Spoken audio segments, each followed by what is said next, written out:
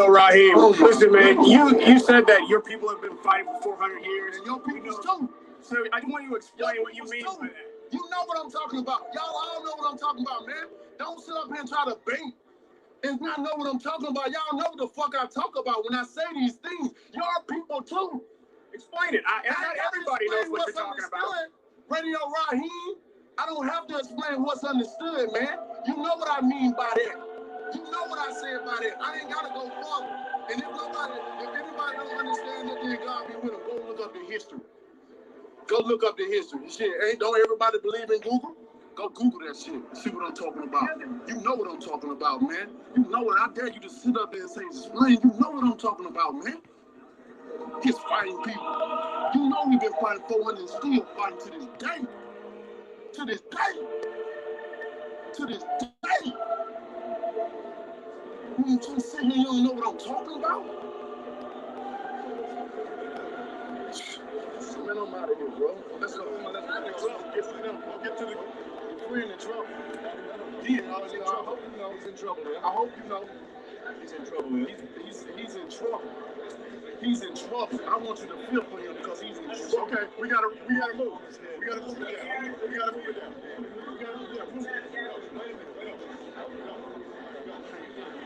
No, it's serious.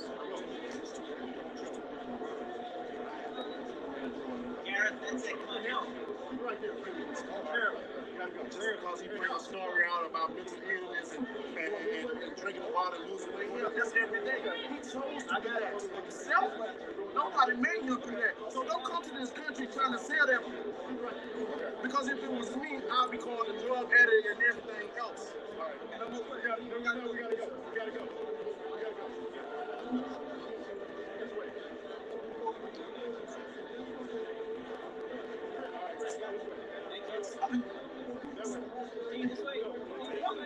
Like a fly in my ear. I can't wait. I'm gonna get him out of here. It's gonna be in a dramatic fashion. In a fashion no one has ever seen. His life is on the line for this fight, and I do mean his life.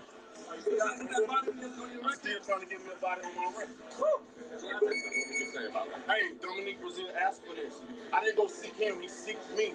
So if it comes, it comes. This is a brutal sport. This is not a gentleman's sport. I keep saying this is not a gentleman's sport. We don't ask to hit each other in the face, but we does in a way. And you can ask any doctor around the world, and he'll tell you that hit is not meant to be hit. Anybody can go. And on this particular time, we have bad blood against each other. This is the only sport where you can kill a man and get paid for it at the same time. It's legal. So why not use my right to do so?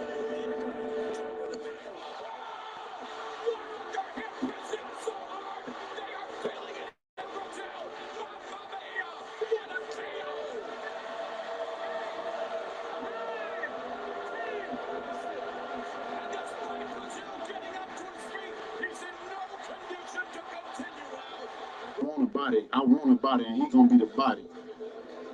That's gonna struggle a lot of people the wrong way, man. Are you sure we're talking about lethal, like a death certificate in the ring? We get paid for this. This is what we do. We get paid for this. We sign up for this. So whatever happened in the ring happens. He said he's gonna kill me, and I said I'm gonna kill him. So may the best man win on the killing. So that was going well for him. Yeah, forcing a bit of an uncomfortable tempo on the pace.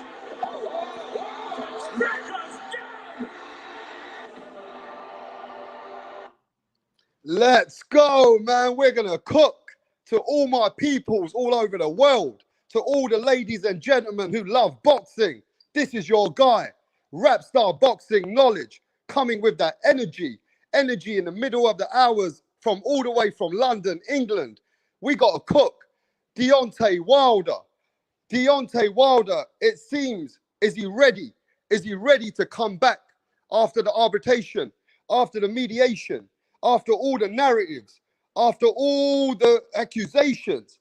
Is Deontay Wilder, the Alabama King, the Bronze Bomber, is he ready to come back and show the boxing world that he still belongs in boxing today? Now, before I get to cook, this ain't no fast food cooking, bro. We ain't cooking out here like McDonald's. This ain't no motherfucking McDonald's in the building, bro. This is some Michelin chef. When we go in in with a 3-course meal. Yeah, we're not coming in there for this $5 or £3 fish and chips. We're coming for the real shit out here, bro. We want the real fucking shit. So let's keep cooking. Deontay Wilder. Is Deontay Wilder, the bronze bomber, ready to come back and shock the world and show boxing world that he still belongs in the top heavyweight category right now?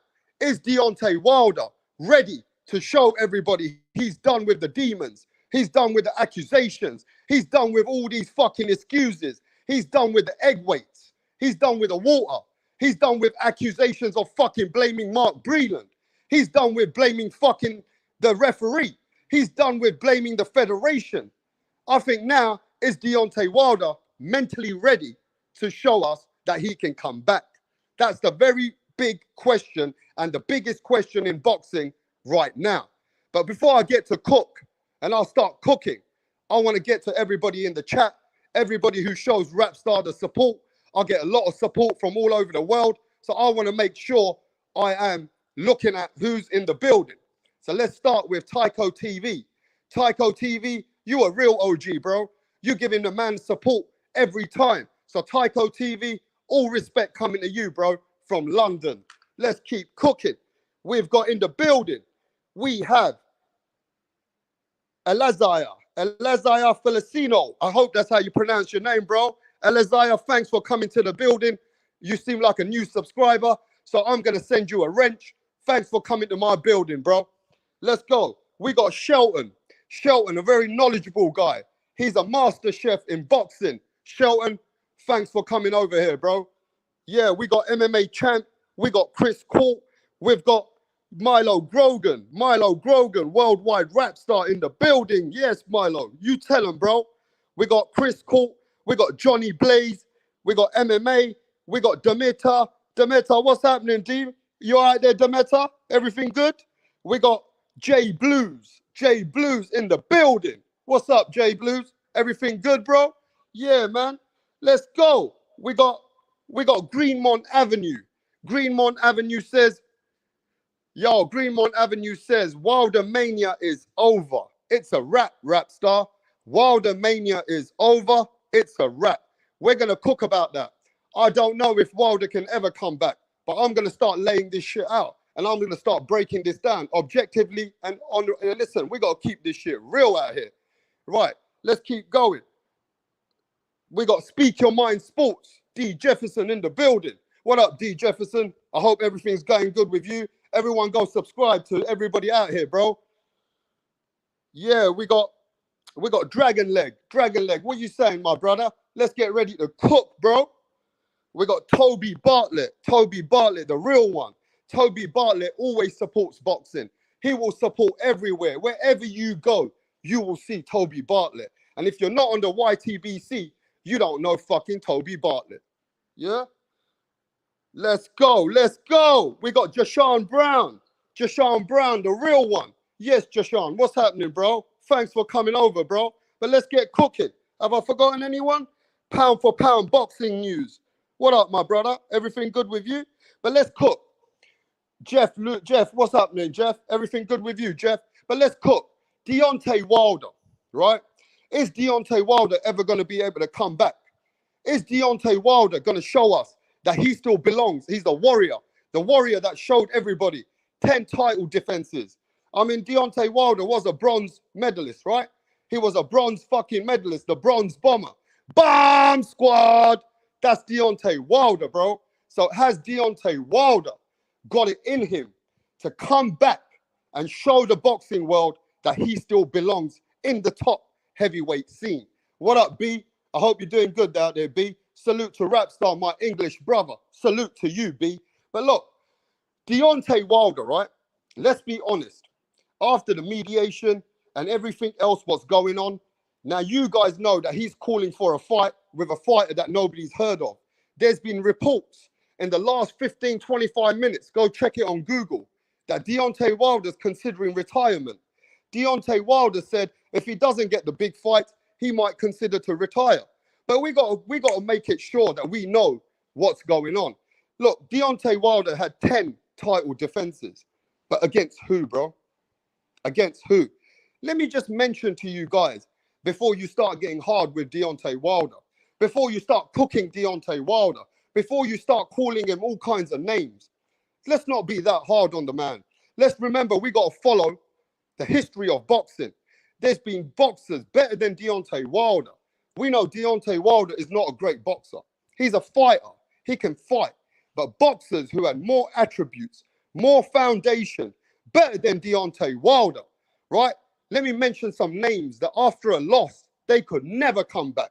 After they lost, they were mentally gone. And everybody who knows about boxing, mental game is 80%. If you are not mentally there in boxing, you are gone. The mental game holds more than 70 to 80% of you fighting in the ring, being prepared and ready to be a warrior. Now, let me mention some names for you guys so you guys can wake up and stop being fucking toxic over Deontay Wilder. Who remembers Jeff Lacey, bro? Jeff Lacey was a bad motherfucker, bro. Jeff Lacey, yeah, Jeff Lacey, I think he was out of Florida, Tampa. Jeff Lacey from your sides in United States. Jeff Lacey was a knockout artist, just like Deontay Wilder, but he had better boxing skills. He was not just a fighter, he was also a boxer too. He could brawl. Jeff Lacey, right, he lost one fight against Joe Calzaghe, bro. Jeff Lacey got embarrassed. They embarrassed the fuck out of Jeff Lacey. Joe Calzaghe destroyed Jeff Lacey. He played with him. And Jeff Lacey could never come back. Who remembers that shit? Who remembers that shit? That Jeff Lacey was the biggest thing coming out of boxing, but after he lost, yeah, he could never come back. He was done. He was buried. He was over. That's why I'm saying, do not be toxic on Deontay Wilder if he doesn't want to come back. If Deontay Wilder hangs up his gloves and he's not coming back, I am not going to be surprised. I am not going to be shocked. This is boxing. I don't expect Deontay Wilder maybe to come back. He took a vicious beating. Now, who took a worse beating? Jeff Lacey with Joe Calzaghe, or was it Deontay Wilder with Tyson Fury? Who took a worse beating? Because for me, Jeff Lacey didn't take more of a beating than Deontay Wilder. I think Deontay Wilder got beaten to pillar to post in the second fight with Tyson Fury. So we know that Jeff Lacey could never rehabilitate himself. We know Jeff Lacey could never come back from that loss. Well, let's move on from Jeff Lacey, bro. Let's move on to other fighters who never came back, who could never come back mentally, bro. What about Nicholas Walters? Nicholas Walters, he was one of the baddest men coming out of Jamaica. Nicholas Walters was the guy who beat Nonito Donaire. Nicholas Walters was a superstar. Yeah? Who remembers Nicholas Walters, bro? Now, who remembers what Lomachenko did to Nicholas Walters? Let's keep the shit real. Who remembers what Nicholas Walters happened to him when Lomachenko put a beating on the man? Tell me. Does anybody remember that? Do you guys remember Nicholas Walters? He got destroyed by Lomachenko. Now, did he lose worse than Deontay Wilder? Did he? Because I don't think he did lose worse than Deontay Wilder, bro. So far as I'm concerned, Nicholas Walters was finished after one loss. Just one fucking loss. Some boxers and some fighters cannot come back from a loss. It's just facts. It's not feelings. It's not fiction. That's motherfucking facts. In boxing, you could be a warrior, bro, but you ain't going to come back. You just can't come back. Now, let me mention another guy coming from where I'm from, Nassim Hamid. Who remembers Mr. Nassim Hamid, the prince himself? Who remembers that guy? Nassim Hamid was one of the baddest men coming out in the featherweight division, showing everybody that he is the man. Yeah? Nassim Hamid could never come back from the loss with Marco Antonio Barrera. Couldn't come back. Nassim Hamid got destroyed in that ring, and he got made to look like a fucking fool. Yeah? So let me tell you, you could be a warrior, but when you lose in that ring, bro, and it's your time, and the people know it's over, and in front of your family and your children, you're getting demolished, you can't come back. Nassim Hamid destroyed after one fucking loss. And you can ask Johnny Blaze. Go ask Johnny Blaze. Nassim Hamid was a knockout artist, just like the Wilders, just like the Jeff Lacey's. So let me tell you this. If Nassim Hamid couldn't come back, if Nicholas Waters couldn't come back, if Jeff Lacey couldn't come back, hey, it could happen to Deontay Wilder, bro. Let's just keep that shit real. What up, Lisa? Jed Carl in the building. Milo Grogan. Everybody in the building. I'm cooking over here, man. We're cooking some Michelin chef stuff. Not no fast food. It's a 3-course meal today. Yeah? We're going all in. But look, Nassim Hamid was one of the baddest men coming out in the featherweight division. He was knocking people's jaws out. People who lost to Nassim Hamid, like Tom Boom Boom Johnson, he never could ever come back. And you know, who remembers Augie Sanchez? Augie Sanchez got his jaw dislocated by Nassim Hamid. But when Nassim Hamid lost, he was done. He was over, bro. Hey, we got Joseph Faith Luna in the building. What up, Joseph Faith? Hey, man, look, it is what it is. The fighters cannot come back. Some fighters which were more gifted, more better foundation, a better amateur career, a much better fighter than Deontay Wilder could never come back.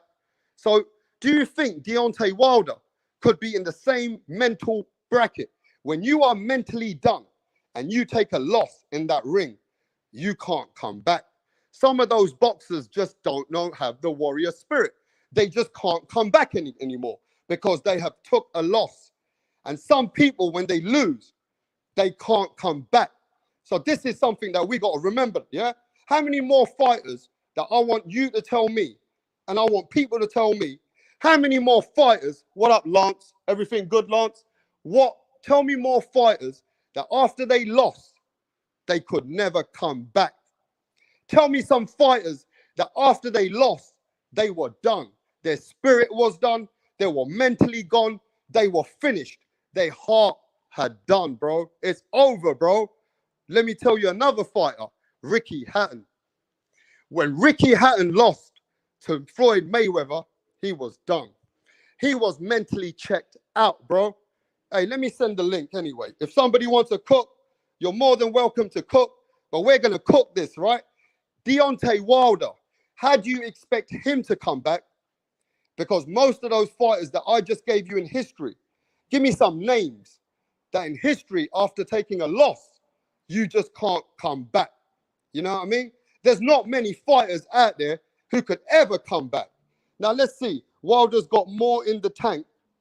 Let me go back. Even Mike Tyson lost to Buster Douglas. He wasn't the same. Chris, 100% right. When Mike Tyson lost to Buster Douglas, did we lose the best ever Mike Tyson? See, this is what I want everybody to know. If Deontay Wilder announces retirement, I don't think people should fucking slander him. I don't think people should be toxic. I don't think people should be calling him all kinds of names like Deontay Wilder's a bitch. Deontay Wilder's a pussy. I don't want to hear all that shit, bro. Deontay Wilder's still a warrior. But at the same time, he might have mentally checked out. Deontay Wilder might have mentally checked out just like the Nicholas Waters, just like Prince Nassim Hamid, just like Jeff Lacey, just like Ricky Hatton, just like these kind of fighters who were never able to recoup. They were never able to come back, bro. When Broner lost to Madonna, it was done. Hey, Joni Blaze, I totally agree with you. That's a very, very good statement, my brother. That's a good statement, bro. Adrian Broner has mentally checked out. For me, Adrian Broner's only in this boxing game for the money. He's lost the hunger. He looks like he's depressed. I just think Deontay Wilder, bro, it's going to be really tough for Deontay Wilder to ever show us that he can come back. And you guys have to show me the route that Deontay Wilder needs to take in order to come back. Because as far as I'm concerned, the last time I checked, Deontay Wilder, even after 42 fights, who did he really fight? Who did Deontay Wilder really fight to get himself prepared to be ready into these fights with elite boxers in the heavyweight division? Who did he fight to prepare him for that? Because there was only one fighter that you can put on his resume, which was King Kong Ortiz. But who did King Kong Ortiz really did fight? Who did he really fight, bro? Give me the names. Who the fuck did King Kong Ortiz fight, bro? I don't think King Kong Ortiz was that guy. I don't think King Kong Ortiz was the boogeyman. King Kong Ortiz ducked Anthony Joshua, far as I'm concerned. He had a big payday to take, and he didn't fucking take that payday. He went back to Deontay Wilder rematch. So for me, who did Deontay Wilder fight, bro? Malik Scott? Molina? Bermain Stavern? Is that the fighters that we're gonna go? What the fuck did they do? Those fighters lost after Deontay Wilder. All the fighters that Deontay Wilder fought, Chris Arreola, all these fighters, bro, they didn't prepare him. They weren't the great elite gatekeepers. They were just there for Deontay Wilder to carry on and build himself into a big, big fight. You know what I mean? But let me send some link out here, bro. Give me a sec. Let's see if anybody wants a cook in a sec. Yeah, no trolls, yeah? I don't want no trolls out in the building. You saw what happened to the channel 2 days ago. I was cooking out here. I was cooking. And all of a sudden, trolls came out here. They try to shut down my channel. They try to show their fucking private parts. And they try to shut me down. So before you get in my building, and if I let you in, I want to make sure that that's you. And you ain't fucking trolling out here, bro. So look, let's keep cooking. Deontay Wilder's best wins. Give me Deontay Wilder's best wins, bro. You all right? Tell me, because I don't know that I can go by King Kong Ortiz. Now, the last time I checked, Derek Chisora has a better resume than Deontay Wilder. Give me a sec. Who's in the building? Hey, we got the man himself, Shelton from America. What's going on? What's up, brother? What's up, brother? How you doing? Hey, I got the energy. I just woke up in the middle of the hours, and we're gonna cook, Shelton. But we're not gonna cook any fast food, bro. We're gonna cook this as a 3-course meal. You got it, brother. Okay, so Shelton, am I saying anything wrong? That Deontay Wilder probably can't come back anymore. He might have mentally checked out, like the boxers of the past, like you heard Nicholas Walters, Jeff Lacey, Prince Nassim Hamed, Ricky Hatton, better boxers than Deontay Wilder, but he couldn't come back. Do you think Deontay Wilder is mentally checked out? That's my concern. Go ahead, Shelton. Cook. Are you there, Shelton? I lost you, bro. But look, Deontay Wilder, for me, he could have mentally checked out. And far as I'm concerned, when you're mentally checked out, Shelton, can you hear me, Shelton? I got you, brother. I got you. So let's explain to the subscribers and the people. When you're mentally checked out, are you done? For sure. Boxing is 20 to 25% physical, 75 to 80% mental. It's all about your confidence and your mind state. Your mind has to be clear. There can't be any distractions because you're going in the ring with another guy who's in there to rip your head off. Deontay Wilder was a manufactured champion. What I mean by manufactured is he was brought along exactly the way they brought him along, and they fed him C and D level fighters to build his record. He's only fought, in my opinion, one ranked heavyweight, and that was Tyson Fury. Luis Ortiz was overhyped because who did he fight? Look at Ortiz's record. Who did he fight besides Wilder? Nobody. And he was probably about 40, 41 years old when he fought Wilder. So all of this stuff was done to build up this monster. He had a chance to fight AJ, turned that down. He chose Fury. He cherry picked, and the shit went wrong. Tell me if I'm wrong, Wrapstar. I agree with that. Hey, I totally agree with you, Shelton. But hey, before I keep cooking, I want to bring this brother, Jeff. Jeff never comes on my panel. How you doing, bro? Good. How you guys doing today? Hey, what's up, thanks Jeff? For coming on the panel, man. Chilling. Yeah. What do you think, Jeff? Jeff, let me ask you this question. If Deontay Wilder's mentally checked out and he's lost mentally in that ring. You saw the excuses. We know that he wasn't mentally there, right? We know through the excuses and the way that he's been acting, he just doesn't seem mentally right. Do you think that's going to play a big part in his comeback? He won't be able to come back because the mental needs to be there. What do you think? I think that's what he's going through right now. I think he's not all there. I think he could come back, but it's going to take a lot. And I honestly don't think he wants Tyson Fury again. But I think he is fucked up mentally. But if he can get through it, I mean, I want to see him back. I'm not a Wilder fan, but he is exciting, and I do like to watch him. But I think he's mentally fucked. I think that's what's going on with him. Very good point. Hey, Jed Cole, what do you think, right? Just like Jashawn Brown said, when Manny Pacquiao beat David Diaz was done. His spirit was gone, his mental ability was gone, and he checked out. Do you think that all these boxers, which were better than Deontay Wilder, they couldn't come back? It does happen to some of them.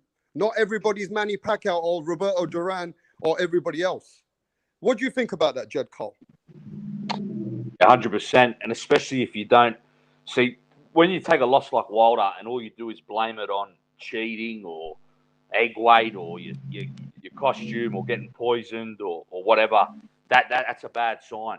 Because when you lose, you've got to take responsibility and you've got to look at your own mistakes and you've got to think straight away. I've got to get in the gym and I've got to adjust to this fighter. I've got to make sure I don't make these mistakes anymore. I have to improve. That's the mind of a champion. When you cry and make excuses, that's when you are looking. That's when you're starting to be on the decline. That's when you're losing it as a fighter. You have to straight away take responsibility and think about getting revenge. That has to be the first thing on your mind. But when all you do is make excuses and blame other people for your loss, that's a problem. And it's not a good sign at all.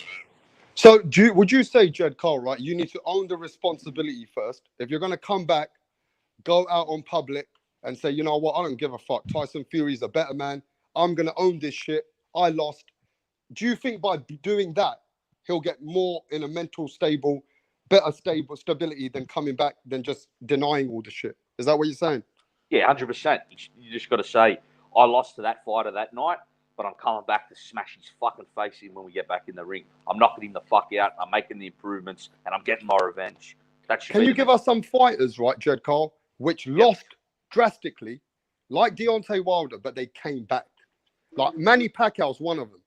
When Manny Pacquiao got knocked out in front of his wife and his children, his wife was nearly she nearly collapsed. Yeah, Manny Pacquiao went to sleep, but Manny Pacquiao had the spirit and understanding that, hey, Marquez was a better man, but I'm going to come back. Yeah, of course. I mean, throughout history, Sugar Ray Leonard, when he lost to Duran, Sugar Ray Leonard make Sugar Ray Leonard give all the credit to Duran and straight away said, I'll be back. He just kept saying that in the ring after the fight. I'll be back. I'll be back. And 3 or 4 months later, he made Duran quit because he had the mind of a champion and all that was on his mind was accomplishing his revenge, not sitting around crying about being cheated. Okay, Shelton, let's get to you on that, Shelton. What fighters do you think Deontay Wilder needs to kind of look at in order for what they did in the past to show you they can come back? What fighters do you remember who took a beating like Deontay Wilder, but they came back?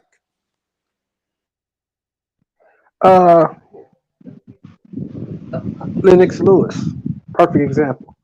Got knocked out twice, came back and smashed the dude. Perfect example. Good example. Jeff, do you remember any fighters that took a beating like Deontay Wilder, but they came back? They had that mental toughness.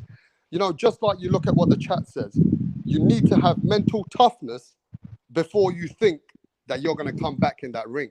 You need to get rid of your demons. Do you think Deontay Wilder, not only can he do that, but who do you see in the past who has done that? Well, it's looking like he can't because he's so quiet and he's just looking so beat the hell up. But one of my favorite fighters was Diego Corrales. Floyd beat him the fuck up, and I was set that Chico was gonna beat Floyd. I mean, he took a whooping, and I mean, he came back. He didn't make excuses, in none that I could think of. I mean, he came back. He took a few losses, but he didn't take it like Wilder's taking it. Hey, look, that's a good one, Diego Chico Corrales. But Diego Chico Corrales, rest in peace. I don't think he ever came back mentally after that Floyd Mayweather loss. I can give you another one, Wrapstar. Go ahead. Thomas Hitman Hearns. Tell him, explain it, bro. Hearns was viciously knocked out by Sugar Ray Leonard. Hearns was viciously knocked out by Marvin Hagler. He came back each time and went on to greatness. Yeah, even Ira Barkley. He come back after Barkley to win a light heavyweight title. Good point. Yeah. Yeah. So then I want to ask you this question. How come all those boxers, which were much better than Deontay Wilder, right? The Jeff Lacey's, the Nicholas Walters, the Nassim Hamid, even the Ricky Hattons, even you mentioned earlier on George Foreman. Like George Foreman did come back, but after a while he had depression and he went through some mental stuff, right? But I'm asking you, how do we expect Deontay Wilder when those guys were better fighters than him, Jed Cole? Some of those better fighters, they're mentally checked out. Do you know anything about this situation? When you lose, you just don't have that Manny Pacquiao warrior spirit. Is it like everybody, you could have the skills, but if you don't have the mental toughness, it's over, bro. It's over. Yeah, I mean, that's something that's happened to a lot of fighters throughout history because I think some fighters become so... See, sometimes confidence can border on delusion. And you know, they start to think they're invincible. Like Prince Nassim was a perfect example. He was so confident that was one of his biggest strengths. So it was like a double-edged sword because Nassim was probably one of the most confident fighters ever. You're going to be hard to find a fighter more confident than him. I mean, his first fight in New York against a fighter from New York, he come to the ring on a catwalk, and you know, like who else would have the confidence to do that? But when he took that loss, I mean, I think he just couldn't understand it or believe it. He becomes so confident that he thought he was invincible. I think maybe that's what had happened with Wilder with his fanboys, you know, that are calling him the new Ali and all this, crowning him all this stuff that he hadn't yet achieved. And I think it maybe it turned him into being quite delusional. I thought he was invincible. And I think this loss was a total shock to his system. Yeah, but I think the mental toughness, either you got the mental toughness or you don't have it, right? And I think the mental toughness, you could have the skill set. You could be a superior boxer. But if you don't have the mental toughness, you're going to fucking get into a position where you're done. You're done. Just like what DJ Saddam says. Manny Pacquiao saw God. He saw Jesus when he lost. But he still came back. Manny Pacquiao has achieved greatness after the losses, after going to sleep, after being knocked out. I mean, is Manny Pacquiao a different breed? Jeff, what do you think? He is. Yeah, he is. And that was a bad knockout, too. Yeah, I don't think many boxers could ever come back from that knockout, Jeff. I thought he I think most can't. But, I mean, Manny's different, like you said.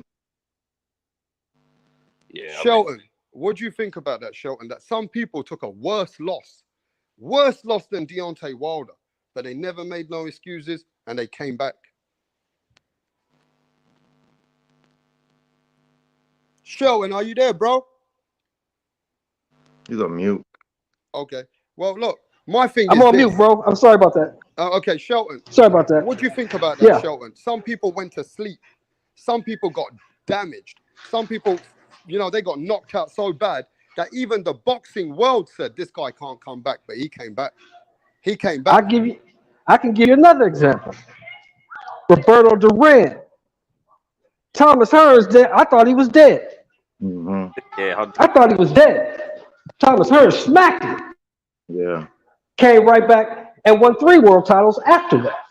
So it's all about mental toughness. Like I said earlier, boxing is 20 to 25% physical, 75 to 80% mental.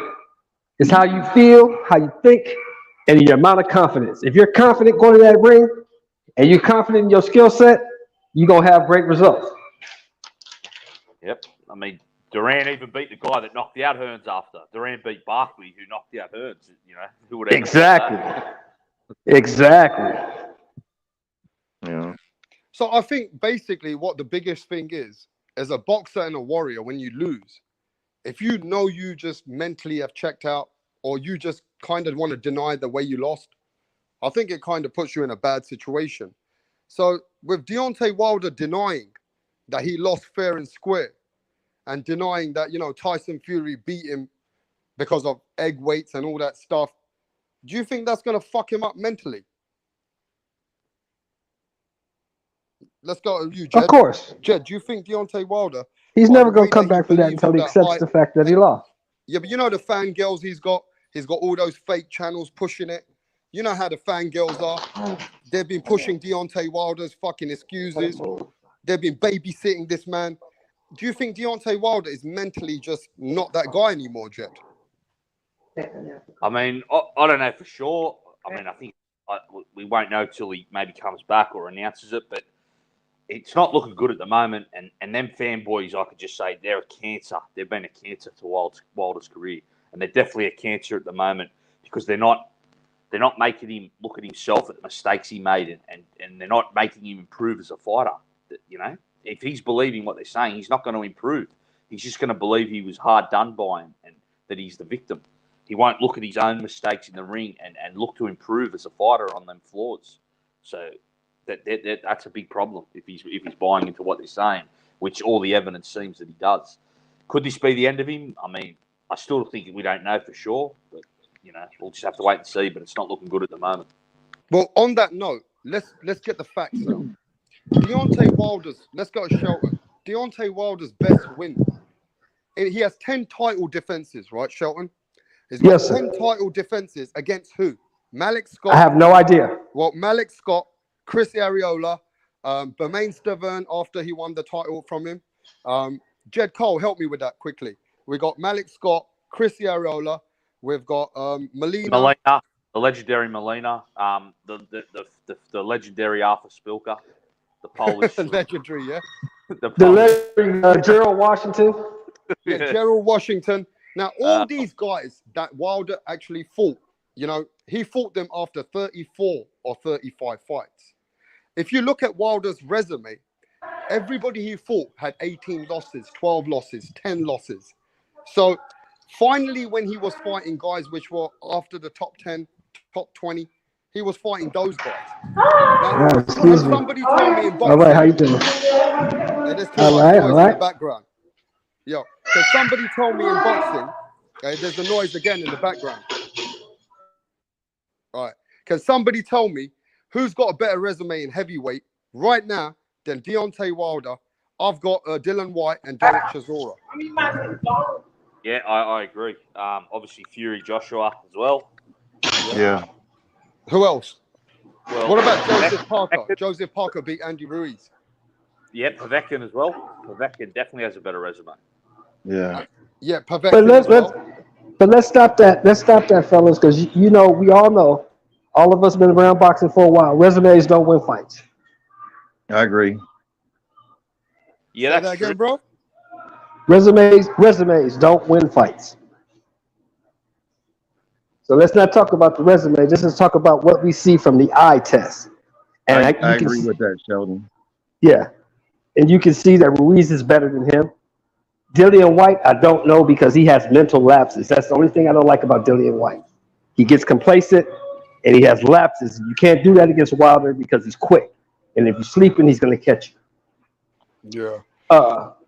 Povetkin's a better boxer. Of course, AJ and Fury, they're better all around. So he's a good heavy. Well, the thing with Wilder, that's the sad part, Wrapstar. Wilder was manufactured. So we really don't know how good he is because he doesn't run. He doesn't skip rope. He doesn't train the way traditional fighters train. And to me, that's one of his problems. He never uses a left hook. His footwork is awful. All he does is throw the probing jab and the right hand. And that's easy to beat. If you know anything about boxing, all you got to do is back him up, make him fight off the back foot. With no footwork, he can't fight. Yeah, facts. But, my problem is this, Shelton. You got better boxers than Deontay Wilder, much more proven, way better boxers than the amateurs. They couldn't come back from a loss. But let's talk about some other fighters which are in Wilder's situation, but not as bad. Lomachenko. Right. Vasily Lomachenko has just took a loss against Right. Teofimo Lopez. And he started making excuses. And he started making excuses. Now, I didn't like what I heard from Vasily Lomachenko. Now, do you think Lomachenko, just because he's just such a great amateur, he brings so much to boxing, he's such a great, skillful fighter, that's not going to mentally hurt him? Jed Cole, do you think Vasily Lomachenko can come back from that loss? Yeah, I think mentally he can because he come back in against losing to Salido in his first title shot, and he seemed to come back, and that seemed to make him even a better fighter. I think maybe with Lomachenko though, I think he's probably just aging from all the amateur fights. So I think his thing is more probably physical than mental. I think he's probably just past his physical prime. I think that's more the problem with Lomachenko than mentally the issue. I think it's more a physical issue. I just think but you're forgetting this. Deontay Wilder's 36 years old. He's older than Lomachenko. Yeah, heavyweights age though a bit different to the lighter fighters, and Wilder doesn't rely on the reflexes and athleticism. Like Wilder just really relies on his power, which is the last thing to go. So I think Wilder, if he can mentally get right, I think he's still a threat. But look, somebody in the chat just told me, Eliza said, yeah, but Wrapstar, Lomachenko never took a beating like Deontay Wilder. Deontay Wilder took a beating. That's true. That is true. Like Lomachenko never really took a beating, did he? No, not really. No, that wasn't a beating. He just got outpointed. Well, he never took a beating, but see, Jed Kyle is the first person I've heard in a while that's kicking real boxing knowledge. I don't care who you are, Wrapstar. If you have 400 amateur fights, that's wear and tear on your body. Yep. Lomachenko is what, 33? Yeah, 33. Yep, he is. Like Jed said, he's probably getting past his prime. He's starting to feel it. But he's got a good measuring stick coming up because Nakatani is going to take him there. Believe me. And a lot of people don't know this. Lomachenko used to be a wrestler. He probably had 100 wrestling matches. That's one of the toughest sports as well. Wrestling, yes, sir. That would have took a toll on his body as well. He's had, wrestling matches since he was in Ukraine. Yeah. But actually, you can say that. I just remembered one of the greatest fighters coming out of Australia. After Costa Tszyu lost to Ricky Hatton, he was done. He was done, bro.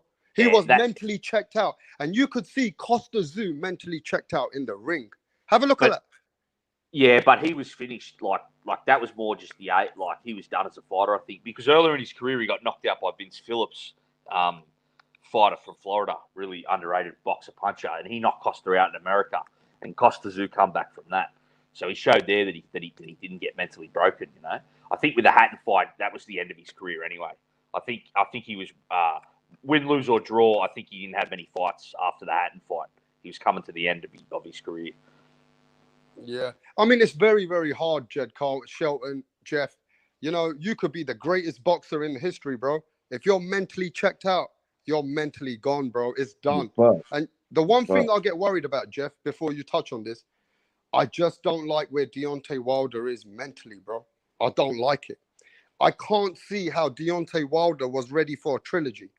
How the fuck was Deontay Wilder, Jeff, ready for the trilogy, just like those fangirls and those channels? They said, we want the Tyson Fury fight next. We don't give a fuck. We want to put Deontay Wilder in with Tyson Fury. Do you think, Jeff, that Deontay Wilder could fault the trilogy? It's not looking like it. I mean, it's sad to say, but Wilder is looking real weak mentally. I think his best bet, I mean, a lot of people keep talking about how he needs to work on boxing and use your combinations. I think it's too late for that. I think he should just do what he always did and just try to kill everyone with that 1-2. Now, but I just think he's mentally broken though. Okay, very good point, Shelton. Like you saw what happened with some great fighters like Costa Tszyu and stuff. You see where Deontay Wilder is. Let's keep this shit real and let's clean this up, bro. We're not doing no fast food. We're doing Michelin chef 3-course meals out here. Shall we debunk it? Deontay Wilder was not ready for the trilogy anyway, bro. He didn't want no part of that trilogy, bro. What do you think about that, Shelton? I think that is a point you can definitely argue. I don't think he wants to fight Tyson Fury again. I don't think he has the confidence in fighting Tyson Fury again. Because if you look at both fights, right, Tyson Fury actually broke Deontay Wilder in the 12th round of the first fight. Mm-hmm. Because when he dropped him with the right hand and the left hook, anybody else Deontay Wilder had fought to that point was done. Tyson Fury got up and actually damn near got Wilder out of there in the 12th. Yeah, if you look at the fight, hurt him bad. That's Damn near got him out of there. That's fact. That was a blueprint. That was a blueprint for the rematch. The blueprint That's what it was. Yeah. Speak on it, Jed. Speak on it, Jed. Yeah, speak on it, bro. Yeah, I think that's when the blueprint was laid. I think Fury realised this is the way to beat this guy. I mean, I can outbox him like I did here, but this is the proper way to really solidify the victory and to take it out of the judge's hands. This is the way to expose Wilder, to push him backwards and take his power and everything he is as a fighter away. And I think Fury just went to the cronk and worked on that fully. I think that was what they probably worked on the whole time leading up to the rematch. That was the game plan. And it was born. It was laid in that 12th round in the first fight. That's what it was realised. Right. No, that's a very, very good point. DJ Saddam just came to the building. DJ Saddam, how you feeling today, bro? Hey, man. Better now that I have started listening to you guys. Oh, you were missing the boxing fix, huh? Appreciate that, Yeah. bro. Long day at work. Gotcha. Hey, so why don't you explain, where Wilder, with the Wilder situation, he's calling like he might retire. He just announced 30 minutes ago he's thinking about retirement. Then he's saying that he's looking to fight that guy. Who did he announce that he was looking to fight? On June the 5th? Negro. Yeah, Niguel. Now, But I think that later turned out to be tweeted out of like fake account. I think like Michael Benson with 2 N's or something, like a fake Twitter account. Mm. So I don't think there's an official announcement yet. But honestly, I wasn't just kidding when I entered the chat like that. I'm really not worried about Wilder anymore. To me, I'll consider him retired until he actually comes back. Right? If his fans talk about how everything should be signed, sealed, and delivered for the AJ and Fury fight, that's my counter narrative. To me, Wilder is retired until I actually see him in the ring.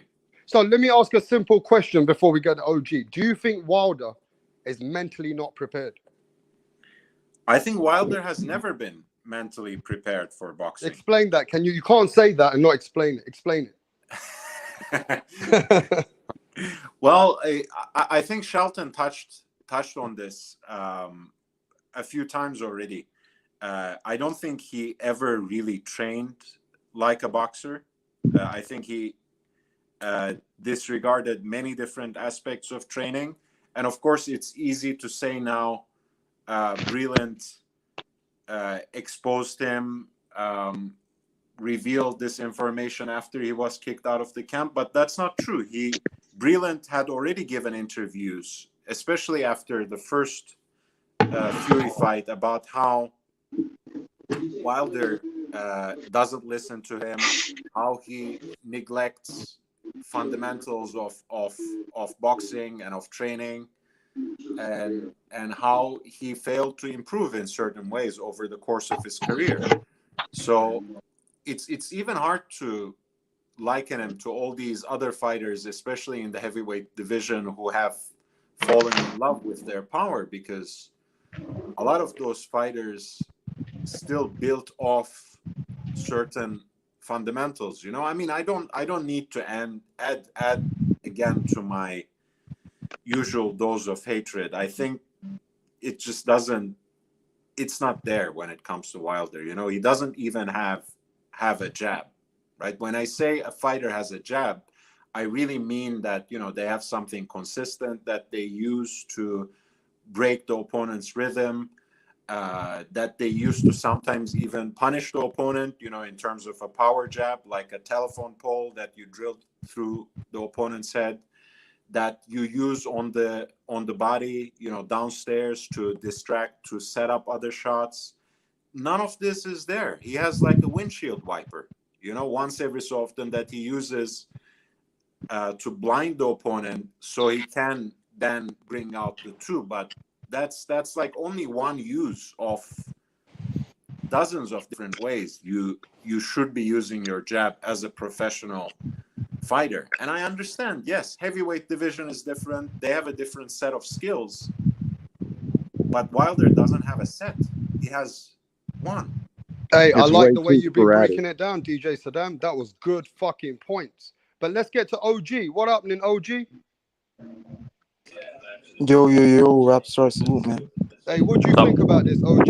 That Deontay Wilder, if he's not mentally prepared, he's never going to come back. And he ain't ever going to win a world title again.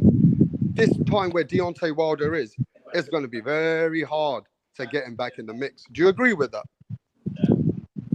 What I think about Deontay Wilder and everything that's been going on is that, I think Wilder is basically just making excuses. And I think he should get in the ring. It's been a long layoff, right? And if you won arbitration, it would have came out that he's fighting Fury in the trilogy and everything, but that's not coming out.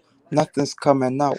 This guy said that Mark Breeland sparked his Wilder, his Wood, right? And he also said he had proof. He's not coming out with the proof or the proof that Mark Breeland sparked his Wood. This guy is just delusional, and I think he should get back in the ring. If he doesn't, just retire and move on with your life, because you're a millionaire at the end of the day. Hey, that's great points. But OG, you sound like your twin brother, MMA champ. We'll get back to that in a minute, bro. But OG, thanks for your comments. Hey, Major Key, the brother from Florida, where I told you Jeff Lacey was the baddest man coming out from where Major Key's from. And when Jeff Lacey lost to Joe Calazaki, he was done, bro. He was finished. Major Key, what's going on? Yeah, I think the baddest one was Roy Jones to come out of Pensacola, but that's a different story. Yeah, I know, but I gotta, spin that for you. That your guy from Florida, he was one of the hardest heavy hitters, and when he lost to Joe Calazaki, bro, he mentally checked out. He was done. All right, so what's the topic right now? So the topic is, you know what the topic is. What, you just come on without watching the show, or you just came straight in the panel? Hell yeah. Motherfucker, I get VIP entrance as well, man. I get VIP entrance, man. I seen that you were live, man, and I was like, holy shit, Wrapstar's been live and I wasn't watching. So as soon as I could come in, I came in. Yeah. So Major Key, you tell me, bro. If Deontay Wilder made all those accusations, you've seen that a lot of people think he's mentally not there. He's got rid of his trainer. Now he's looking for a new trainer. And now he's with Malik Scott. People say that Deontay Wilder's just with the yes men, the bomb squad. He's got a lot of yes men around him. And now he's announcing, first he was thinking of fighting Charles Martin. Now he's not got the Tyson Fury fight anymore. Do you think this man is mentally checked out? Yeah, man, look, honestly speaking, he had bad advice in the first place. He turned down some good money in the past to make that money. Tyson Fury derailed him. I did hear some of the previous points. I was just joking with you. I was listening to some of the previous points. But the way that I see it is, look, I don't think he's ever going to be the same Wilder. But if you ask the question, does he have a chance to win a title again? Right. The way I see it is that Tyson Fury himself, if he wins, so it depends on how you look at it. If he wins against AJ and becomes undisputed, he plans on retiring. That's going to loosen up all the belts again. And when the belts are available, he may indeed get another belt. Who knows? But that's in the future. But is he someone that I feel is a threat to become undisputed himself? No, I think he's a one-trick pony. You know what I'm saying? And at his age right now, he's not going to be somebody you can turn around completely, no matter who you are. Because even with a new trainer, it's going to take time to adjust to the training regimen and to get him, in line with what they want him to do and get him comfortable with actually having boxing abilities that he's never had. So realistically speaking, can he get one? It all depends if Fury wins, and then after that, if Joshua wins them, I don't think that they take up that fight, and then he's going to have to fight better competition than who he's talking about right now. Okay, that's a great point with Major Key. He said that maybe later on in the future, after the Undisputed, they're going to throw the belts everywhere, and maybe Deontay Wilder might have a chance to redeem himself. But let's talk about that, Jed Cole. Does Deontay Wilder does he, in your eyes, beat the Dylan Whites, the Joseph Parker, the Andy Ruizes? Those are the great elite gatekeepers we got. Has Deontay Wilder ever faced opponents like that, Jed Cole? No, he really hasn't. But I think he can win them fights. I think they are winnable fights. Like because I do believe Wilder's power is real. I think he's one of the hardest punchers in heavyweight history. I know his resume isn't, but that's just something I believe. I'm going to go on a limb, and I think he is that hard a puncher. I think he's a devastating puncher. That right hand is a touch of death. So I think he can knock out Dillian White for sure. I think he can even knock out Parker. I think Wilder is still one of the most dangerous heavyweights. I think he could even knock out Joshua. If he, I'm not saying he would, but I think he'd have a chance. I think he is still very dangerous, and he'd be even more. Do you think after taking such a loss, he might not be the same guy in the ring willing to challenge himself that way?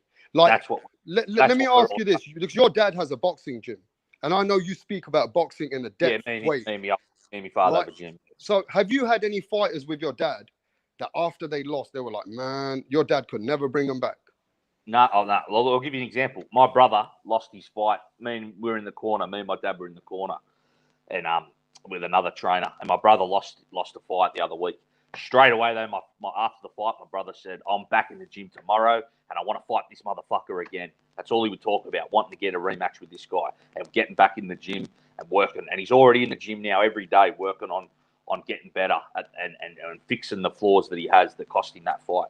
So that gives you an example. That's what Wilder should be doing, That's a real fighter.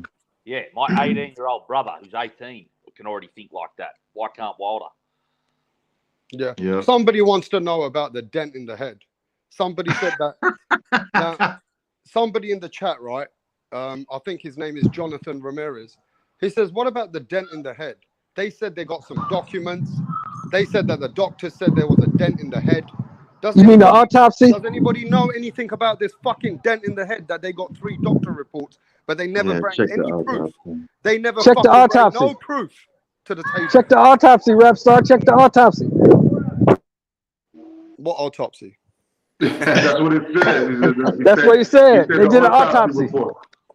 Well, they talk about Freudian slips, where you kind of give away what you actually mean without really intending to do it. So they basically admitted that Fury beat him to a pulp, almost near death, that they had to do an autopsy on it. So consider that an admission. Look here, Wrapstar. I got one for you. I know a boxer who never came back from getting his ass whooped. Yours truly. Who? Yours truly. Me. Oh, you? Okay. Me. Can you explain your story to everybody then? I was an amateur boxer. I started boxing. My coach was Andy the Hawk Price. I boxed out of the Hoover Street Gym in Los Angeles from 1973. Huh? Is that Price that fought Ray Leonard? Yes, sir. Yep. Andy the Hawk Price. Yes, sir. Okay, I'm going to start with this one then, Shelton. When you came back, when you lost, did you feel like Jed Cole's brother? Like, I'm not going to fucking take this. I'm coming back. I was 8-0 before knockouts. I went to Montebello and fought this kid named Jesus Ramirez. I'll never forget it. We was like 9 years old. That motherfucker beat me from one side of the ring to the other for 3 rounds. I left the gym that day and jumped my ass on the football field. That should tell you everything you need to know. But you were a 9-year-old kid. That's the difference. But I was So, smart enough to okay, know, DJ Saddam, that this shit is not for me. all right, let's make this exciting a little bit. What was the motherfucking worst excuse from Deontay Wilder? Jed Cole, out of the 10 excuses, give me which one you think was the worst. Oh, that's like asking me what's worse, a bullet to But the just head. give me one, bro, because I want to make sure everybody else gets to say something about Yeah, I'm just saying that's like saying a bullet to the head or a knife to the throat. it. But, I'm going to say the egg weight. The egg weight. I mean, Okay, a major key. Jed Cole thinks the egg weight was ridiculous. Which one was the one that for you said, Wilder, stop this shit, bro? Stop it. Well, the first one was the worst one. The weight, the bodysuit, because that was he had time to wear that. You know what I mean, and practice with that. You know what I mean. So that was the most ridiculous. How you gonna wear that to try to come in looking like something luxurious and then blame it? Okay, very good point. For me, the worst one was the first excuse was the fucking Halloween costume, bro. For me, the costume from the beginning, that fucking Halloween costume, what for the first time ever they said that the costume was fucking heavy and his leg was shaking. Motherfucker, you were wearing 40-pound fucking vest and Hey, training. that's what I just said though, Wrapstar. Yeah. So I'm just saying, for me, I'm gonna join you. The costume was the worst excuse for me walking in that fucking Halloween costume. Shelton, which excuse for you? And then I'm gonna go to Jeff and Saddam. Which excuse for you? You said to yourself, Shelton, Wilder, stop this motherfucking shit, bro. Mark Breeland spiked my water. Explain it. How could you think that a guy that's been with you since fight number one, since you came out of the amateurs, would put something in your water to make you lose? How could you think that? That's the dumbest, most idiot. When he was the only one that wanted to save your life. Because Fury is going to continue beating on you. You might have got hurt real bad or killed. And you going to say this man put something in your water? Come on, man. That was some punk ass shit. So that was the worst. The worst. The worst. Jeff, come on, bro. Which one of those motherfucking excuses was the worst? By far, I agree with Shelton. It was the water. I mean, what he said about Mark, that was terrible. I mean, that was the only dude that really had your back that night. I mean, he might have saved that dude's life. I mean, it was getting that bad. I mean, fucking spiking your water. What kind of shit is that? I mean, it's just real bad. I mean, I still feel bad for Mark for what Wilder said about him. So by far, it was the water. Okay. Who have I missed out? DJ Saddam. Out of all those accusations, which one of them you knew he went too far over here now? This is too much. You know, since you use the word ridiculous, I will have to agree with Major Key and you. The worst was really the first. It's the costume. Because, you know, forget about getting used to it. Just don't. Just don't. You know, if you want to live out your Black Panther fantasy, just like the rest of the population, go to the theater obsessively, watch it on, you know, I mean, I love that movie. I watch it like almost every other week. But, you know, you don't have to play around with that kind of shit. You know, that's the difference. Fury came to the ring being carried. And he put himself in a situation where he had to carry a suit that had a whole battery pack for the lighting in his eyes or something like that. I don't know. So I think that was ridiculous because everything else are unfounded but serious accusations, right? That pick on all these different accusations people have made over the years, some of which were actually criminal acts that were carried out in the ring. So all of those have that element of and that weight of a serious accusation. You know, all spiked water, loaded gloves. They're unfounded, but they're serious. when it comes to ridiculous, it was the so-called uniform. Okay, that's very well explained. Yo, D Jefferson, how you feeling? What's up? What's up, Wrapstar? What's up, everybody on the panel? How y'all doing? What up, What's up, You've brother? joined What's us up? at this point, D Jefferson. What up, Well, D? right now, Bro? you've come to this point, D. What was the worst allegation from all those allegations that you just thought to yourself, D? Now, Wilder, you're capping now, bro. It's done.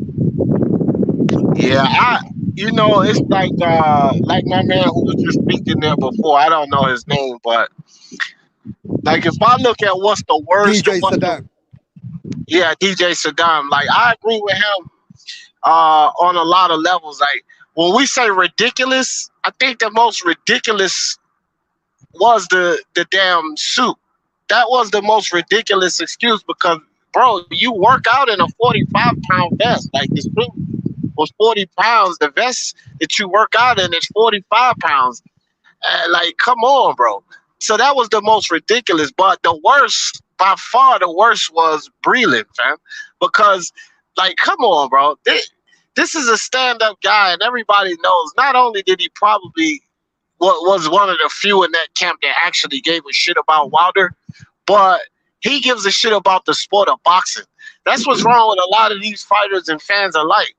They don't put boxing first. A guy like Breeland, you could tell that he put boxing first. That was absolutely despicable. So I think the water, throwing Breeland under the bus like that was the worst. But I agree with DJ Saddam. That fucking suit, that was the most ridiculous, bro. Even worse than the glove gate, because at least Fury did cheat before. This suit shit was just stupid as hell, man.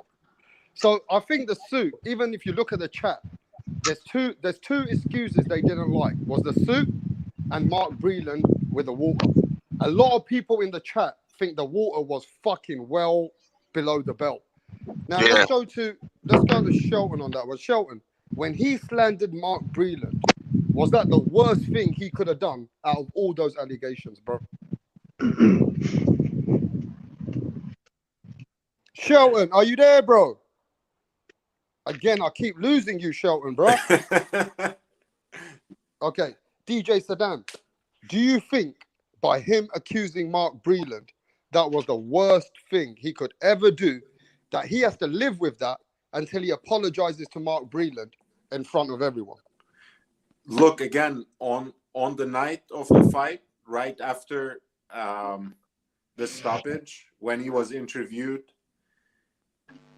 I still had respect for him because he was putting the blame on Breeland. Yes, he was throwing him under the bus in a certain way, but at least he was still within the limits of reason, right? He was saying that I had told them, numerous times before and during the fight, don't throw in the towel.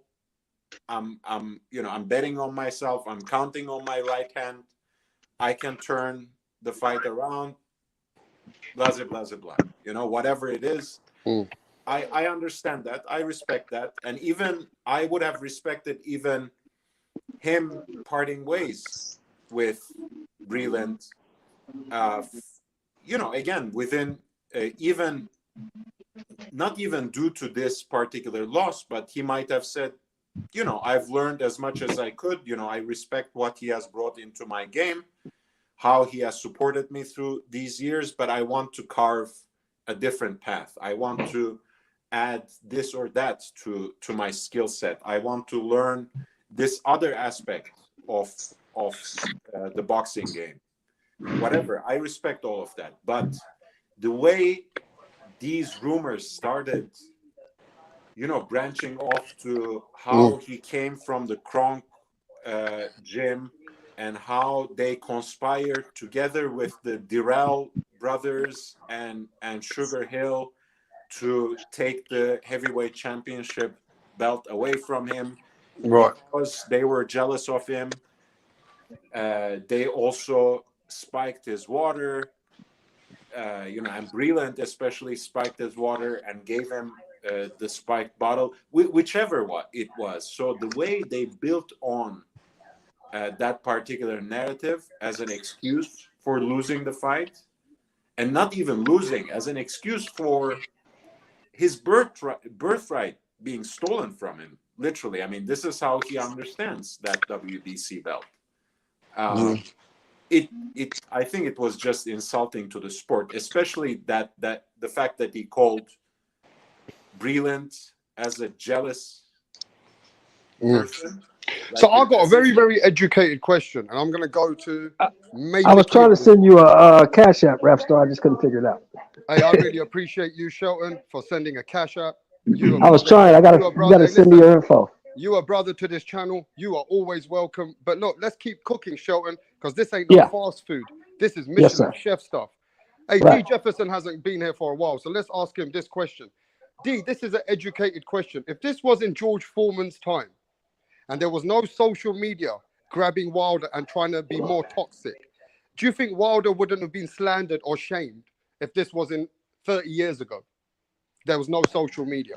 You know, if I will say this, I will have to say 100% no, he wouldn't. But here's my logic on that. If this was 30 years ago, that motherfucker would have never made it that far, fam.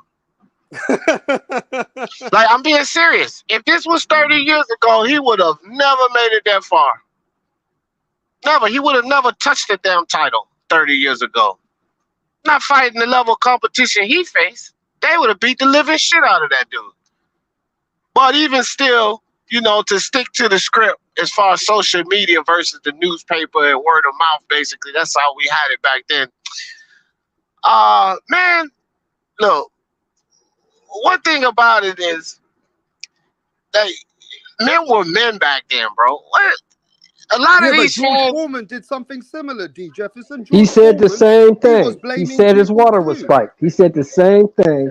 But in that time, they was like, shut the fuck up, George. Get the fuck out of here. But hold on with George. But here's the thing. Here's the thing. Because in the era George Foreman was in, you could feel like, yeah, his water could have gotten spiked.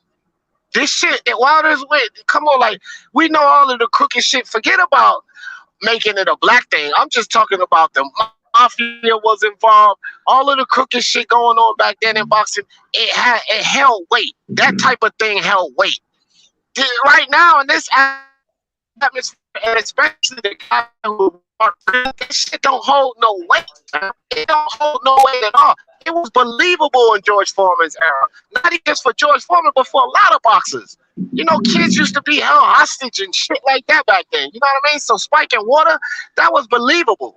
But with Wilder and the guy that he's accusing, come on, bro. That shit don't hold no weight. That's why it's so much different. With all of the racism and the social discrimination and shit back then, and then like I said, the mafia and the crooked shit that was going on in boxing, it was a lot of validity to something like that happening. But as big as Wilder is, you know, this fucking the fucking king of the BBC at the time, to be honest, bro. All of the excuses about the water and the key. D. Jefferson. But you got no toxic. Hey, D. Jefferson, we can't hear you. You're cutting out, bro. D. Jefferson, let me give you a little knowledge, brother. I was around. I saw that fight. I was around when all that shit happened. And what the media told George was, George, shut the fuck up. You got your ass whooped. Accept it. Because everybody knew that shit didn't happen. And finally, 20 years later, George came out himself and said, look, I just couldn't handle a loss. I had to find something. I reached for every excuse I could find. I had to find something because I couldn't accept being beat because I thought I was invincible. Yeah. And that's the same thing that happened. Yeah, I feel you. He thought he was invincible. The question was, that's true, but the question was, fam, was why didn't Foreman catch the heat that Wilder caught? Because it was still more validity to it. Like I said, even back then, nobody wants to hear excuses. Like, I think it was more validity, bro, because of all of the crooked shit that was going on back then. Not, like I said, not just with George, but all around boxing. Yeah, that's the point. You know that's the point. But I'm just saying the media back then just shut it down. But the media just shut that shit down because I was there. Yeah, they shut that shit down. I mean, I'm 46 years old, fam, so I know about the George shit. Like both my uncles box. I've been around this sport for 40 years, so I get it. But I'm just saying, like, you could see that it was more of a chance that something like that could happen during that time Oh, than that's now, facts. bro. That's facts. That's That's facts. all I'm saying. That's the Okay, only that's thing good I'm saying. points. Let's keep it moving. Major Key, before I get to Ricky Williams, I want to know from you, if this was in George Foreman's time and there was no social media, no other channels on YouTube trying to make it worse for Deontay Wilder, trying to be race baiting and making Wilder look even more crazy than he is, do you think that Wilder, if he'd done this in George Foreman's time, he wouldn't get slandered or shamed for it? See, but the thing is that one excuse is that travels across times. You know what I'm saying? You're gonna hear that no matter what year it is, right? But the amount of excuses, bro, he would have had an intervention on Larry King, bro. You know what I'm saying? They would have given that motherfucker intervention on Arsenio Hall or something. Because the amount of excuses that he came out with, that's the problem. Bro, he was picking at straws. You know what I'm saying? He was, you know what I'm saying? Like it was like, yo, which one is gonna stick for me? You know. Yeah. But also, on the flip side to the social media thing that you were saying, keep in mind he came out with a couple excuses, but social media gave him like a whole bucket of new excuses, and he ran with it, right? So if social media wasn't around, would he have continued, or would he have just stayed quiet and kind of just try to weasel back into the game without acknowledging the fact that he was already making excuses? Because he came out with a couple excuses, you know what I mean? But it wasn't like that, that in your face, like after YouTube content creators started coming out with these excuses. That's when he started getting more involved with it and coming out and being vocal about that he agrees with it, and then adding shit to it as well. And let's not forget, right? They gave Mark Breeland's son a lot of death threats. I'm not going to say too much, but Mark Breeland's son spoke to me about it, and he showed. Well, I'm not going to say too much, but they did give him a lot of death threats. Ricky Williams, how you feeling? Was some good points there, Glenn. That was some real good points. Yeah, that was good points there, Glenn. Ricky Williams, how you feeling? Wrapstar, where you been there, bro? Peace to the gods, man. Peace to the gods. I hope everybody is having a great Tuesday. How y'all doing? I'm doing good, Doing man. well, brother. So how do you feel about this, Ricky Williams? About what? Salute, brother. Salute. How do you feel about this, Ricky Williams? What I miss? Enlighten me. So basically, Deontay Wilder, if he's the mental game might not be there, he could have mentally checked out, and we're never going to see that Wilder again. What do you feel about that? Says who? Huh? Says who? Just the fans, regular, just after what he's made the excuses. Not the fans, let me speak, bro. Just the excuses, the way that he got rid of Mark Breeland, just the way that he's, been acting certain times. And let's not forget, Ricky Williams. Some of the people think that the suit and some of those excuses were because he was just mentally not correct. People can think what they think, but to be honest with y'all, nobody knows the facts. We all speculate. Yeah, explain it then. Explain it. The facts of the matter is this, guys. Like I told y'all before, let's keep it simple, stupid. Kiss. I'm about to kiss all y'all. Let's keep it simple, right? Let's say Deontay Wilder was on bullshit. Let's say the water not spiked. Let's say that's bullshit, right? Let's say it's bullshit. Let's say everything Deontay Wilder, Dark Side TDI, I am not LBDC. I'm going to tell you right now, I'm going to correct you. I'm Ricky Williams. I keep trying to tell y'all I stand alone. I don't need nobody to back me. Wrapstar, could you answer the question for me? Yeah, what is it, Ricky? Who was in your room with 5 people on them saying Canelo's not pound for pound when everybody else was saying he was? You were saying that. Who was telling y'all Bud was ducking before anybody said that? I was saying that. And who else? And who else? Yeah, Ricky. Hold on, D. Jefferson, motherfucker. D. Jefferson was. I tell you that, dog.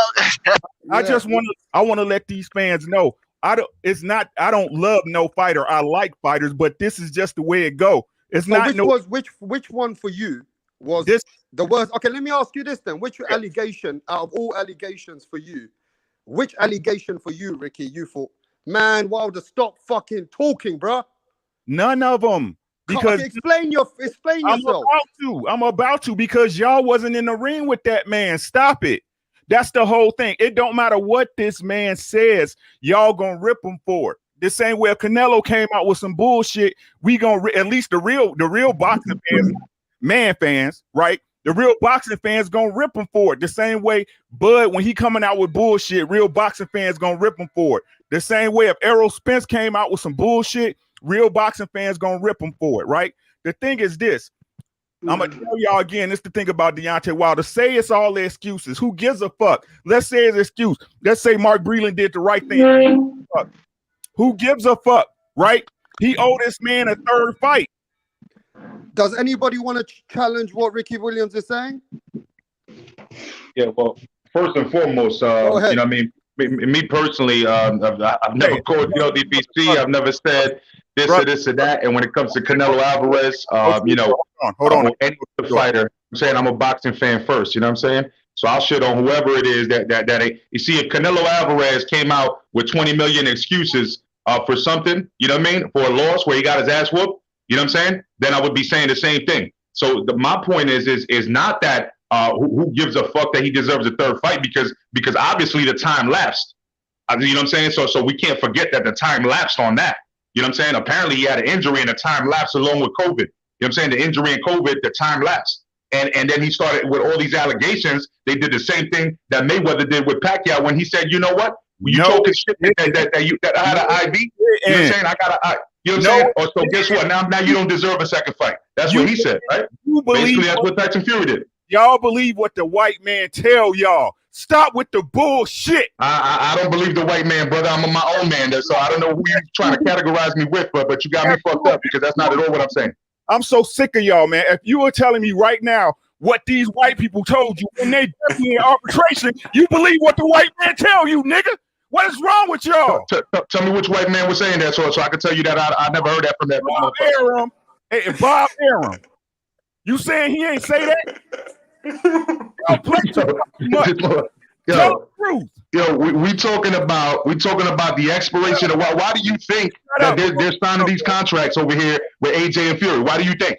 You think that it doesn't matter? That's what y'all. It matters completely because that just shits your whole fucking your whole conversation is blown right there. Question. So if their contract matter, why Deontay Wilder's don't? Why Deontay Wilder's gone? Why doesn't Deontay Wilder's contract matter if this contract matter? No. Deontay Wilder. Yeah, go ahead. Boxing contracts don't expire like that. That's how I know y'all. Everything has a time limitation, brother. All contracts have a limitation. That's crazy. Ain't no contract lasts forever. No contract lasts forever. Y'all out y'all mind, bro. So y'all telling me a fight that's already been set, even though it was pushed out by the other party, not Deontay Wilder, can just expire. Yeah, but it has a date to be finalized. If you can't make that date, it expires. Who's the reason why the fight didn't get made? Didn't Wilder have surgery? Answer my question. I'm answering it. Wilder had surgery. Surgery and COVID. That's why. And who pushed the fight out past COVID? Since y'all know so much, who pushed the fight out? Well, how can the man fight if he just came out of surgery? Answer my question. That's another question. Answer my question. I think we both answered your question already. I think. You already answered your question. You already answered your question. What you talking about? No, you didn't. You answered the question with the question.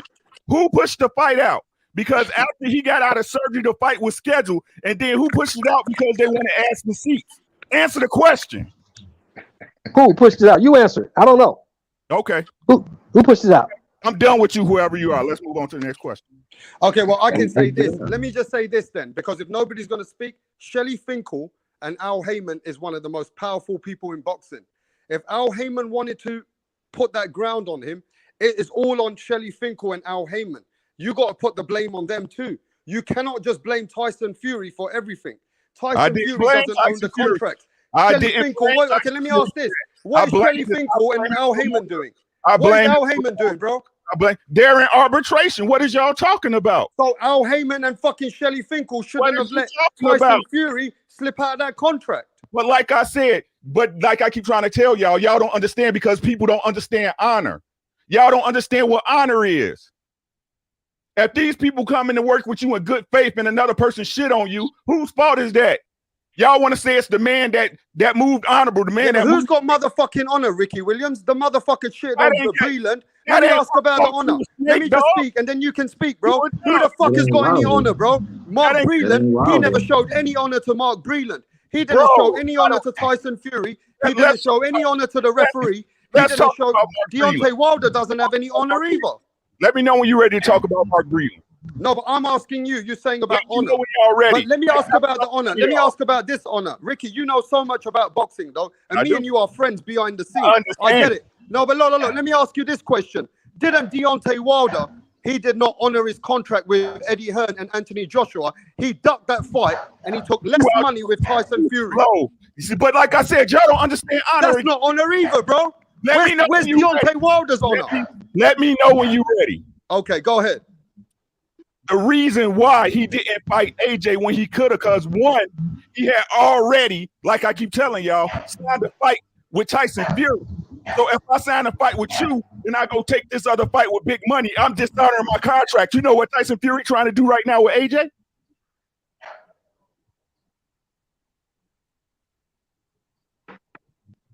Yeah, I can get more money over here, right? It's the same right now with AJ and Fury. The AJ and Fury fight is more money. Yes, he can get more money over here, but he's dishonoring his contract. So why did Deontay Wilder take less money and fight Tyson Fury?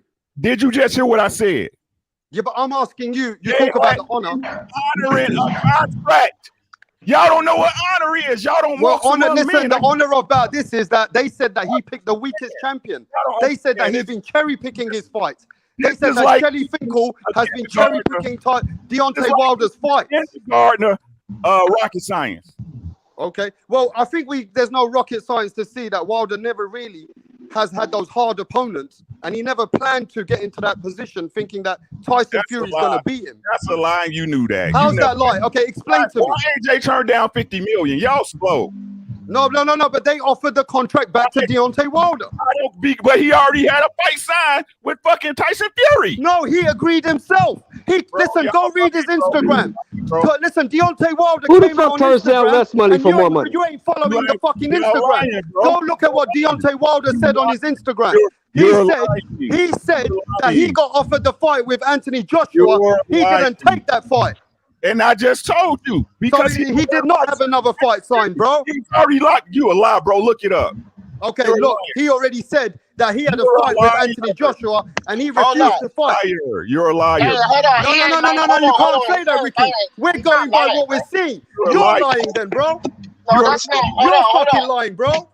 Ricky, that ain't no fucking lie. Deontay Wilder did say he got paid. Hey, can you tell him?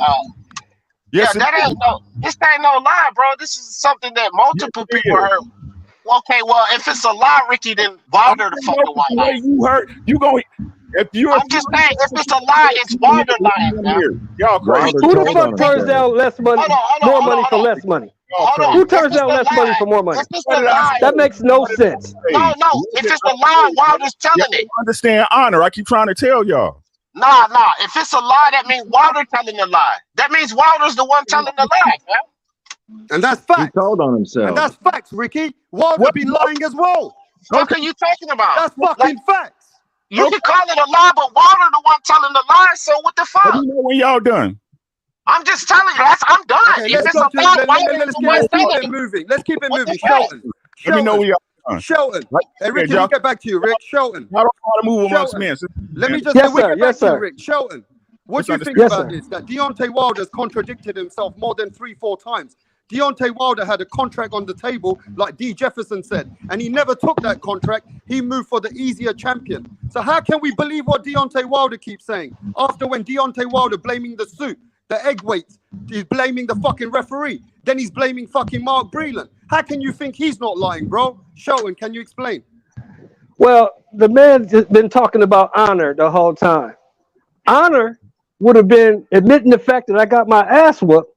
I need to go back to the gym, get better, and come back. That's the honorable thing to do. You think so? All that other bullshit that he's talking about is bullshit. Exactly what it is. It's bullshit. Y'all think so? It's bullshit. It is. That's what you think. Well, I know what we don't think. That motherfucking Wilder himself said that shit about turning down more money to fight Fury. That ain't no thought. That's the fact. Y'all can keep saying all this is whatever, bro. But Wilder not the one running from a third fight. Okay, let me ask you this, Ricky. Do you think Wilder is mentally ready for the third fucking fight? What does it matter? Because if it does fucking matter. Because he might not even be ready. He wants to get out of the third fight. How about that? Have you ever thought about his fucking well-being? Have you thought about his well-being? You keep believing that man's well-being is not your concern. Well, you don't seem to give a fuck if he's not mentally ready. Let me finish. Go ahead. The same way y'all keep saying that Tyson Fury whooped his ass in the second fight.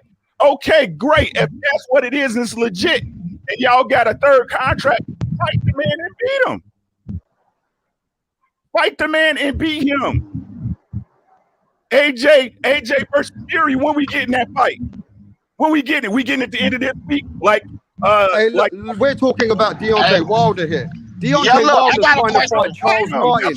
Deontay Wilder's trying to fight another kind of fighter now, bro. Wrapstar, and I got a question.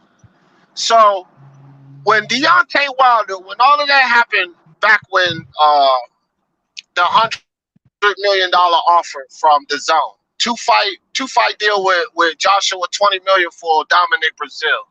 When Deontay Wilder and Shelly Finkel and those guys came out with this betting on himself situation, right? Just what does that mean? That mean that he was the money that they were offering him. He felt like he could, he felt like he could make more money by betting on himself. Now, when we fast forward to this Fury and Wilder situation, that fucking third fight ain't gonna yield him $250 million. So now Fury's taking the money, betting on himself. Fuck a Wilder.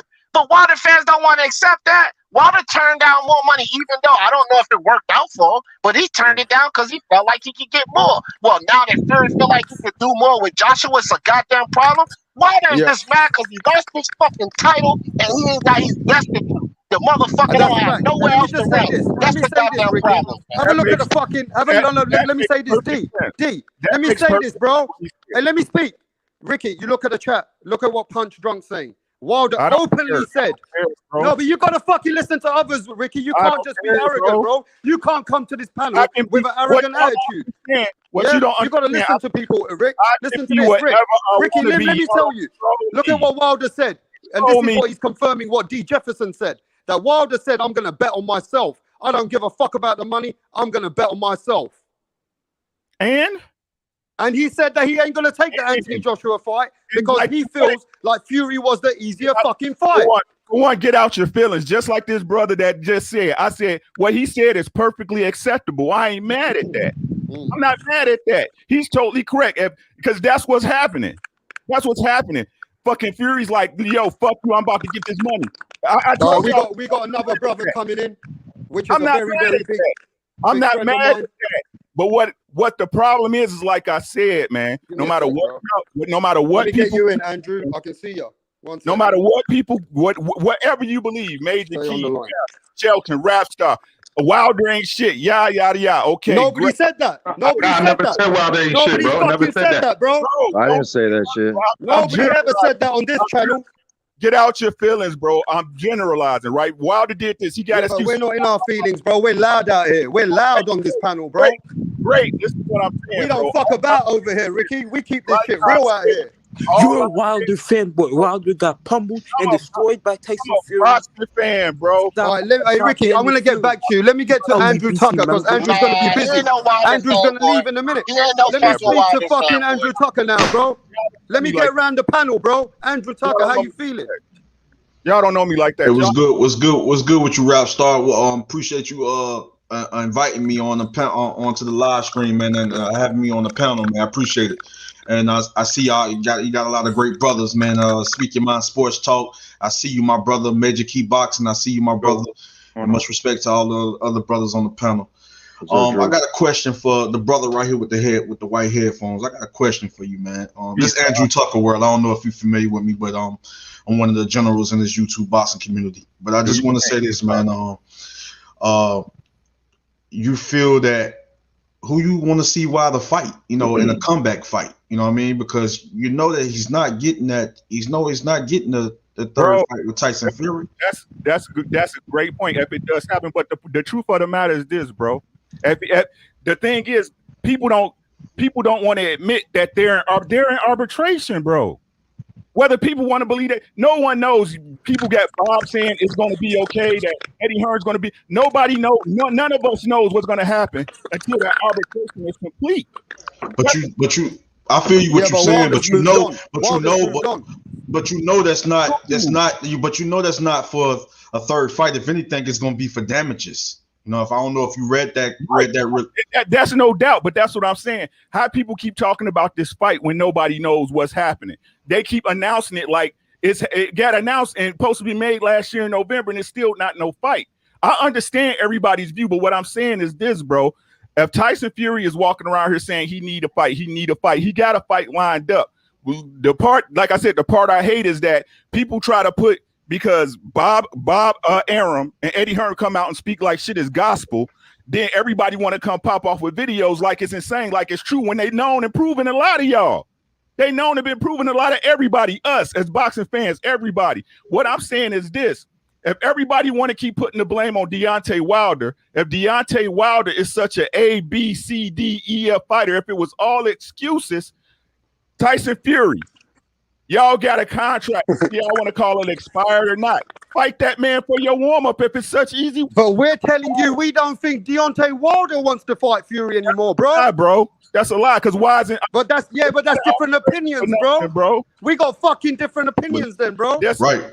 I mean, it is different. It is difference of opinion. You know, whether people see it or view it a different way, or have different perspectives, or whatever, and whatever information that's being put out there. You know what I'm saying? At the end of the day, it comes down to the truth. And the thing is this, man. We could be speculating all day, but what I do know is that, you know, I'm pretty sure that the only hold up, when I'm finna just go when the situation with Anthony Joshua versus Tyson Fury, I believe the only hold up, you know, according to my sources, is just basically just because they have options of different venues. So I think that's the only thing that's pretty much holding up at this point, is just picking a certain venue. But I believe they're coming close to finding choosing a venue and having a location set and a date set. So at the end of the day, I could be wrong, but according to my sources, that I believe that the fight could be announced within the next 2 weeks, because they both fighters have signed contracts. Now, whatever took place in the past, we know that we're dealing with, come on, y'all brothers got to understand, we're dealing with a pandemic, man. There's a lot of interferences getting in the way in certain fights. You know what I mean? So it's a lot of things getting in the way of certain fights. So I understand. I hear what you're saying, that the fight should have been done and should have been done deal a long time ago. But at the end of the day, we know all the interferences that got in the way of the fight taking place at a certain time. But at the end of the day, I believe that the fight will most definitely. The fight is I believe that fight within the next two weeks, man, or 2 weeks and a half is announced. That's just my opinion. Now, if I'm wrong, look, I just want to say this on my panel, Andrew, because I'm hearing things that. Let me speak, bro, on my fucking panel, bro. I want to say. Hold on, Wrapstar. What you say, brother? I couldn't hear you. You can hear me now? Yeah, I can hear you loud and clear. What you were saying? I'm saying, I just want to say this, bro. I don't think Deontay Wilder, even if Fury and Anthony Joshua don't happen, I don't think Deontay Wilder's ready for Fury fight right now. I think Deontay Wilder mentally, he needs to get himself mentally ready. We were speaking about this, Andrew, about Jeff Lacey, Nicholas Walters. We're talking about fighters like Nassim Hamid, who had great skills. But once they lost mentally and they mentally checked out, they were never the fucking same, Andrew. This is the problem. With Wilder, he's not ready for Fury, bro, because every allegation and the moves that he's making shows that he mentally is not prepared until he owns accountability, regardless of what happens after the mediation and everything else. If the man is not getting the fight, he's not mentally ready to jump into the deep end. That's my thing. What do you think about that, Andrew? Yeah, I hear what you're saying, man. And the thing is this, you know what I mean? I believe that he can, you know, it's just all about, it just comes down to Deontay Wilder, man. It comes down to him. And do he really want to come back? And if he wants to come back and prove to the people that I'm still here to fight, I'm still a boxer, you know what I'm saying? And I'm still one of the top heavyweights out there, if you want to prove that there are options for him, there are fights out there for him. You know what I mean? So it's all about, you know, if you really want that fight or not. Because the last time I checked, you know, I believe he was, you know, mentioning Dillian White, but I'm pretty sure Dillian White would love that fight, and we already know the reasons why. You know what I mean? So I mean that's a potential comeback fight, you know, to come back and, you know, to redeem himself. But at the end of the day, it's not Tyson Fury, you know. Yeah, but He's Andrew, I he's want to tied up. before I go to Major Key, then I'm gonna go to Jeff. Hey, Wrapstar, let me say something real quick, Go ahead. bro. If you don't mind, sir.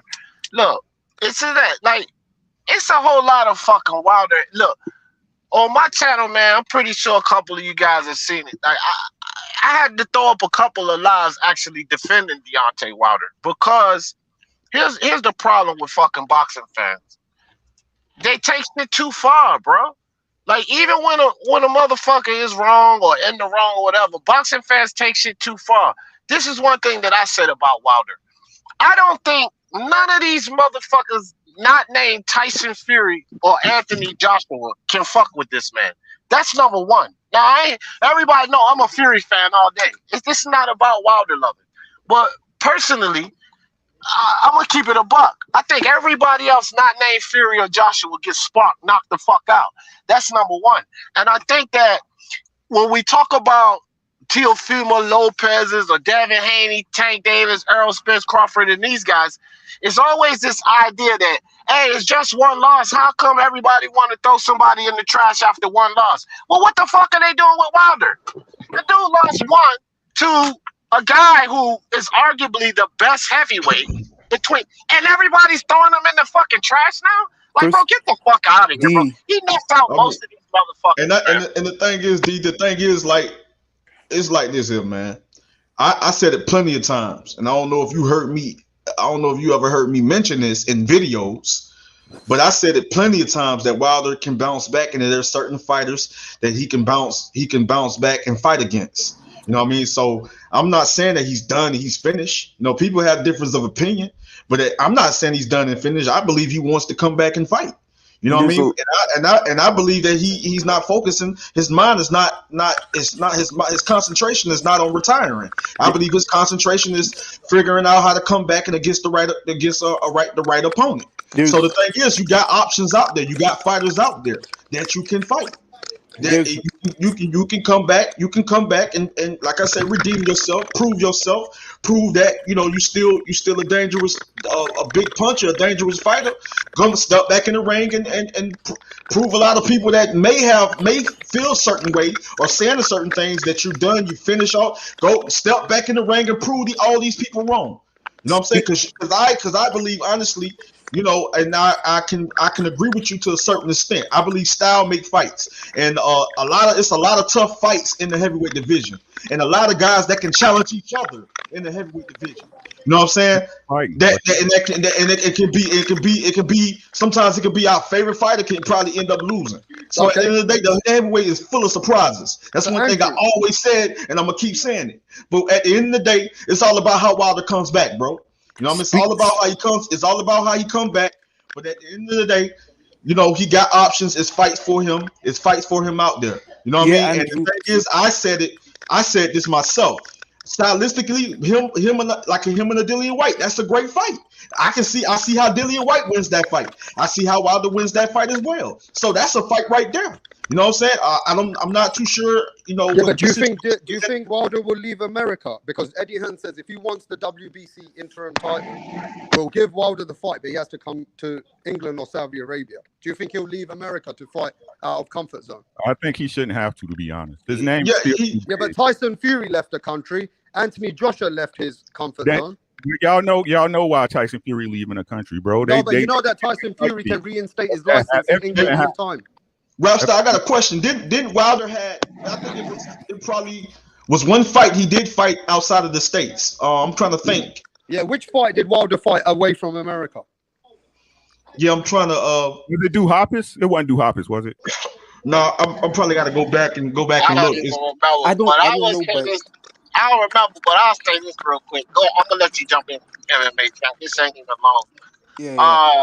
When you the champion like Wilder was, yeah, you fight where you want to fight. When you ain't got that fucking strap no more, you fight where the motherfucking fight at, fam. You don't get no fucking close, man. Yeah, speaking of that, guys, I you can't know, I agree don't with think I don't think that Wilder is gonna have to go to a different country. I think they're planning on them after they get out their low level competitions. I think they're gonna Andrew Reese and Wilder gonna fight. You know, and Andrew Reese is gonna be very tough for Wilder. He Oh, cuts Audley off all. Harrison, young billionaire, just remind us. Audley Harrison. Wilder came out the country for Audley Harrison. Okay. Yeah, I remember that fight. Okay. Yeah, carry on, OG. All right, let's go to Major Key. What 2 fights do you think Wilder needs to come back to redeem himself? What 2 fights? Give me his route back to the title. Give me a route for him, bro. A route for him. Okay, so I would say take on Dillian White has to be the first or second if it's just 2 that you're giving me like as far as a route. You know what I'm saying? Because Dillian White is calling him out, and if he's trying to like redeem himself, I feel like Dillian White is there for the taking. Don't get me wrong, Dillian White is not completely he's not going to be like just a pushover, but that's a fight that at least is going to bring him back into the limelight and probably give him more credibility than any other fight that he's had. Now I want to see him fight Andrew Reese. Andrew Reese is on PBC too, and I think Andrew Reese will knock him out. Okay, good one. Let's get to Jeff. Jeff has been sitting here for like 10 minutes and he ain't said nothing. At cutting off the ring, and we know that Wilder's not good on the back foot. Also, Wilder doesn't have good defense, and Andrew Reese has decent power. I think he'll be able to really counter Wilder's jabs and everything, because we know Andrew Reese has very fast hands. Yeah, but bro, y'all gotta stick to the script though, son, because Wrapstar asked the path to getting a belt. Now let's look at this. Andy Ruiz and everything you just broke down, MMA champ. I agree, it's a great fight. It's a good fight, right? But here's the thing: we're talking about road to championship. The Dillian White shout, that's a good shout because he's in position with the WBC. But here's something that people is not thinking about. It's 2 other routes where it can lead him back to a title. One would be to take on to try to petition to get the winner of fucking Joyce and Usyk, which is kind of far fetched because I don't think either of those 2 dudes would not fight one of the champs or Joshua, or even for a vacant title, than messing with Wilder. But Trevor Bryan is someone that people are leaving out of the picture. If he was to fight Trevor Bryan for that regular belt, once that first Joshua fight is over with, bro, elevations are going to happen. And even if it's not an elevation that happened, he'll be in a match for that major title. So Trevor Bryan is a shot that people might want to think about when we talk about a road back to championship. That's some good names. Hey, that's some good names. Jeff, have you got any routes for Deontay Wilder to come back? I'm going to throw another name to you, Joseph Parker. But let me know what you think. Mm-hmm. I agree with it. I agree with Major Key. I think White will be a good fight. I mean, it's going to get him right back in the midst of things. Because if they're talking about him fighting that dude Carlos, who the fuck is that? I think White is Carlos Negron. No, Carlos Negron, he's a fucking C-level fighter, Puerto Rican fighter. Like that dude, that's nothing fight, though. White and Wilder is going to be an exciting fight. I mean, can you imagine the fucking buildup? They're going to be at each other's throats, and I think that would be the perfect fight for Wilder right now. It's going to get him right back in the mix. He's going to fight a fucking bum. I mean, what? Come on. I mean, I think the White fight is the best fight. No bums on there, bro. Yeah, ain't no. It's no level fight. That's why I said no level. But I don't look. Charles Martin, Robert Helenius, Carlos Negron. I don't really give a damn about Wilder fighting those guys first, right? Here's the thing. Wilder's been off, and by the time he fights, man, we talking 2 years. Bro, fuck all the nonsense. Let the man get a tune-up, catch-up fight, get the work off the rust or whatever. and then get in the ring and fight either White or Ruiz. Now, I agree that Dillian White is the route to take for sure because, again, the WBC situation, the fight that people been wanting, it's a great fight. I agree that's the fight, but he can take a tune-up fight. I got no problem with that. Whether it be the Kron, Robert Lanius, or Chris Charles Martin, I don't have a problem with that tune-up.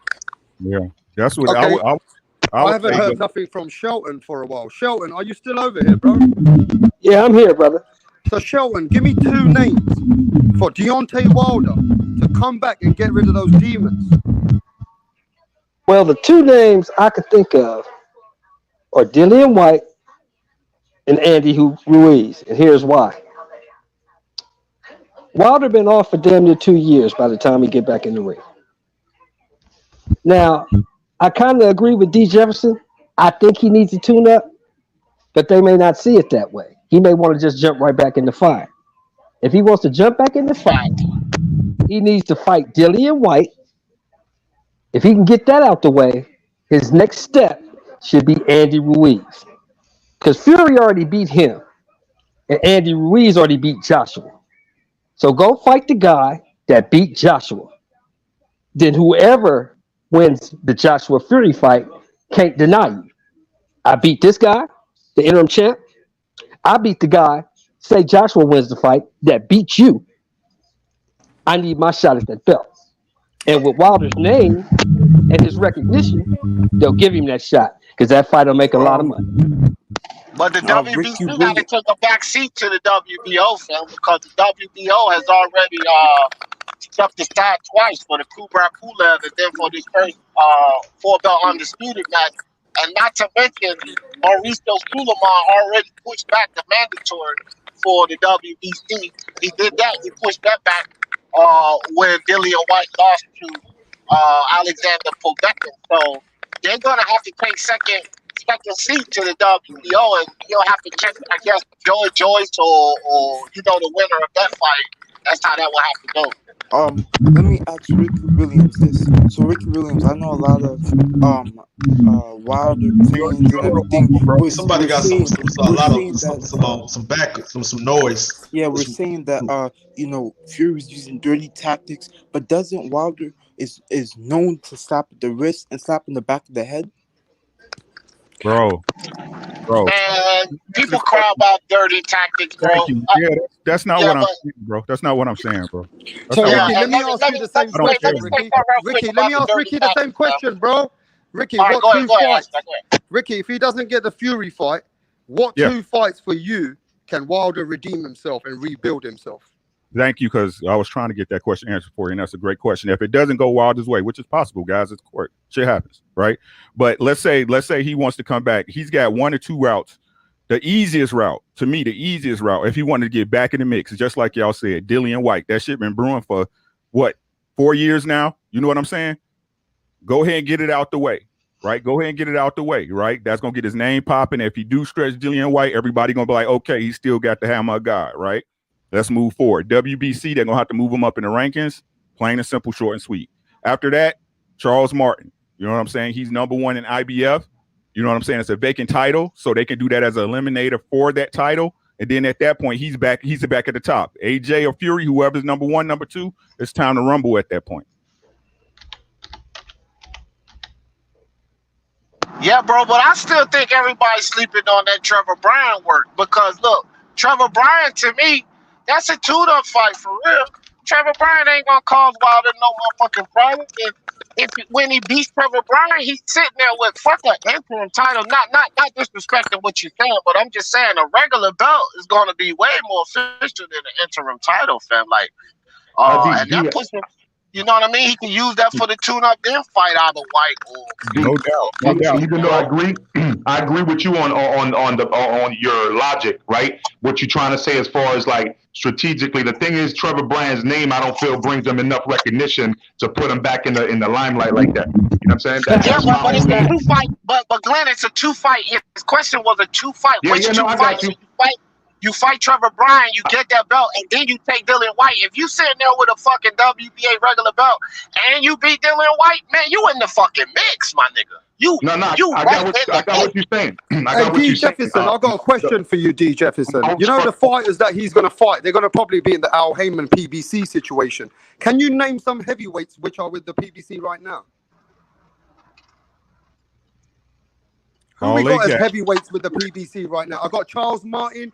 We got Charles Martin. We got Andy Ruiz. Who else we got with PBC? Bailey. Otto Wallin, yeah. Adam Kaldaki is there. Otto Baleen. What's the dude that Areola? Yeah, Chris get ready to fight Andy. But I mean, like, look, Andy Ruiz is the guy, bro. Like, at the PBC, we talk about PBC fighters. Andy Ruiz is the guy, bro. It ain't even nobody else to talk about, in my opinion, but Ruiz. I think, Ruiz with his new trainer, Reynoso, and he has all these great fighters to build him up, and keep him pushing in. I think Andy Ruiz is going to be a beast. And he's going to have that, head movement. Canelo's going to be teaching a head movement and everything. Reynoso is going to be teaching his head movement and cutting off the ring. If he gets head movement cut off the ring, Andy Ruiz is going to be a beast.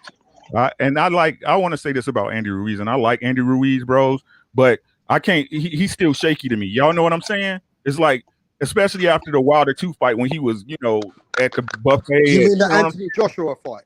Yeah, I'm sorry, bro. You're correct. Anthony Joshua. If he get that step up again, is he gonna do the same thing? And I like Andy Ruiz, but style makes fights. You know what I mean? Yeah, and my brother right there that was just speaking too. Here go another thing about Andy Ruiz, right? How many questions do people talk about? Oh, Wilder's mental because he couldn't accept his loss. This, that, and the third. Mental. Well, Andy Ruiz ate himself out of the second fight. He wasn't mentally strong enough to be fucking disciplined. But now people think that just because he gets with a trainer, Eddie Reynoso, it fixes mental brain status. Like, come on, bro.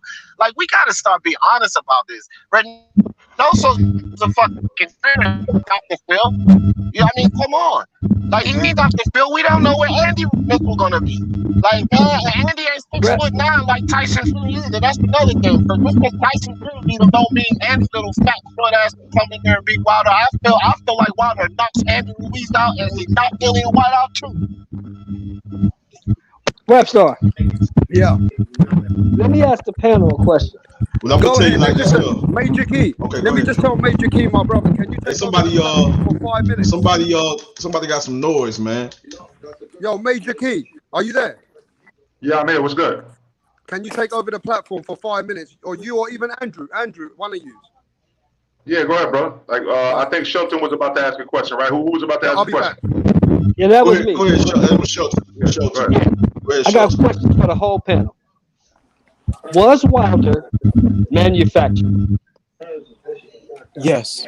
The reason why I think he's manufactured is because just look at his career. These guys were like tailor-made for him to knock out other than Fury. I think Fury's the only credible name on his resume, and he didn't even beat Fury. And I do think he is, bomb squad, all this stuff, like this whole how do I say, theatrics and everything.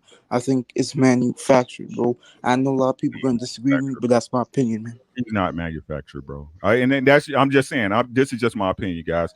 No matter what y'all say, if he's as weak as he said, if people say he was, if he's not everything he said he was, it don't matter, bro. In professional boxing, somebody gonna catch you in a fight eventually, bro. It took 40-something fights for him to get caught. And like I said, when y'all do that, y'all really degrade Tyson Fury's skill set. Y'all really do. If this man is not all that he was, right? And Tyson Fury get to him, and it took Tyson Fury to beat him. But all these other heavyweights, this guy was 20 years old, you know what I'm saying, off a beer truck, right? Because everybody keeps saying, this is what he don't have no footwork, right? All he has is a knockout punch, right? He's landing that knockout punch, guys. I ain't saying Wilder the greatest heavyweight ever. He not. Lennox Lewis is my all-time favorite.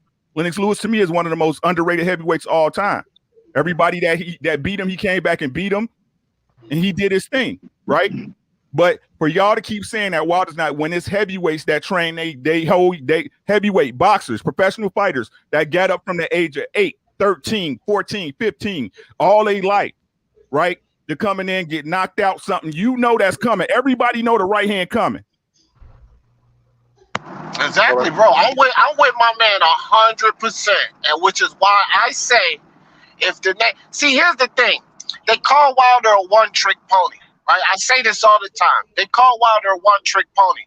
Well, he like motherfucking David Copperfield with that one trick. Cause no matter what these motherfuckers do, like my man just said, they know it's coming, but they can't get away from it. So you can call him a one-trick pony or whatever, but he like motherfucking David Blaine, Chris Angel, David Copperfield with that motherfucker. He got good timing with it. He fast as shit with it. And bro, he's gonna land it. You understand that wide stance he's got? It's hard for guys. You know why Tyson Fury was able to do what he do? Because of the reach advantage. Everybody's not gonna be able to gauge that distance from fucking Deontay Wilder. Bro, it's too much disrespect on this man's name. And one fight against Tyson Fury, like the man said, if you disrespect Wilder, then what does that mean about Tyson Fury? It's the same shit I said about Anthony Joshua. If you say Anthony Joshua don't got a chin, he don't got heart, he just waiting to be beat by Fury, then when Fury beats him, you can't give Fury that much credit because he just beat a guy who was overhyped. That's what motherfuckers do when they try to tear down the next man. You can't do that, bro. You can't do that. Yo, who just came in the building? It's about that's my brother right there, the boxing source. Much love and respect, my brother. That's what's up. Welcome. So yo, you got any thoughts on this, Andrew? Oh yeah, go ahead, bro. Well, I'm gonna say this, man. I feel like the top 10, right? And I'm gonna just say the top 10. Tyson Fury, Anthony Joshua, Deontay Wilder, Dillian White, Luis Ortiz, Joseph Parker, Andrew Ruiz Jr., Michael Hunter, Alexander Povetkin, Oscar Rivas, Alexander Usyk. I believe that all the guys in the top 10, or you can say top 5, top 10, I think that these guys can challenge each other. You know what I'm saying? And I'm just keeping it real. Y'all can have y'all opinion. I'm gonna have mine. I feel like all these guys challenge each other. You know what I'm saying? These guys challenge when they step in the ring. I believe these guys challenge each other. You know what I'm saying? And I believe they are in certain style make fights. I'm with that 100%. I preach that all the time on my channel.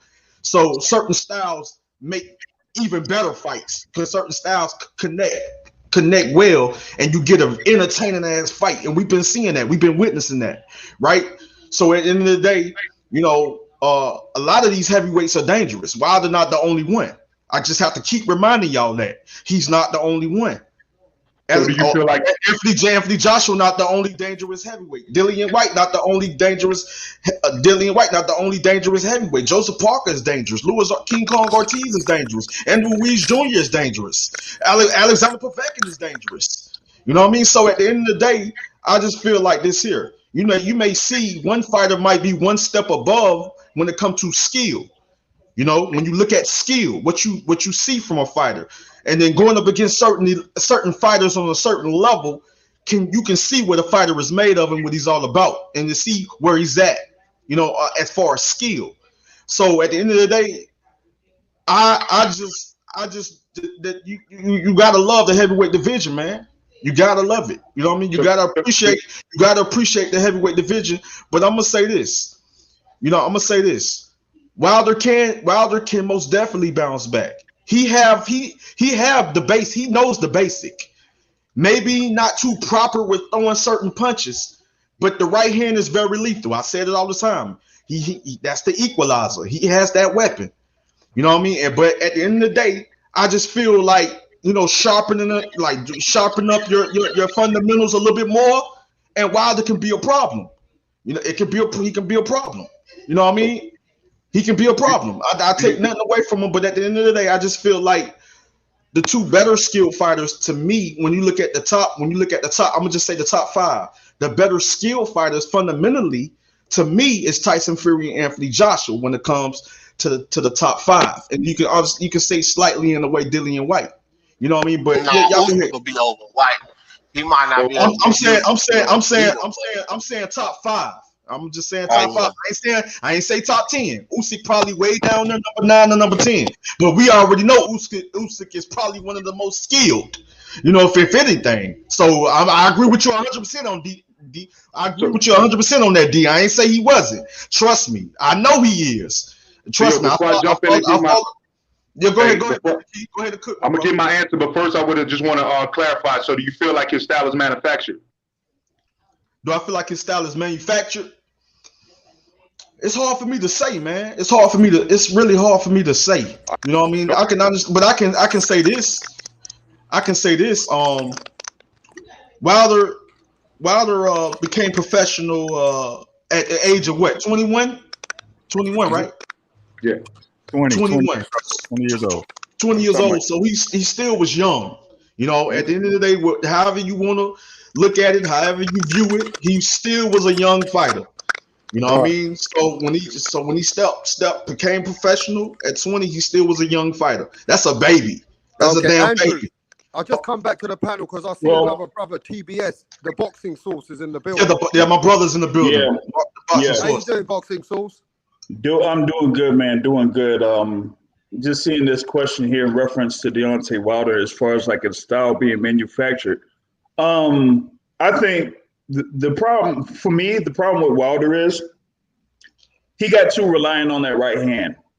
And this is coming off of, him, being up in the ranks. He won the bronze medal in the Olympics, came right in, started his professional career, and they put him up against guys to build his record up.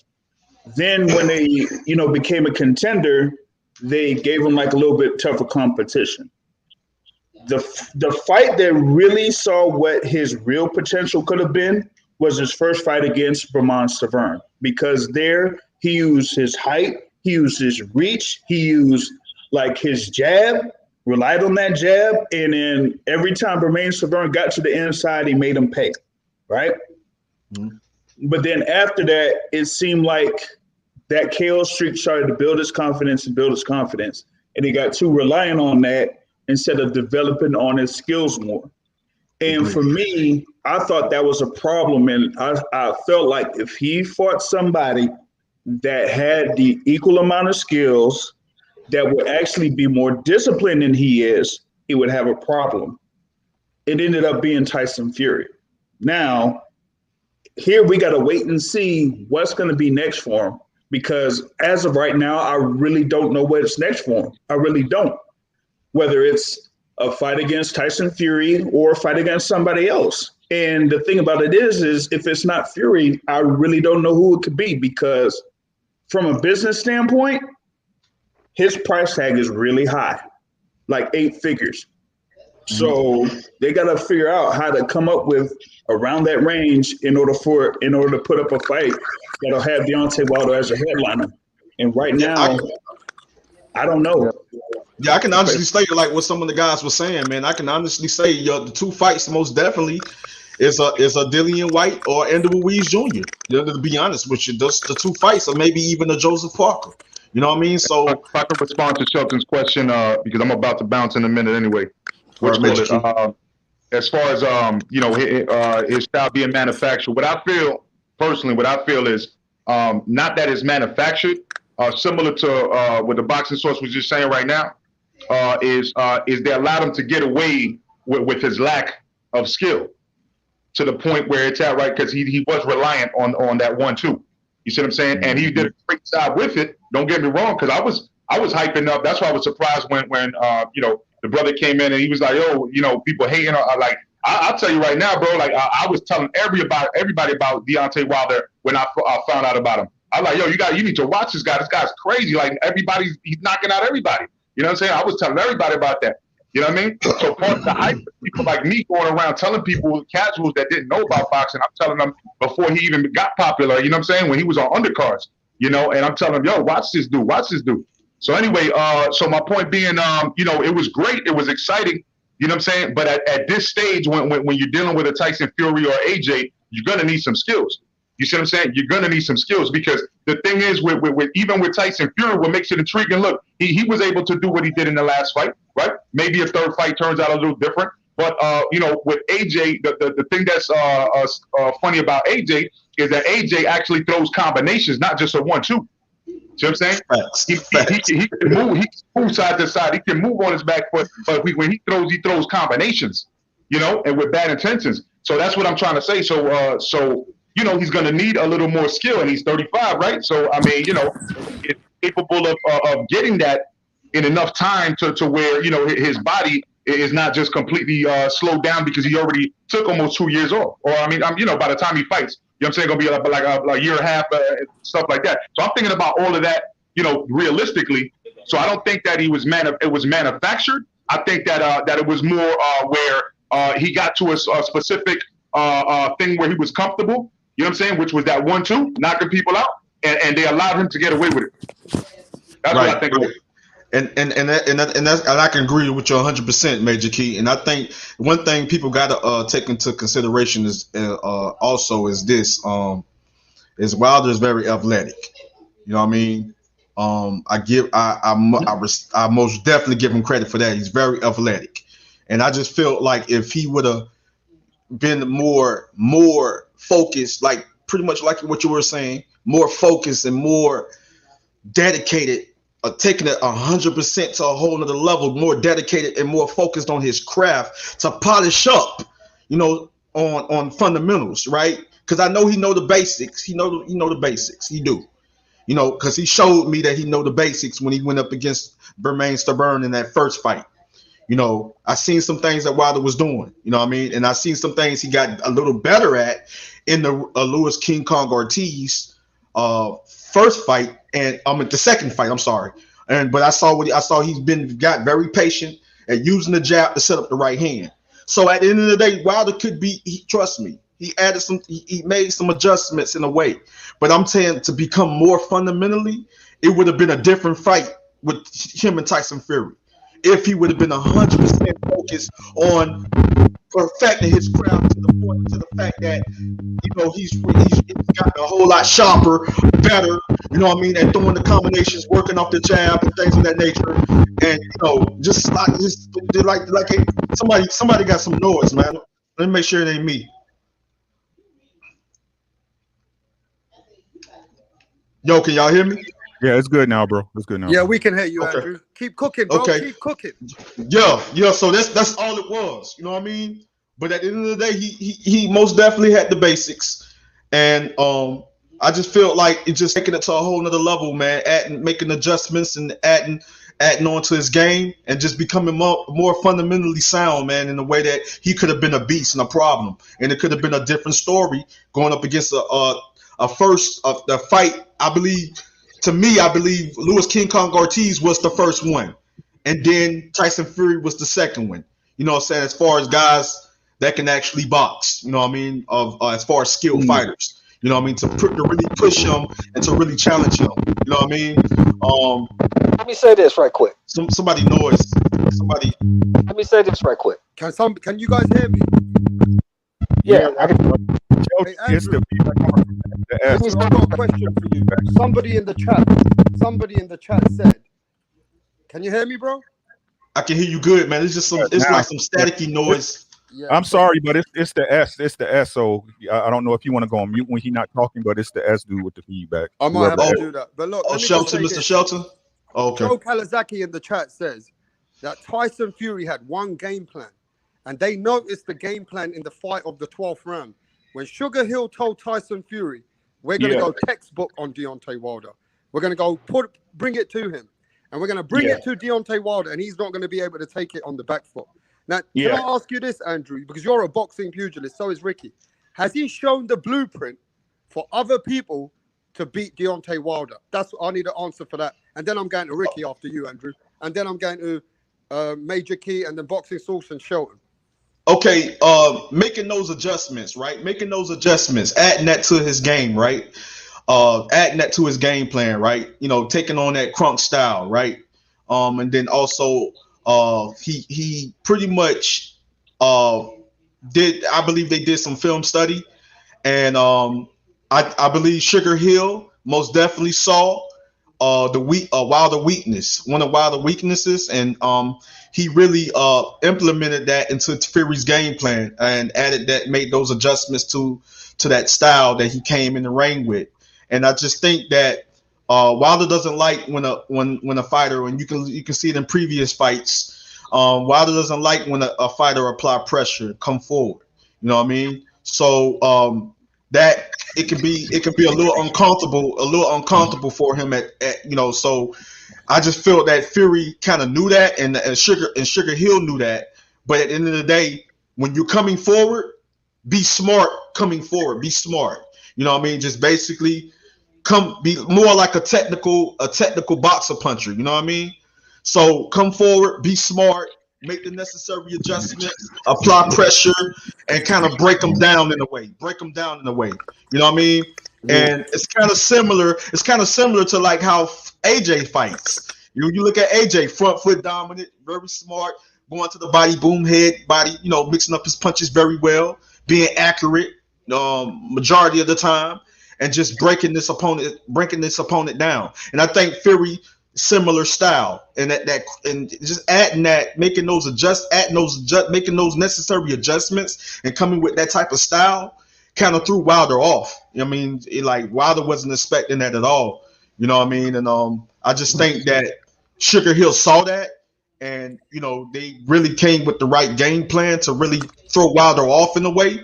Right. And so I think I think that was a smart move by Sugar Hill, you know, to allow Fury to work on that while in training camp, you know, and implement that, you know what I mean? But at the end of the day, you know, I think that just Tyson Fury being smart, because I know Tyson Fury played a major role in that, in making those adjustments as well, because he's a smart fighter. Sugar Hill is a smart trainer.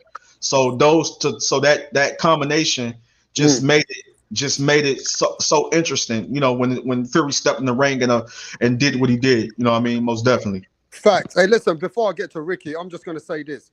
This is Wrapstar Boxing Knowledge. I want everybody to go support Ricky Williams, go support Major Key Boxing, and make sure you support the Boxing Source and the ultimate Andrew Tucker. Do not forget to support Andrew Tucker, bro. All my British followers, people around the world, make sure you follow these guys.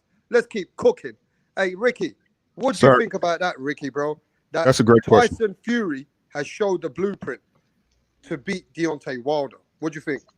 Hey, man, you could have a blueprint, but if you don't know how to build, it don't mean shit. That's just me keeping it $150 with y'all. I mean, like, let's keep it a buck. If we keeping it real, keep cooking. Keeping it real in here. We all know Tyson Fury ain't no goddamn pushover. Just like we know AJ ain't no pushover. Just like we know Deontay Wilder ain't no pushover, bro.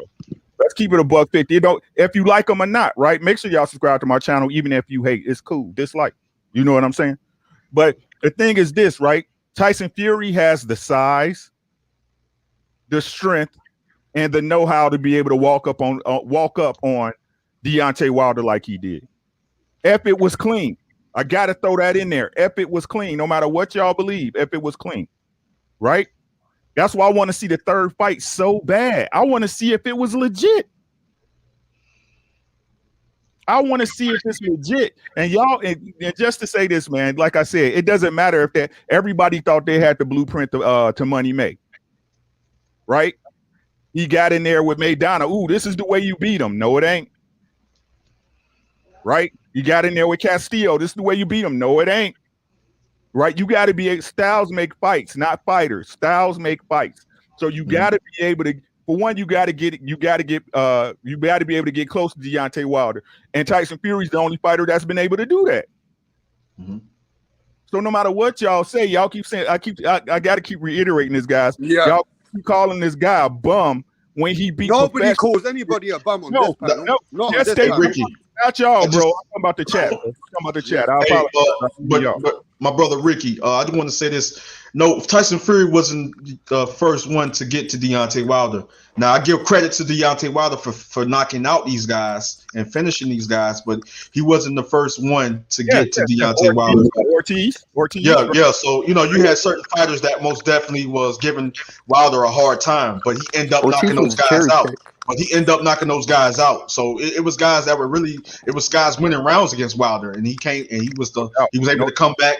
Yeah, he was able to come back and most definitely knock those guys out. So credit to Wilder for doing that. But yeah, I think that another style that's also make a very entertaining fight between Wilder and a fight against and make a very stylistically make a very entertaining fight with Wilder is Andy Ruiz Jr. And I just think that, you know, he to me is also up there with those guys that's like real fundamentally sound. Technical, yeah. Yes, you know what I mean. So I just think that that's a good fight for Wilder, a good comeback fight for Wilder, and I think that's an entertaining fight, though. Honestly, you know, and I think Dillian White also is that fight for him as well.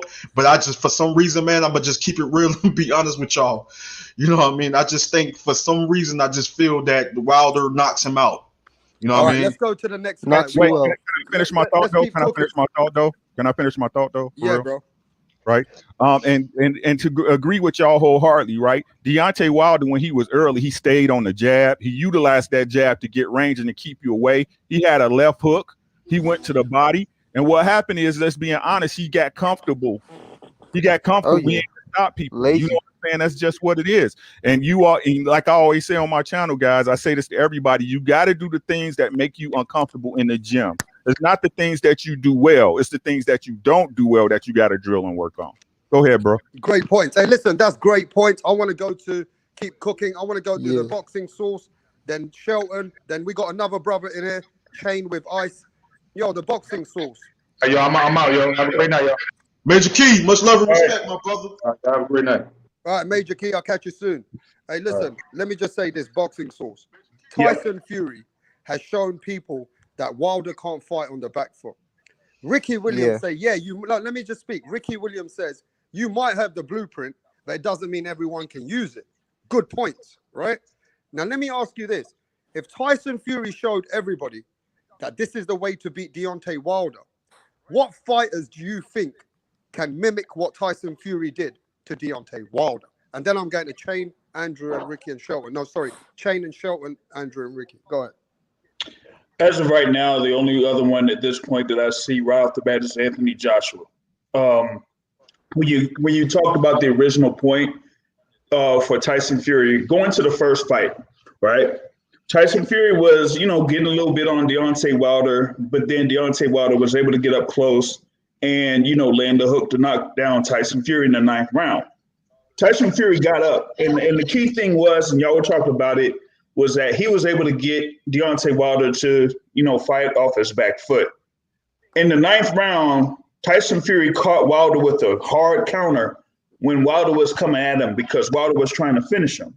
And then when he got hit by that counter, that pretty much stopped his entire momentum in for the rest of that 9th round and the 10th round. You really didn't see that much activity from Deontay Wilder because he was, basically recovering.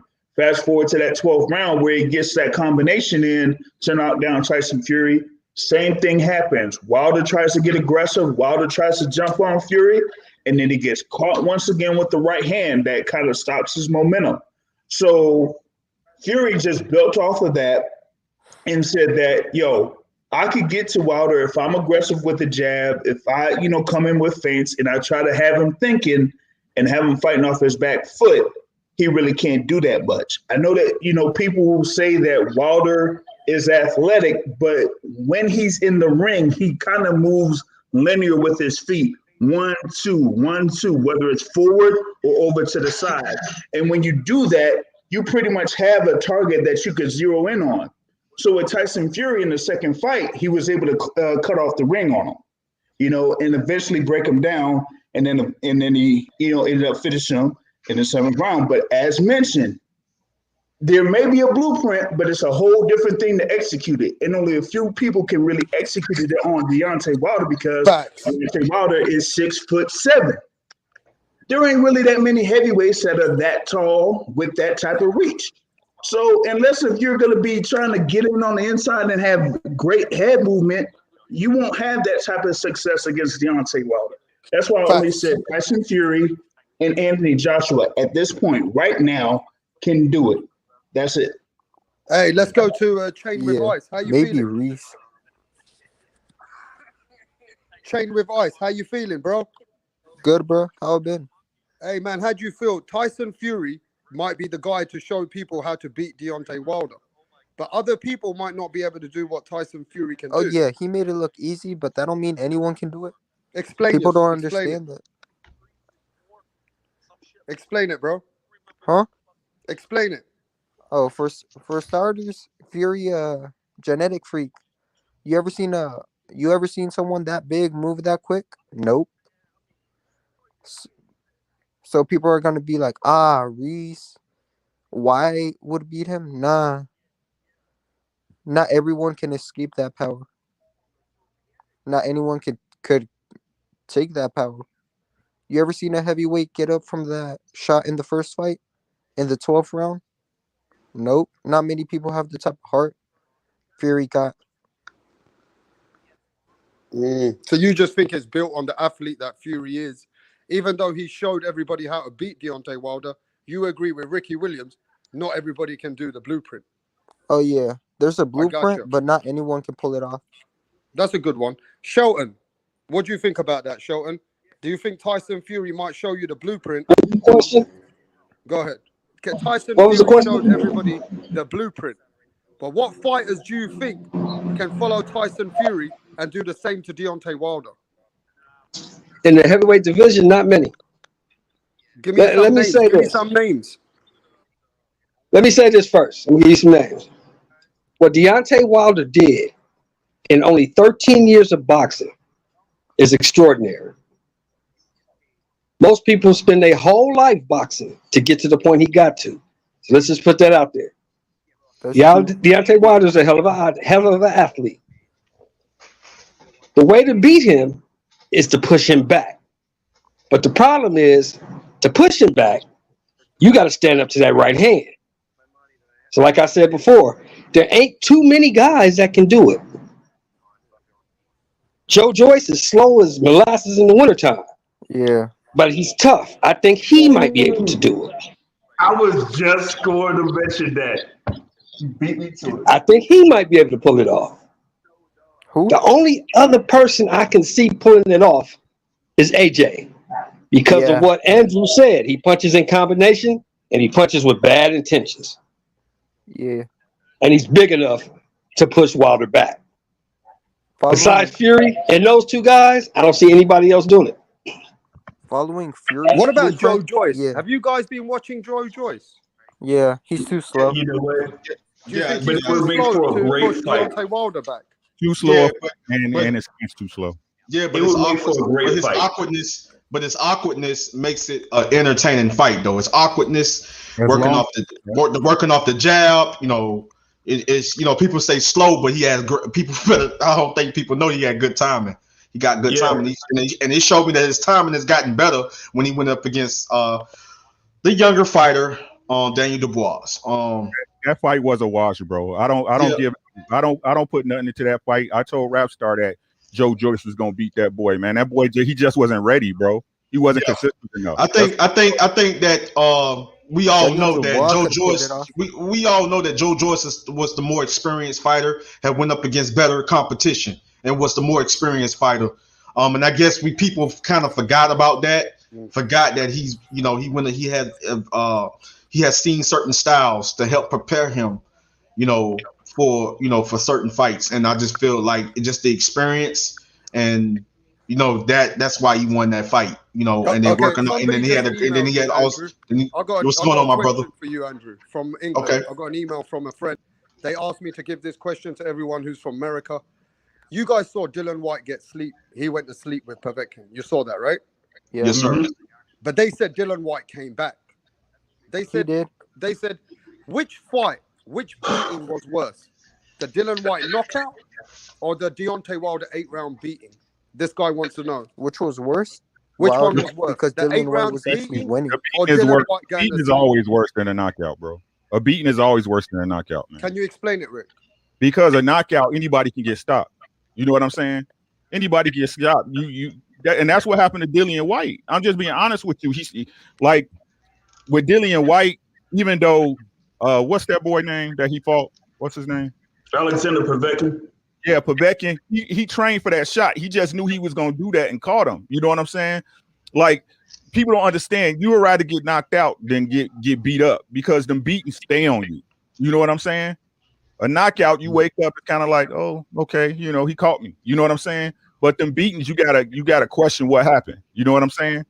You actually know who the better fighter is. So when he's got someone an gets answer beaten. for you, Ricky. He said, "Does that mean Wilder's career's been shortened because of your answer?" I think anybody who go through a war when they get beat up is short, and I don't care who it is. Okay. Right? I mean, Andrew, what do you think about that? That the email I got for you guys is specifically asking which career has been shortened and who took a worse beating, Wilder or White? You can take a bad beating, but reprogram your mind to be back in better shape than you was last time. I just want y'all to understand that.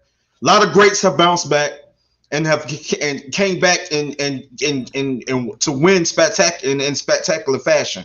So it just, whatever don't kill you only makes you stronger. It just depends on how you want it, how bad you want it. You want to get back in there. If you still got that hunger, if you still got the determination, if you still got the killer instinct, that's the question mark when it comes to Deontay Wilder. Does he still have that killer instinct? Does he still have that hunger? Does he still have the determination?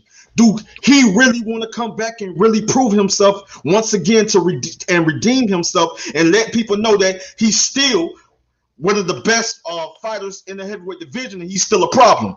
So it comes down to Deontay Wilder, where he's at mentally. I believe that he can get back and prepare himself and get back in the ring, but he has to like I say it all the time. You have to prepare yourself mentally to prepare yourself physically. So at the end of the day, it just depends on how Wilder, it depends on how he comes back, because he can bounce back. I mean, I hear him mentioning Dillian White, saying Dillian White is an easy fight for him. Correct me if I'm wrong, but so at the end of the day, it's not easy. I agree with you, but I still feel that I still feel that he wants to fight. I think he wants to come back. Oh, yeah. And I think that he wants to fight. You know what I mean? I don't think Wilder got retiring on his mind. You know what I mean? Because at the end of the day, I just feel that his two fighters that he will lose against. But at the end of the day, that's just people have their opinions, perspectives, and they view things differently. I could be right. They can be right. I could be wrong. They could be right. But at the end of the day, all I'm saying is this. It's all about how you come back. You look at Anthony Joshua. He lost to Andy Ruiz Jr. Look, he still had it in him. He made no excuses. Still had it in him. He went back to the drawing board, prepared himself, got himself back up on his feet, prepared himself mentally and physically, and went out there and outboxed Andy Ruiz Jr. Fought a smart fight. And then look at him in his last fight. He showed the people that I'm still this lion. I still want to fight. I still want to prove myself. I still want to show the people that I'm one of the best fighters in the world. And he went out there and he knocked out Kubrat Pulev. Yeah. So at the end of the day, it's all, whatever doesn't kill you only makes you stronger. And I believe a lot of these fighters got a little bit of the same thing inside of them. This is their profession, guys. But Andrew Tucker, what about those guys like Jeff Lacey, which were better boxers than Wilder? What about Nicholas Waters, a warrior? Nassim Hamid, Ricky Hatton after Mayweather? They couldn't come back. They were finished. Right. Yeah, that's what I said. And that's why I said whatever doesn't kill you, whatever doesn't kill you makes you stronger. And it's all about how you come back. Because some fighters can't come back from taking a bad beating. You know what I mean? But you're gonna have one of a kind fighter, special fighter that really love the sport of boxing and really still got that killer instinct inside of him and still got that determination and always got a chance. And you can live. You take a bad beat and you get back up and you can live to see another day. You want to get back in the ring and you want to get some get back. No, I'm gonna let these people know I'm not finished. I'm not done. So you can prepare yourself mentally and physically. You can get into the training camp. You can get back in shape. You can prepare yourself and get ready to go back and go back out there and go to war again. Some fighters can't come back, but some fighters can. And all I'm saying is a lot of great fighters in the sport of boxing that have came back to redeem themselves. Hey, Wrapstar. Yeah, Ricky. Bro, can I answer that question that dude put up in the chat for me, man? He been trolling me a little bit. I just want to answer his question. So go ahead, bro. Where is it at, bro? It's the one where dude said, if you want to put it back on screen, he was like, why Jamel get praised from blah, blah, blah. Could you put that one back up? I'm on my phone. I'm not on the computer. Oh, okay. I'm sorry. I gotta look for it again. But yeah. Read it. Just scroll up and read it. on your. I'm looking for it. But What anyway, was the question? he was saying, because he asked me on my channel, bro, in the comments, like, why do Jermell Charlo get so many praise when he got beat by a journeyman, and that the 154 is not like there's no fighters. Everybody he beat in 154 are not decent. Who in 154 is better than who Jermell Charlo beat? Can I ask him that question? Yeah, okay. Let him answer, but also let him come back to that, and I'll get it. Yeah, no problem. But Bell's only what do you lost think about was that, Shelton? So I got an email here from a friend in England, and this is specifically for you guys out in America. They said our Dylan White got knocked out, and some people thought that was like a Manny Pacquiao knockout. You know what I mean? When June Manuel Marquez knocked out Manny Pacquiao, people thought Manny Pacquiao's never coming back. But Deontay Wilder took a beating for 8 rounds. Is Deontay Wilder career been shortened, and is Dylan White's knockout not that bad? Like Ricky Williams said, the Dylan White knockout was a flash knockdown. It's not as bad as Deontay Wilder getting beaten for 8 rounds. Getting knocked out is never as bad as getting beat on. Mm-hmm. And this is the heavyweight division. Clipped and getting dominated. This is the heavyweight division. Yeah, man. Like, listen. So he got beat on for 8 rounds. That's going to shorten anybody's career. You see the beating that Ali took from Foreman shortened his career. Mm-hmm. It shortens careers. But like my man Andrew was saying, what we have to see is if Wilder is still hungry. That's the question. Is he still hungry? Because $40 million changes a lot of people. We don't know if it changed Wilder. We don't know that. But we won't know until he gets back in the ring and shows us if he's still hungry or not. That's the key. Right now, all we got from him was excuses. Suit too heavy, water being poisoned and whatnot. He need to get his mind right and come back. Facts. Man. Facts. Yeah. And arbitration, like I said, man. I just want to. I want to see great fights. You know what I'm saying? Like I said, I'm honest with y'all. If whatever happens in arbitration, right? And if they say he get, like my brother said, if he settle out of court for money or step, I don't care, bro. Big nut. You know what I'm saying? Everybody, bitch, nut. Stop holding your nut in, bitch. Come on and come. You know what I'm saying? That's all I'm saying. What about this, Ricky? I want to ask this. I've got a question. They said they got an autopsy report. They said there's 3 doctors have made an autopsy report with the dent in Wilder's head. How come Wilder's not showing everybody the report or suing for that report? How come that, Wilder's because they only do autopsies when you're dead, bro. Got a report from the doctors to say that there's a dent in the head. Bro, let me explain something. And this is real life shit. Let's go away from boxing, bro. Public and private don't mix, bro. People don't understand the power of privacy, of shutting your fucking mouth and let shit work out the way it's gonna work out. You know what I'm saying? The example I like to use is this. Since we got Americans in here, right? Everybody got Netflix. Anybody saw the Tiger King? The what? The Tiger King on Netflix. Never watched it. Yeah. Never watched it. But who saw it? Who saw it, right?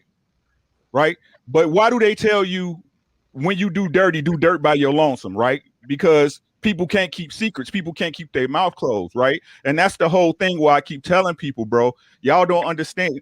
Not y'all, but the boxing fans in general, the boxing community in general don't understand that until that arbitration finishes, nothing else is going to happen. It doesn't matter what Eddie Hearn is telling you. It doesn't matter what Bob Arum's telling you. Until you hear a concrete statement come out, right, saying, hey, this is what's going to happen, quote, unquote, with the arbitration, it's up in the air. It's really up in the air, bro. Yeah, but some people I'm kind of skeptical about that. To be honest, and to be straight up, I'm skeptical about that, and I'll tell you why. For starters, the original thing you were talking about when you're saying Wilder and you talk about the knockout and the stoppage, and which one is worse, and the consensus has basically been a stoppage. Now with Deontay Wilder, you talk about somebody that came into at least the second fight that basically knocked out or stopped just about everybody, at least knocked down every opponent that he's had. Tyson Fury was the first opponent that he had in his entire professional career that he was not able to stop.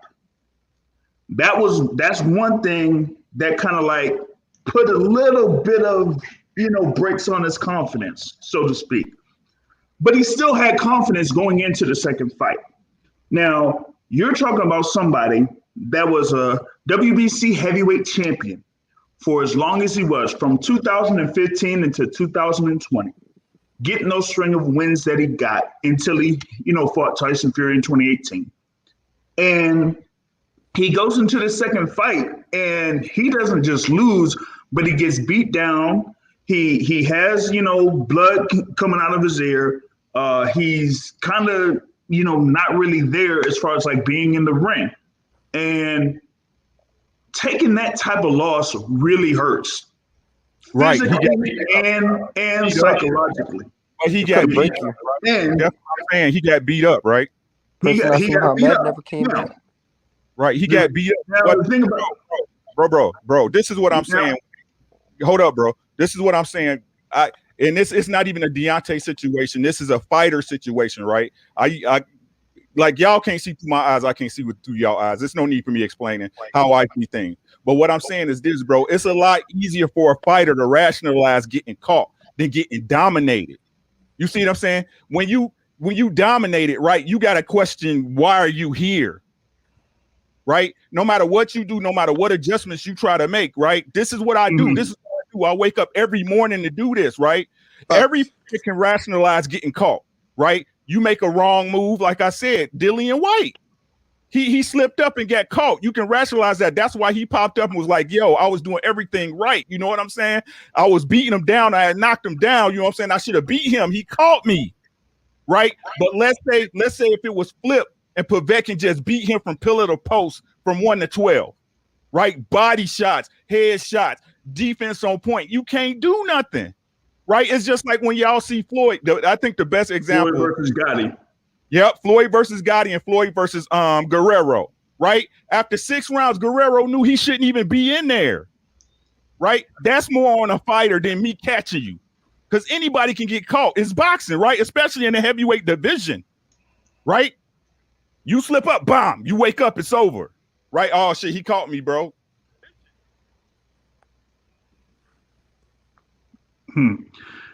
Yeah, but, going into that Fury Wilder too, and how everything was handled after that fight took place. I just couldn't understand it, from at least from Wilder's perspective. I'm just being on his perspective, right?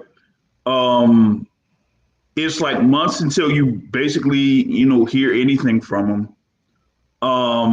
The way that it comes out is like not really straightforward. Now, people talk about arbitration and this and that and everything. But there was something that Wilder was specifying that happened over the course of the fight. And usually when you have those type of beatdowns, protocol states that the state athletic commissions don't have you fight until you're medically cleared across the board. And if he has something like that that's that serious, he would not be medically cleared to fight for a good amount of time. It's almost like how he was injured with his shoulder after his fight against Chris Arreola. Because when he was fighting Chris Arreola, got the win, but he injured his shoulder and injured his arm. He was out for the rest of that year. But in this case, he was beat down physically to a point where if the athletic commission say so, then he could be medically suspended and not cleared until he goes through a full examination that says, hey, he could get in the ring, he could get in the gym, he could spar in the gym, all of that.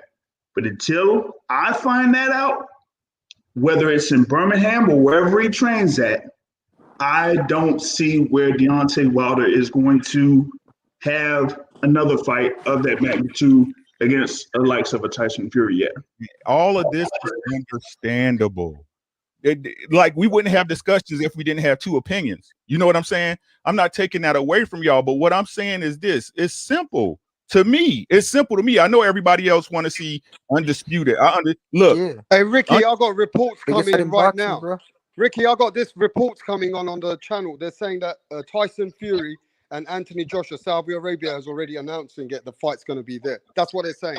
Now, we From don't know who? if it's true, but That's what I'm but we saying. do know that sources have said that the fight is going to happen in Saudi Arabia because of the situation that we're in. Sources said Mikey was fighting that Mikey Yeah, but say if that happens in a few days, Ricky. Say if that happens in a few days. Then it's what it is. Then it's what it is. What I'm not Are you making happy for the undisputed fight, right? The rest of the world. I just told you, bro, bitch, nut. Somebody do something. Somebody needs to do something, bro. Yeah. What I want is, are you happy with this undisputed fight with Tyson Fury and Anthony Joshua, the biggest fight in the world? He just wants something to happen, someone to fight. I think that's where he's coming from. Yeah, what do you think, Andrew? I'm very, I'm all about seeing the best fight the best, best guys, the best fighting the best in the best fights, and I'm very excited about this fight, man. This is the biggest fight in the sport of boxing today.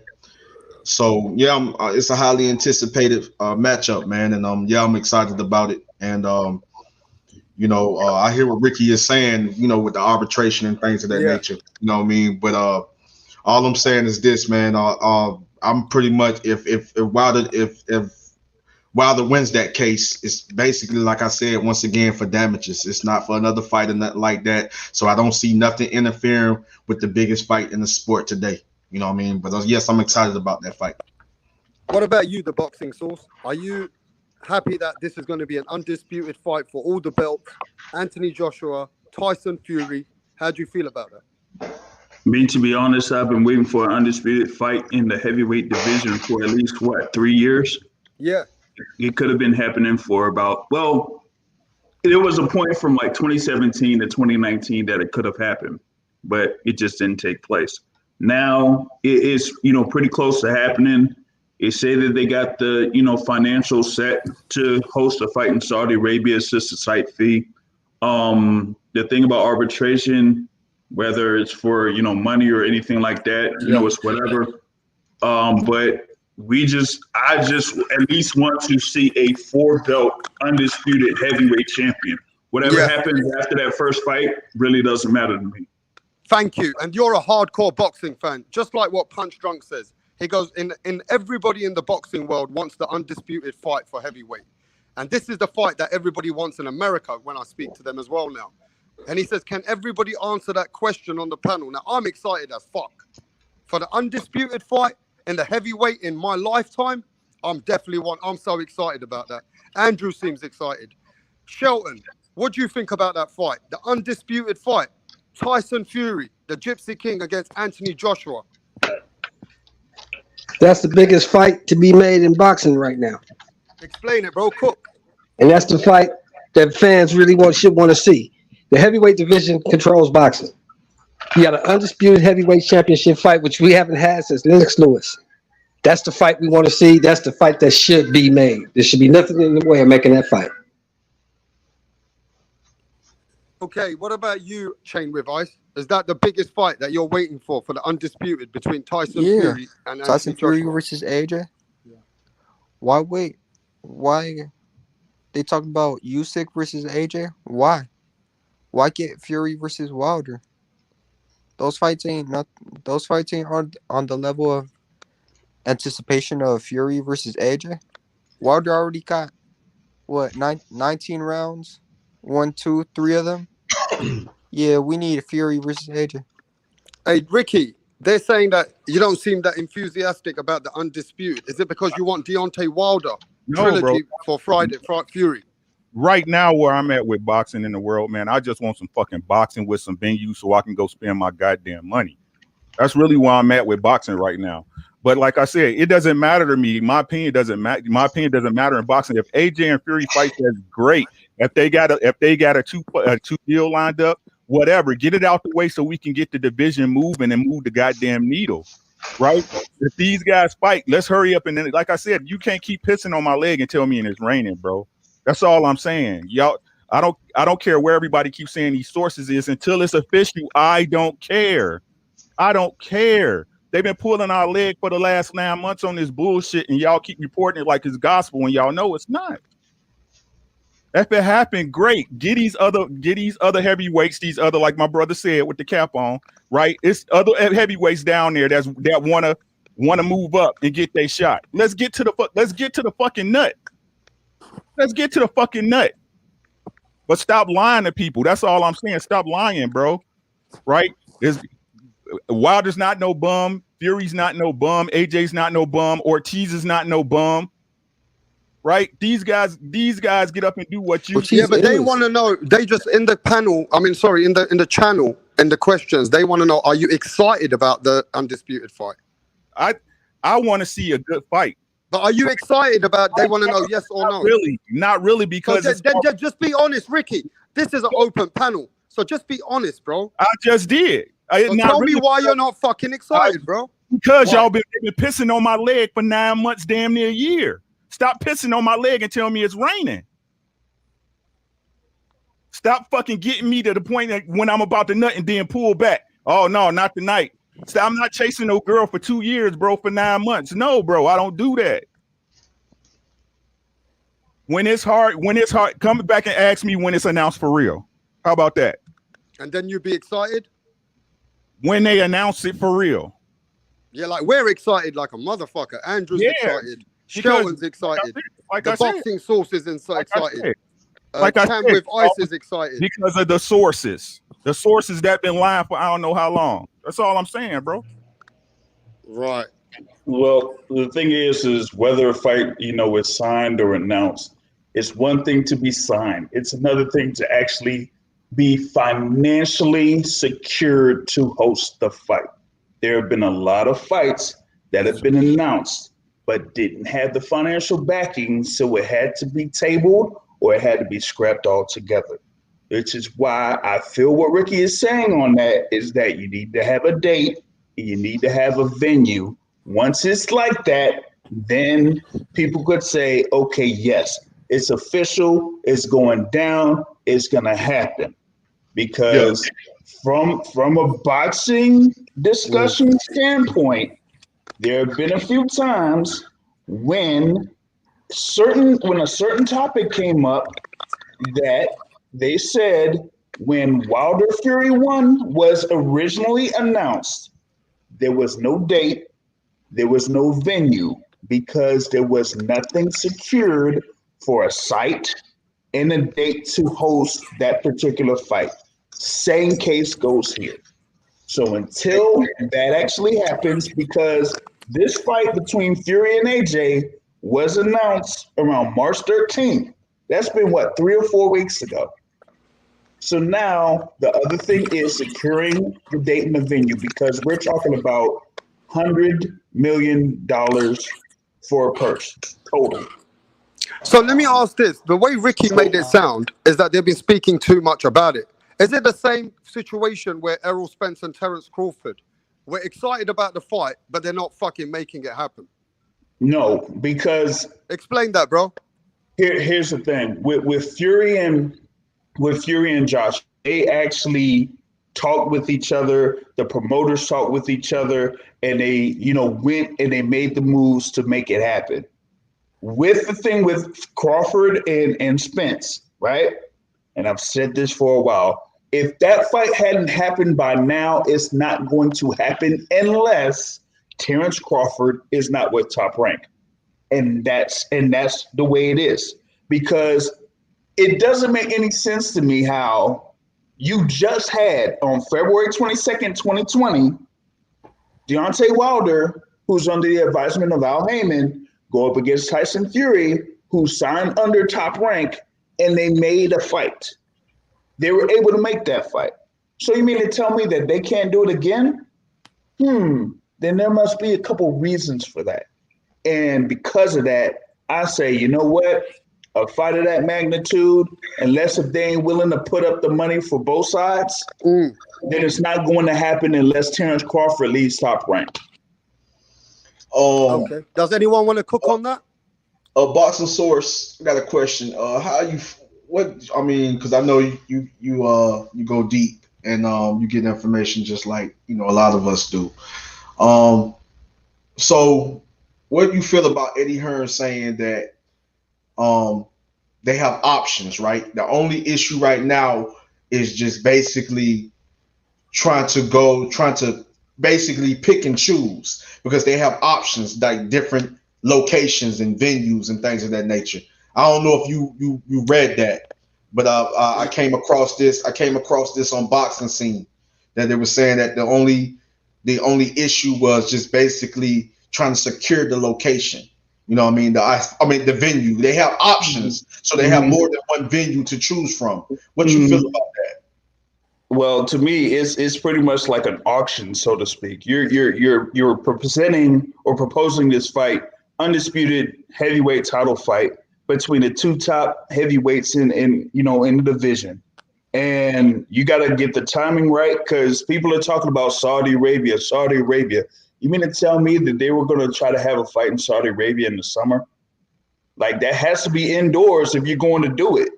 And if you're going to have an exorbitant site fee, then where in Saudi Arabia are you going to host an indoor fight and try to get that type of money back?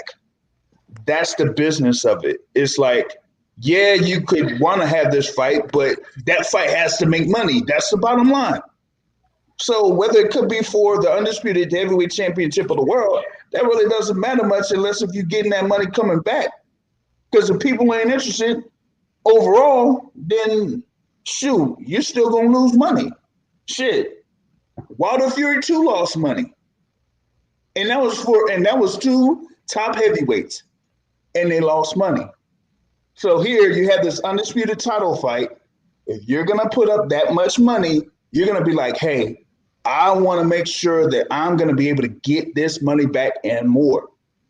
And that's where the holdup is. But Edward Hearn said that they had a backer that didn't care whether he made money or not, right? And I'm just saying that because, like I keep saying, bro, we need to stop taking in what these promoters and stuff are saying because it's innuendo and bullshit. You know what I'm saying? The business of boxing is staying in the business of boxing, right? They trying to go over there because they're going to get a bigger site fee, and whoever they got at MTK Global or whoever they got investment gonna let them get off with that money. So that's understandable. But like I said, the problem is we keep listening to people in these sources when nothing's really happening. Right? When we get to the fight, like the brother said, when Crawford versus Spence, right now with Crawford versus Spence, I don't care. Like I used to go over the logistics of it, right? Okay, well, Errol deserved this. I don't care. I'm not getting paid off that fight. Nut, bitch. Nut. If y'all gonna rock. If not, stop talking about it. Right? Stop talking about it. Everybody leave it alone because, like I said, no matter what, we over here discussing rich people problems, right? And we the ones funding it, right? Fucking nut, bitch. That's why I'm at with boxing, period, right? But I'm gonna always keep things in context. Yeah, like the thing you were saying there with Crawford and Spence. I said, look, if either side ain't willing to put up $5 million each, then that fight ain't happening. And this thing about the site fee, if they ain't worried about losing that type of money, then hey, let's get that announcement. If you ain't worried about it, then hey, just put up the money. You can reserve this venue. You can say that this date is open, so we can reserve that particular date, and then just tell the promoters this is the date y'all got. Let's go. Because it's not because things like this are not like people think it's difficult, but in a sense it's not, because if you've done or you've organized events, then you would know that, hey, if I got to get this venue, if I got to secure this venue, I know what it takes to secure it. And I know that, hey, this particular date may be open, this particular date may not be open, so let me try this other date. Okay, cool. So if that is so straightforward, then why aren't these people coming forward with saying, hey, this is when the fight's going to happen? Like people say it's hard, but in a sense, it's really not, because like I've gone into, doing events and booking venues and that type of stuff. That is not hard. It's just coming up with the finances. That's the only thing. If you had the finances, it really doesn't matter. Nothing to talk about. Exactly, bro. Yo, Joe Calzaghe, man, Wrapstar, you heard me call Tyson Fury exactly what he is. He's a white man that's a fucking cheater and a dope head who's been known for cheating. What? Tell me I'm lying. Like I said, man, y'all don't. What is it? I just come back. What happened? No, he trying to say something in the chat, bro. Joe Calzaghe. I said exactly what I said. Y'all believe a white man before y'all believe a black man who never lied to y'all, and that's the goddamn truth. That's facts. Yeah, but we also got to keep it real because I keep it 100% raw on here. Deontay Wilder been lying too. Bro, listen to what I'm saying, bro. Yeah. Listen, like I said, y'all can say he lying. That's fine. What I'm saying is for you to divert right now from what I said about what fucking Tyson Fury is the problem. You say can I ask everybody, Andrew, Ricky, everybody seems very mature here. Let me ask this question then, bro. Let me ask this question then, bro. Ricky, Tyson Fury, he's never been caught for cheating apart from allegations and the time when let me just say everything. The time when his glove was a little tiny bit loose, the referee goes, I'm not happy with that. Let's tighten that up. And that's all it was. The only time that have they ever proved anything is the time when a farmer got paid a backhand money, which came back and said, I got a lot of money to slander Tyson. And he ended up going to get problems with that. He ended up getting in problems for that. So is there any proof that he's cheated? I just want to know the proof. I mean, it's been, hold up, man, y'all, please, I don't really want, because y'all know. Yeah, really go into that. Yeah, but where's the y'all know how I get down. So right. I'm really trying to not put so much energy because y'all know, man. I don't really want to go there. Hey, I really don't want to go there, man. I really don't want to go there. I really don't. No point in conversations, bro. I really don't, man. Like I say, I really don't want to go there, man. I really don't. But at the end of the day, hey, we gotta go there, bro. Wrapstar, you already know what time it is, man. The box y'all already know what time it is, man. It's Andrew Tucker world, bro. Man, y'all already know what time it is, man. Like, come on, bro. Like, I'm trying to like, you know what I'm saying, keep it cordial. You know what I'm saying? Keep it, keep calm, bro. I'm trying to keep it calm so we can come to understanding, you know what I'm saying? And talk this boxing, have boxing discussion and talk boxing. You know what I mean? But at the end of the day, man, it's been a year and a half, I believe it's been a year and a half now, right? Year and a half, right? It's been 14 months. About 14 months. 14 months. What proof and what evidence do we have? Question. We have none. What proof evidence? I'm just saying. Do anybody have any proof? Mark Breeland, anybody? JDS? I mean, who? Like who? Anybody got proof? Wilder? Who? Who got proof? Who? Bro. Come on, man. Come on. Speak up. You got proof. Bro. Like I said, I told y'all before, I'm not even worried about the Wilder shit as far as what people saying or Wilder said in the ring. I'm past that, bro. I'm talking about Tyson Fury, bro. Y'all saying he didn't get y'all say he didn't get caught doping? I'm saying it was never proved. I'm saying it was never proved. If you go on Google, let me speak, Andrew. If you go on Google, it's never been proved. Hold on. No, we talking about when it comes to Deontay Wilder and Tyson Fury. We're not talking about no, bro. We talking about that. Hold on, bro. I was addressing, bro. Give me a second, bro. No disrespect. I ain't trying to disrespect. Bro. Go ahead. I was addressing dude in the chat, bro. Right, like I said before, it doesn't matter what nobody thinks about the fight with Deontay Wilder and Fury, man. People believe what they want to believe.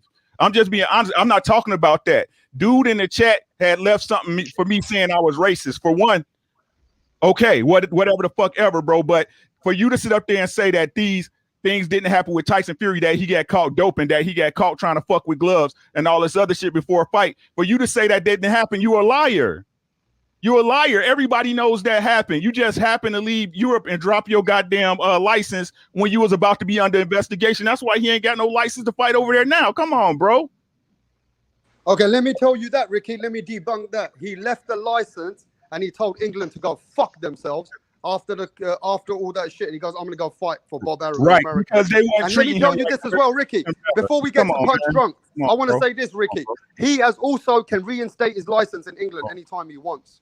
So No, let's he get to can't. Punch Drunk. What No, you he saying, can't. Punch? No, he can't. Because he did it already. I'm gonna show you. I'm gonna send. If you send your email, and I can prove to you he can reinstate his license anytime. Yeah, Hey, Punch. Ricky Bob Williams spelled out, bro. Hey, Punch. What you Hey, saying, bro?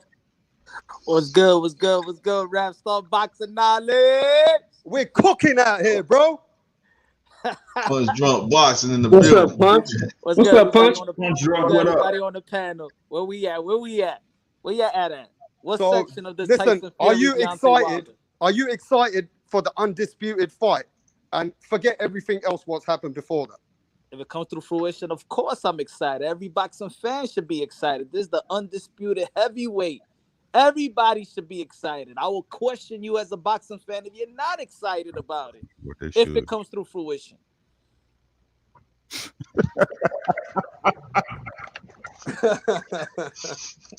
I would question if you already Yeah, boxing fan. I'm just reading the comments, bro. I'm reading the comments, bro. Like, oh, so Explain it, Punch. I mean, what is it to explain? Is the heavyweight undisputed? Is the heavyweight undisputed? Just the sound of it sounds good to me. Just the sound of it. Yeah, the sound of it is fucking amazing. Heavyweight championship fight. And that's it. That's it. Nothing. That's Nothing it, bigger bro. than that in boxing. Yeah, There's nothing that's it. The bigger biggest than that in fight. boxing. The biggest fight in the sport of boxing today. No, The there's biggest, nothing bigger than that the in no biggest fight. sport. The biggest fight in sport. Yes, I agree. The biggest fight in combat sports. Let me rephrase that. The biggest fight in combat sports today. Where every sport star will be looking and tuning into that fight. Facts. That's the truth. Tyson Fury versus Anthony Joshua. Two giants. Powerhouse. That's what we need right there. That's it. The stage is set, fellas. The stage is set. So that answers that. That answers that. Everybody, all the fans are excited about the undisputed fight now, yeah? You're not a boxing fan if you're not. Are you excited now, Ricky? Have we got you excited, Ricky? No. Why? What did I say? Y'all expect me to switch it up because y'all say something? Announce the fight for real. Who are y'all? That's what y'all. I told y'all. We're boxing fans, man. I told y'all this before. Y'all getting excited. Hey man, ain't nothing finna stop. Ain't nothing finna come in the way. Ain't nothing finna stop. The biggest fight in the sport of boxing today. It's nothing getting in the way of this fight. It's nothing gonna stop this fight. It's the biggest fight in the sport of boxing. Nothing getting in the way of it. It's a done deal. Both fighters did their part. All they doing is looking for is just trying to pick and choose a location. And pretty soon they will have one. It's nothing getting in the way of this fight, bro. It's nothing. We will see. It's nothing. It's nothing getting in the way of this fight, man. It's nothing. Nothing. This fight, the fight is a done deal. The fight is a done deal. It was a done deal. That's all I'm saying. People keep saying that though. People keep saying that, but at the end of the day, it was done too much. We know we understand that, but at the end of the day, we got to keep in mind now though, and I don't stress this, and I don't keep telling y'all. I'm gonna keep telling y'all. We understand the reason why the fight didn't take place around that time, bro. We understand why the fight didn't take place around that time. Why a fight wasn't announced around that time. Come on, bro. I already don't discuss it. But all I'm saying is that it's close to being finalized. It's close to being finalized. That's all I'm saying. If I'm wrong, you can hit me up and go in the comment section, or you can email me telling me that I'm wrong. But all I'm telling you is that it ain't that serious. Hey, let me ask you a question, Ricky. Would you like to see Deontay Wilder at ringside? If that fight happens, Ricky, would you like to see Deontay Wilder at ringside? Yeah, that'd be dope. If the fight happens, you would like to see Deontay Wilder right there at ringside, yeah? Wouldn't that be dope? That would be dope. Yeah. Hey, Punch. And let me say something right quick. Hey, real quick. Kevin Iole said that it would be either Saudi Arabia or Qatar. That's from Kevin Iole. We'll see. And they got options. That's the only thing right now. That's the options. They have options. They have choices. They have different venues and locations to choose from. That's the only situation right now. You know what I mean? So like I said, we shall see, right? I feel y'all. We shall see. We shall see. Let me say something right quick. Let's go back to what you was talking about a minute ago, Wrapstar, and I'm gonna make a prediction right quick. We will have Spence Crawford by December. Okay. Whoa. Okay. Whoa. How much you want to put on that? Whoa. Make it light on yourself. I'll make it $50. You got it. You got my information. I'm gonna shoot it to you. Yeah, you already probably gonna send that much by Cash App, so I'll give you money back. Let me check something real quick.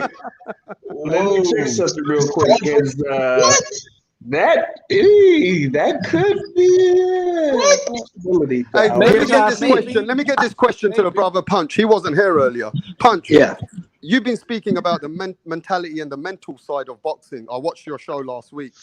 And the mental side of boxing, people are saying in the chat, in the subscribers on the panel, Jeff Lacey, he couldn't take a loss. Nassim Hamid couldn't take a loss. A lot of fighters like Ricky Hatton couldn't take a loss. How do we know where Deontay Wilder is? Is it going to be in his first fight that you will see where he mentally is? I think it'll be maybe in the second fight, because the first fight he got a long layoff, he had surgery, got a new trainer. So in reality, if he does struggle, I could understand that. You know what I'm saying? If he struggle a bit, but if he gets manhandled like he did the last fight, then yeah, I'll probably question if because we all we all. So why did you put that article up, Punch, saying you're praying for him? Like you're saying, like God needs to be with him. He needs to be with God. Are you disputing his mental side, Moonshine? No, I didn't mean it like that. I mean it that Deontay Wilder is a spiritual man where he always referenced the word of God. So I feel that the speaker, believer, receive it doesn't necessarily you necessarily don't receive it on your own time. That's God's time. So that's what I was trying to say. Maybe, you know what I'm saying, that speaker, believer, receive it just because he said he's going to whoop Fury's ass. That doesn't mean that you're going to receive it on that second fight. You might receive it on the third fight, but you don't receive it. You don't work on God's time. I mean, God works on His time. You're gonna receive it when God wants you to receive it. So it's almost like talking scripture to scripture, spiritual to spiritual type of sense. That's what I meant by it, really. You know what I'm saying? So, but do you doubt? Like, I know you've been talking about the mental side. I've been watching your channel. Do you doubt where Deontay Wilder is right now? I only doubt what comes out, what came out of his mouth. But that's it. I mean, if maybe he's over. I mean, the last interview that he had was with Watson in the IG Live. Yeah. He wasn't talking about the Tyson Fury. He looked like he was good. I think that the channels is the channels that keep talking about it, but he hasn't spoken since then. So maybe he's getting away from that mindset and getting his mind right and getting the physical part right. And I don't feel like he should fight, even if he was given the opportunity to fight the trilogy. I don't think he should take that fight because of the surgery, the trainer. It takes 2 to 3 training camps to, for most fighters. For most fighters, I'm not saying everybody, but for most fighters to coexist and have chemistry with their trainer. The way that he took the loss versus the guy that he took the loss that looked like he does got his number for 2 fights. I don't think it's smart for him to take that fight. I think it's smart for him to get that confidence right back, because for a power hitter like he is, he got demoralized, and you're not invincible no more. You're not the baddest man on the planet. So I think for a power puncher, for a knockout artist, I think his loss hits more than just if he was like a finesse fighter, like a slick fighter that's not known for demoralizing other opponents. So the destructor got destructed, put it that way. But I think he could still come back, but I don't think he should be fighting Tyson Fury next. So Okay, Punch, last question to you, Moonshine, before I'm gonna cook. Is you missed this time? Is that Andrew? Everybody was here. Which was your worst excuse where you knew Wilder's not mentally right on that excuse, bro, or that allegation? Which allegation for you upset you about Wilder? The Mark Breeland one. Explain it, bro. I think that I feel that was the one that crossed the line, which I felt that everybody didn't like a lot of people didn't like the excuse or the allegations or whatever. But I think that the boxing world, meaning his contemporaries, the legends, the active fighters, when it went to Mark Breeland, because he's so much respected. I'm from New York, so Mark Breeland, New York City, he's a legend. He does a lot for the community, especially in Brooklyn. He's probably our Lomachenko in America. He's the best amateur that ever laced him up. So I think when he crossed that line and tried to, tarnish the legacy and tarnish the name of Breeland, I think that was the part where I'm like, all right, this has gone too far. And I think that's when it really got too bad. Like he crossed the, I mean, a lot of people felt he already crossed the line with a lot of stuff. Like a lot of people thought that the costume was funny or the gloves, everybody was making a big deal out of it. Yeah. But then I think with the Mark Breeland bringing another man down, and then why he always talk about, being a brother and black empowerment and things of that nature, to bring another brother man down, that's another thing. So I think it was the Mark Breeland one. So would you guys agree that in today's world, if Deontay Wilder got Mark Breeland back, could you ever see that happening? No, Never. I'll be skeptical. I'll be skeptical if any trainer really want to train with that, because who wants to be in a situation where you're gonna get blamed if shit don't go right? Right. Yeah. Very good point. Very good facts. With you 100% on that. Can you touch on that, Andrew? Hey, Punch, I had a question real quick, Wrapstar, before I touch on that. I had a question for Punch. Punch, how do you feel? Do you think this indication, because I come across some news, Wilder saying that Dillian White is an easy fight. You know what I'm saying? So you think that's indication that he's ready to come back, that he feel like he's ready to come back and prove himself once again? I think he's a warrior. I think he's if his mind right, I think he's ready to come back. You know what I'm saying? He's a fighter. I mean, he's fought through injuries as well. If you really look at his resume, he's been fighting like every other 5-6 months periodically most of his career, even when he had surgery on his hand, surgery on his bicep. He had multiple surgeries and he's still fighting within the 6 months. So I think he's a fighter. I think he's a warrior. I think most of all, I think is the mental part. I don't think everybody know he could fight. I mean, they question his technique or something like that, but I'm looking at it like every boxer is different. Everybody brings something to the table. So right. The part of he's mentally right for it. I hope he is, and I think that the heavyweight division does need him, because he's the one that helped wake it up from a coma. So that's how I feel. I think he's ready for Dillian White. I think he could be ready for Dillian White. I just don't think he's ready for the guy that could outbox him and you could saw he manhandled him. So I don't think he's ready for that. I think he's gonna need a better game plan. I think he should highly prepare for Tyson Fury trilogy down the line. Right. We ain't get no Joe Frazier and Ali right away. You know what I'm Exactly. Yeah. I think the right trainer, a good trainer, a trainer that's gonna really push him, especially if Wilder gonna have to just learn how to listen. Yeah, he gonna have to learn how to listen though. He gonna have to learn how to listen. Once a fighter runs their training camp, it's done. Right, I agree 100%. So if he learns how to listen and get that right trainer that can really push Wilder, you know what I mean, and really allow him to focus 100% and be truly dedicated to his craft. Wilder could be a problem, man. I used to tell my brothers, and I used to tell people all the time, even when I used to go to the boxing gym doing sparring. I used to tell guys all the time, man, we would have boxing conversations, boxing discussions all the time. I was like, man, that Wilder just most definitely, perfected his craft and took it to a whole nother level. Like, he'd be a problem, man. He has the power. He has basics, but I just believe there's being more fundamentally sound, making some adjustments, adding some things to his game to allow him to be on a whole nother level and be far more dangerous. You know what I mean? Than just trying to be patient and set up their set people up for the that big right hand he has. You know what I mean? But in reference to what Punch Drunk was saying, where he was bothered by how Breeland was treated and how peers react to that. Like, guys like Nate Campbell had, told me about it, and other boxers and other people around the, boxing gyms.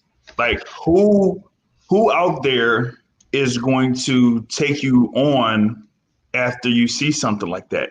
This is kind of like different than, Andrew Ruiz Jr. losing to Anthony Joshua and then him dropping Manny Robles and ended up picking up, Eddie Reynoso.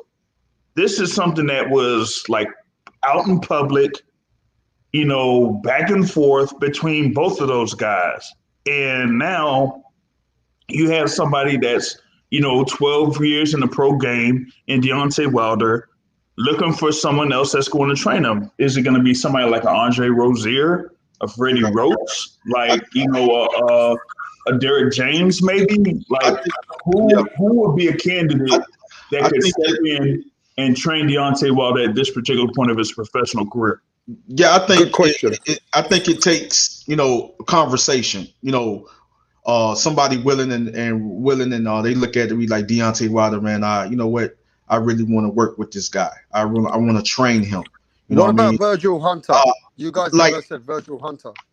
Yeah, somebody like Virgil Hunter would be good, but at the end of the day, Virgil Hunter is not with that foolishness. He don't play any games, and he comes with a lot of integrity.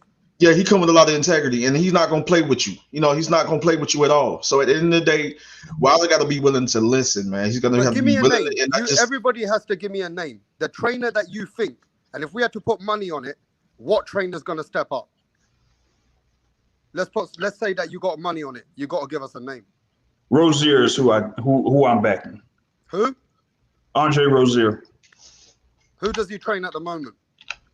Edgar Berlanga is one of them, among others. Okay. What about you, Ricky? If there has to be a trainer, and somebody says, okay, he's gonna get a trainer now, what trainer? If I had to put money on it, you saying? Yeah, you got to give me a name. Like, what trainer?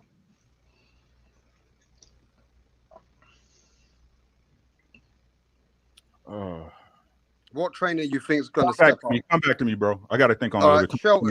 Shelton, give me a name, bro. What trainer is going to step up for Deontay Wilder? I got two names for you. Go ahead. Derek James, Bomac.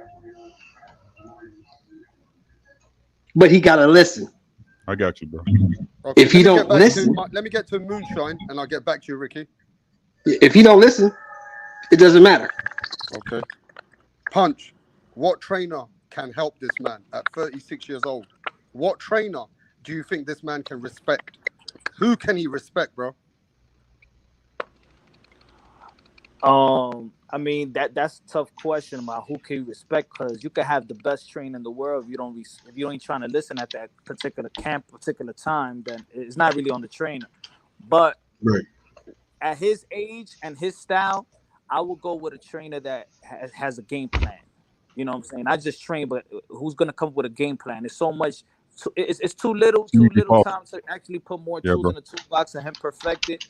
I will go with Bomac because I like how Bomac, his game plan has been good for his fighters. So I'll go with a Bomac right now.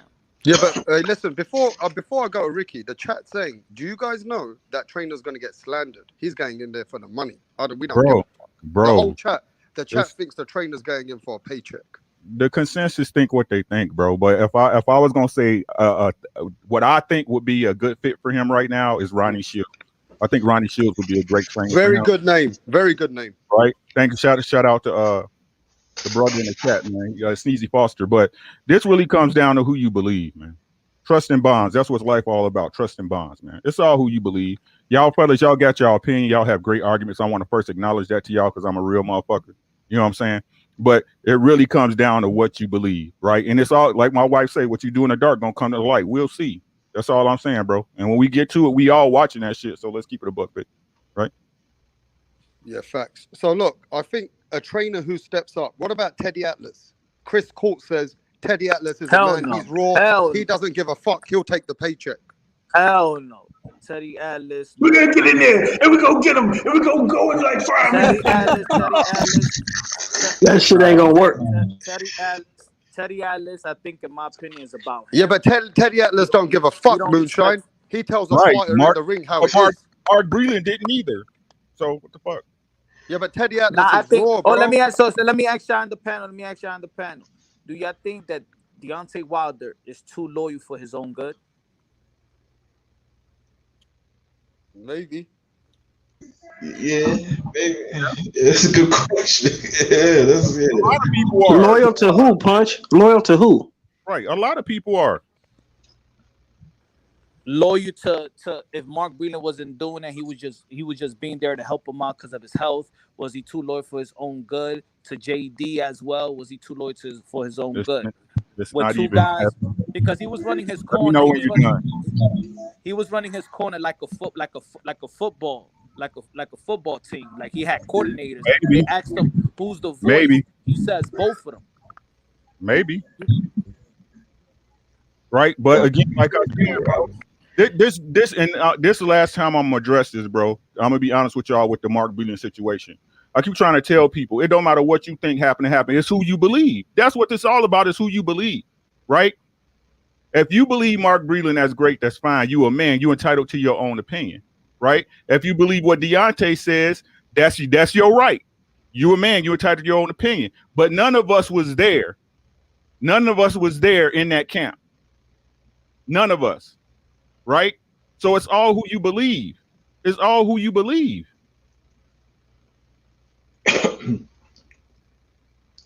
So basically, what you're saying, Ricky, is to every story. Basically, what you're saying. Bro, you went out for a second. I'm sorry. You went out on myself for a second, bro. So basically what you're saying is just two sides to every story. Basically what you're saying. I'm saying it's three sides, bro. Mine, yours, and the truth. So you saying it's three sides, right? So you're saying that it could have been. It's just not. You just can't pin everything on Wilder not wanting to do this and do that. You gotta also look at the trainers as well, right? No, what I'm saying is this, bro. This is what I'm saying about the Mark Breeland situation, right? Okay. Let me clarify, because like I said, people don't see through my just like I don't see through yours. Like you said, I like getting understandings, right? This the way I feel about the Mark Breeland situation. Was Mark Breeland a great amateur? Yes, he was. Was he revered in the boxing community? Is he still revered in the boxing community? Yes, he was, right? But we had plenty of people. We can name 10 off bat in the world that you know of that when you looked at them in public and people look from the outside looking in, they was a great person when they was really a shitty person, right? This is the problem I have for Mark Breeland. One, right? And it was at first that he went to England and did that interview, but anybody can be ambushed. You know what I'm saying? You get over there, they start asking you crazy questions, shit happens. You know what I'm saying? And as a man, you're gonna feel to say something because that's the way the situation goes sometimes, right? But this is why I have my problem with Mark Breeland. You came out and said so many years ago that Deontay Wilder took over the camp. He wasn't listening to you, right? He did what he wanted. As a coach, right? At that point, if it was me, this is me speaking from my opinion, guys, before y'all start riling out in the chat and going crazy on the other side. In my opinion, right? If me and you, we're supposed to be like family. We eat at each other's table. You know what I'm saying? We discuss what's going on in our lives. You know my family, I know your family. If me and you get to this point, Wrapstar, right? I can't take no check from you. Yeah, but he also said this though, Ricky. Let's keep it real. He said this. Yeah, Ricky, let me speak though. Let me speak and then you can speak, bro. He said this. He said that I'm not the lead trainer. He goes, they keep pushing me to the side. I try and help the brother. Listen, bro. He goes, I help the brother. I give him all instructions, but Jay Diaz is the man. Jay Diaz is the one who he listens to. Jay Diaz is the man who he respects. So how come nobody fucking comes at Jay Diaz? All these channels, all these motherfucking channels who've been fucking capping for Wilder, giving all this bullshit, race baiting. Why the fuck they never came to Jay Diaz? Till today, they say that Jay Diaz is the one who has given Wilder some good, help in life. They say Jay Diaz is connected. He's a very connected motherfucker in America. I don't even. No, let me ask you, Ricky, why does nobody ever say anything about Jay Diaz? Because that's a great question. But the truth of the matter is, no, fuck the question. When you ready. What's the answer, bro? I'm What's about the to give fucking you the answer for that, bro? Before you started talking, the answer is nobody gives a fuck about JDs and nobody. So why don't nobody say nothing about JD? Nobody could. What did I just say? Did you not just hear the answer? Go on. No one gives a fuck about JDs. No one considers him a trainer, bro. That's the truth. Call it fucked up all you want. That's the truth. Mark Breeland was the face behind Deontay Wilder, not no fucking JDs. Hate it all you want. Is it shitty? But JD's was the first guy in charge. JD's is the lead man. So that's Wilder's fault because remember, remember, JD is the one that's checking the gloves. JD is the one that's inspecting shit. So I don't care about that. I can't speak for nobody else. I'm talking about me, fellas. Me. I don't care. I don't even care about the gloves anymore. It doesn't matter. The people who believe it. The ones who don't. Right? My whole thing is this. Like I said, bro. If y'all gonna fight. Like I said before, get it together. Fucking Tyson Fury. If it's so easy, I just want to see if it was legit. That's all I'm saying. I'm past the point of all that other goofy shit. Y'all can keep writing that shit all y'all want. If it was legit, let's see it again. Yeah, but okay, so the chat, DJ Saddam is a boxing guy. He's been in boxing. He's an amateur boxer. DJ Saddam said that Jay Diaz is the lead trainer and the manager.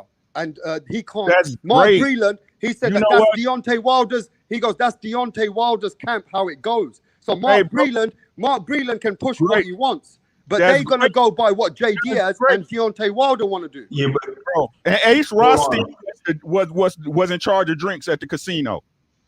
Yeah, but Jay Diaz is the real man that he listens to. Is it? That's what he says. Is it? That's who says. That's what he is. That's his position, bro. Wilder said that. Wilder said that with Watson. Wilder said that. He's been with him. He's been with him since the beginning. It's all who you believe, that's bro. His boy. He Well, there him. it is. What? Like I said again, so that's why I can still get back to my point that nobody look at JD's because he's a white dude. He's never going to get the blame. Breeland was the man behind Deontay Wilder, no matter what y'all keep saying. Otherwise, this wouldn't even be a conversation. So you heard what you just said, right? You heard what you just said, Ricky, right? You heard what you just said. So yes, I did. So the thing is, they look at Mark Breeland, right? That's what you say, right? They look at Mark Breeland, right? Yes. That's Deontay Wilder's head trainer, right? Yeah. So you saying that people is not paying attention to Jay Diaz at all, or he's not recognized when he's doing interviews and things of that nature, and press conferences and stuff like that. You don't see Jay Diaz, right? I didn't say that. Okay. No, I'm just throwing it out. What I'm saying is, bro, the perception is everything. Like I said, do y'all understand what I'm saying? Y'all see shit a certain way, and I don't know y'all way of seeing it. But what I'm saying, Ricky, what you are coming at with Mark Breeland is someone of his caliber, someone who is a professional, goes in as a trainer or a chief second. That if you are at a point where you're not being listened to, it should be your responsibility or your decision if you're going to stay on the team or not. And from what I'm seeing from your perspective is that Mark Breeland made the decision to stay on the team, even when he said that he's not being listened to by Deontay Wilder. Okay, because like as a professional, whether it's any type of thing that you do, if you're not being listened to, that means that you're not really being respected. as a professional, and you're going to make that decision accordingly. Either you're going to move forward and move on, or you're just going to continue to take it. And from what I'm hearing from you is Mark Breeland, for a time, is continuing to take it. Yes, some of us know about JD's. Yes, we know that he's a co-manager along with Shelly Finkel. Yes, he was with Deontay Wilder as a trainer in some capacity. But if you have somebody that has the pedigree of a Mark Breeland, that should be the man that Deontay Wilder should be taking tips from or being worked with, not JD's. And for him to go so many years and having JD's as the head trainer, collecting the that's check, something. Collecting the check still. That's all I'm saying, fellas. And a few people have said that exact same thing, that Mark Breeland was being there just to collect a check. Right. And the thing is just like I said, when I keep talking about honor, guys, these are men, they eat in each other's face every day. This crew love. Right. We sit at each other's house. We go on picnics together. We do shit together. You know my family. You know my girl. I know your wife. Like this is stuff in Alabama. Like we're talking about Birmingham, Tuscaloosa, Alabama.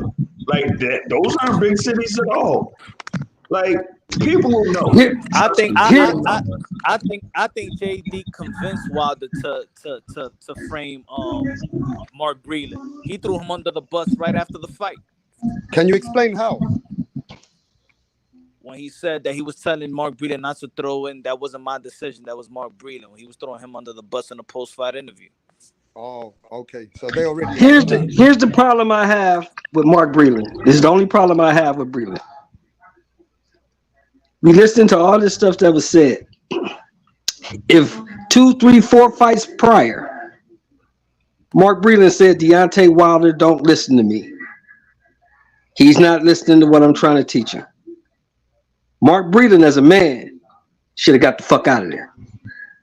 Because if I'm the head trainer, and that's the job you've given me as head trainer, and you not listening to me no more, there's no reason for me to be here. I can go train somebody else. If you don't want this knowledge, I'll give it to somebody else. And that's the problem I have with Mark Breeland. You should have left a long time ago. Because a couple years prior, you saying the dude wasn't listening to you. Once he started listening to the trainer, the fighter's in trouble. Because JD's don't know what the fuck he doing. Okay, so let's go to Jed Cole. Jed Cole just came building. I can give Jed Cole. Hold on. Is that you, Jed? Yeah. What's going on, bro? What's going on, brothers? How are you? How you doing, my How do brother? you feel about this situation? Mark Breeland, he's not in charge. He's the second trainer in line. How come nobody blames Jay Diaz? How come you never hear Jay Diaz's name? How come Deontay Wilder doesn't blame Jay Diaz? Perception is everything, bro. I know it sucks, but it's but let Jed Cole cook. Yeah, I mean, well, I just think because Wilder didn't. If Wilder would have blamed Jay Diaz, I think a lot of people would have followed Wilder that way. That's how I feel would have happened. If Wilder would have mentioned his name from the start. But to be from my position, I don't really care. That's not my business. What goes on in Wilder's camp? That's between Diaz, Breeland, and Wilder. I just don't really care. The way I see it is Wilder got beat a year ago. I don't know why people are still obsessing over this. He got beat clearly a year ago. I think everyone should just move on from this fight. He got completely dominated, and until Wilder earns his way back into another fight with Fury, I just don't know why he's even that relevant, or this fight is still so relevant. I mean, he got clearly beaten in that rematch, dominated from the start of the fight to the end. Yeah, but Jay Diaz, how come you don't ever hear Jed Cole, Jay Diaz being the lead trainer, being in the changing rooms when the gloves was getting done? He's the guy who's in charge of everything. How come Jay Diaz doesn't take the blame? Yeah, it's a good question. I don't really know. Maybe because Wilder. Yeah, but this is a question we got to come to today. We got to fucking kill the narratives. I'm just thinking, if Wilder had maybe spoke out against him, I think a lot of people might have followed Wilder, but Wilder hasn't. He's backed Jay Diaz, and I think a lot of Wilder supporters have probably stood with him with backing Jay Diaz. Okay, so Punch Drunk, is Jay Diaz connected to the mafia? Has he done something for Wilder that nobody's done? Man, I don't know about that. That's why I don't know nothing about that. That's why I posed the question: is Deontay Wilder too loyal for his own good? Because JD was the first man to believe in him, to help him out, get in the situation when he was down and out. He needed a box. He needed to take care of his daughter. JD was right there. So that's why I posed the question: is he too loyal for his own good?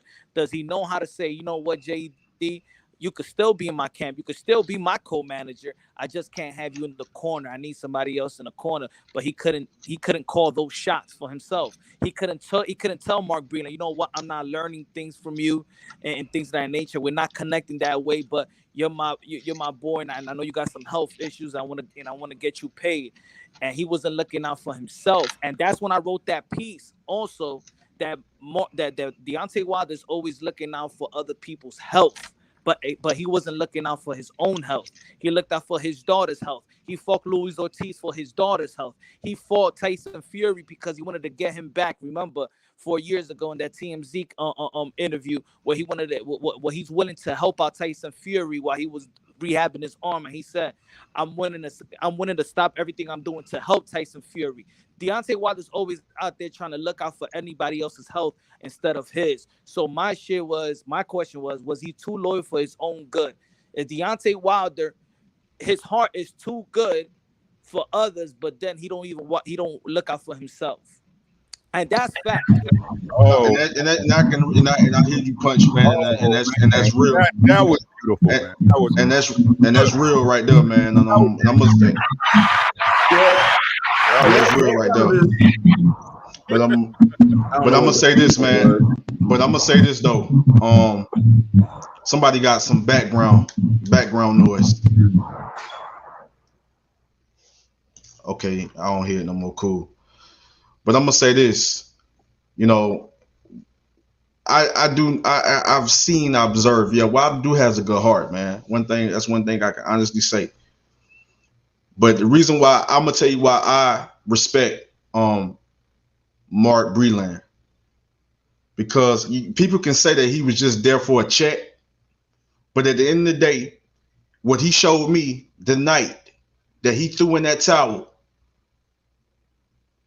that he have love and respect for Wilder.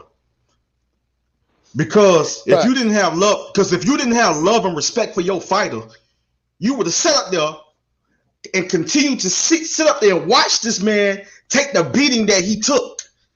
And this man could have lost his life in the ring. This brother's 100. This man's 100%. Right. We talking about damages. Could have ended his career. So a man just there for a check? No. I think that was a man that was there because he loved that man and respect that man. So we threw in the towel to save that man's life. That's a man that care about his fighter. That's a man that have a relationship. When we speak about relationship, that's a man that have a relationship with his fighter. That's a man that really care. That's why he was still there. Even if Wilder didn't want to listen, that's why he was still in Wilder's corner. Because he loved and respect that man, want to see that man be great. He believes in that man. He believed in all those wins that he was there with that man to witness that man win. So at the end of the day, that's a man that care about his fighter, that love his fighter, that respects his fighter. A man that throws in the towel to save his fighter life. No, sir. That could have ended his career. No, sir. No, yes, sir. No, that's the truth. Sir, no, sir. Yes, that's the truth. Yes, sir. Yes, sir. That's the truth. Ain't nothing but the truth. Let me know when so help me God. Let me know when you a God. So help yourself. You know. No, that's the truth. No, that's the truth. Do anybody else agree with me? Do anybody else agree? I agree 100%. Do anybody else agree? Let me know when you're ready. No, go ahead. I'm gonna let you speak. That's the truth. There ain't nothing but the truth. Thank you, boss. I appreciate that. Thank you. Yeah, nothing but respect. Go ahead. You know what I'm saying? And this would be totally listen to what the brother's saying. He just like my man down there, punch drunk. You absolutely correct, bro. Y'all absolutely correct, right? That's my brother up here. What's your name, bro? Because I never met you. I'm sorry. I'll remember after today. Andrew. I'm Andrew Tucker World, my brother. Andrew Tucker World. All right, Mr. Tucker. Thank you, man. And this what y'all saying would be totally true, especially for you, Mr. Tucker. You are absolutely right, right? If we didn't have the discussion that if I'm out here, bro, and I'm taking it, let me finish on my shield, right? Y'all had discussions, man. You had discussions. You had discussions, y'all. Like I said, this is supposed to be crew love. We one and the same. We had this discussion, bro. As men, we sat down and had this discussion, right? If you don't honor my wishes, you don't respect me. Yeah, what happens if Let me Wilder ask a would have question. died? What happens if Wilder died? What happens if Wilder would have died and someone sued him after the fight? Then he What would have happen to Breeland? died.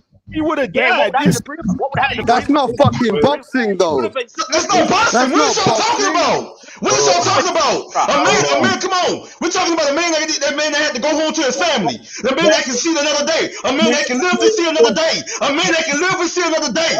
A man that can live to see another day. That can fight another day. A man that could have ended up receiving damage, brain damage. A man that could have ruined his life.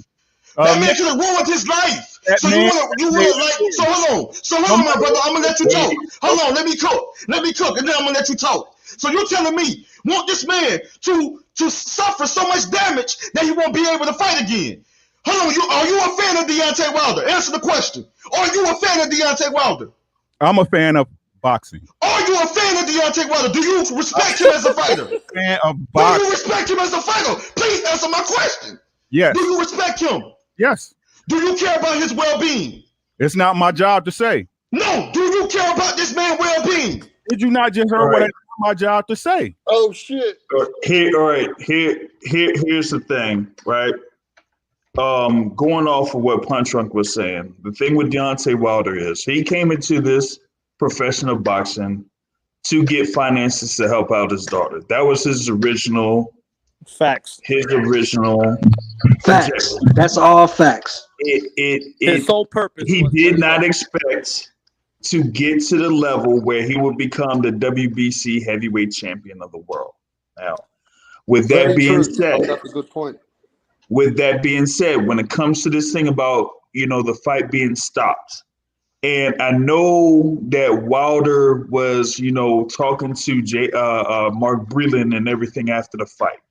But there was one particular point in Deontay Wilder's career when he fought and defeated Dominic Breeland in the first round.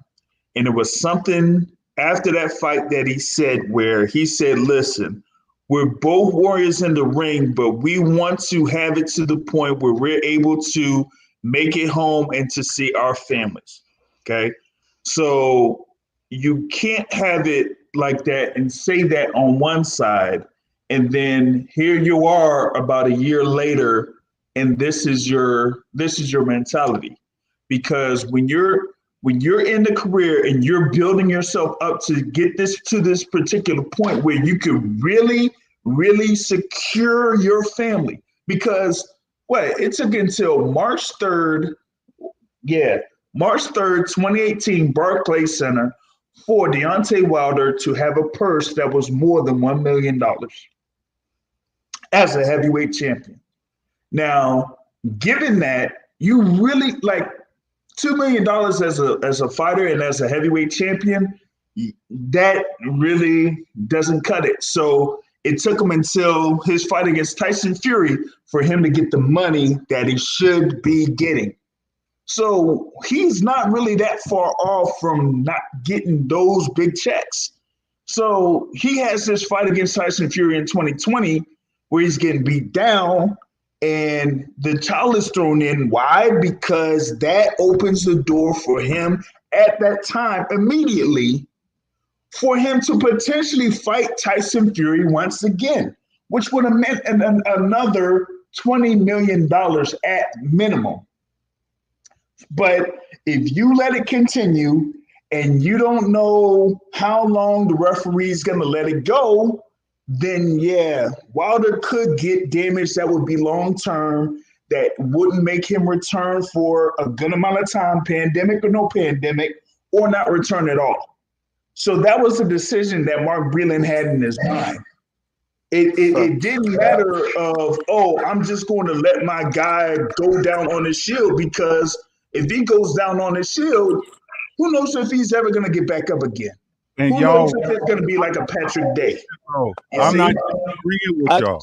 I'm not disagreeing with y'all on that point. What I'm saying is if we had a conversation personally, privately, between me and you, right?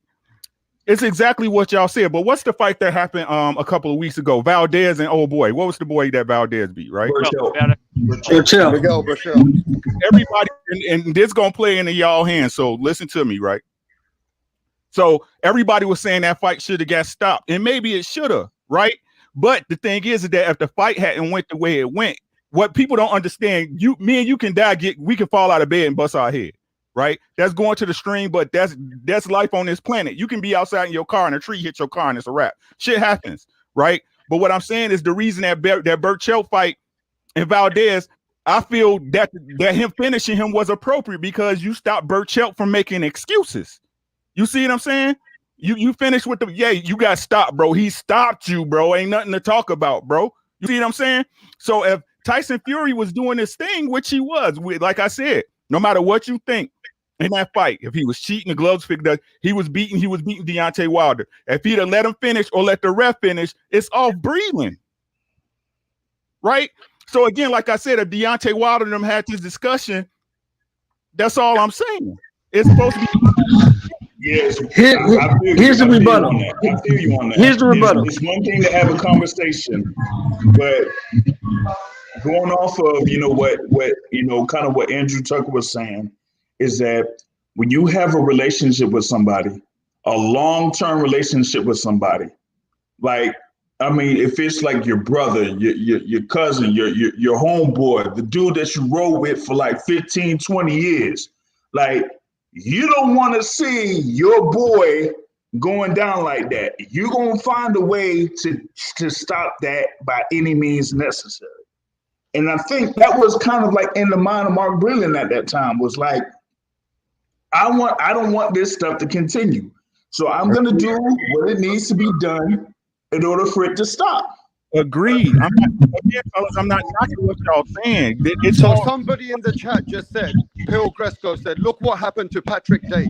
Look what happened to Hugo San.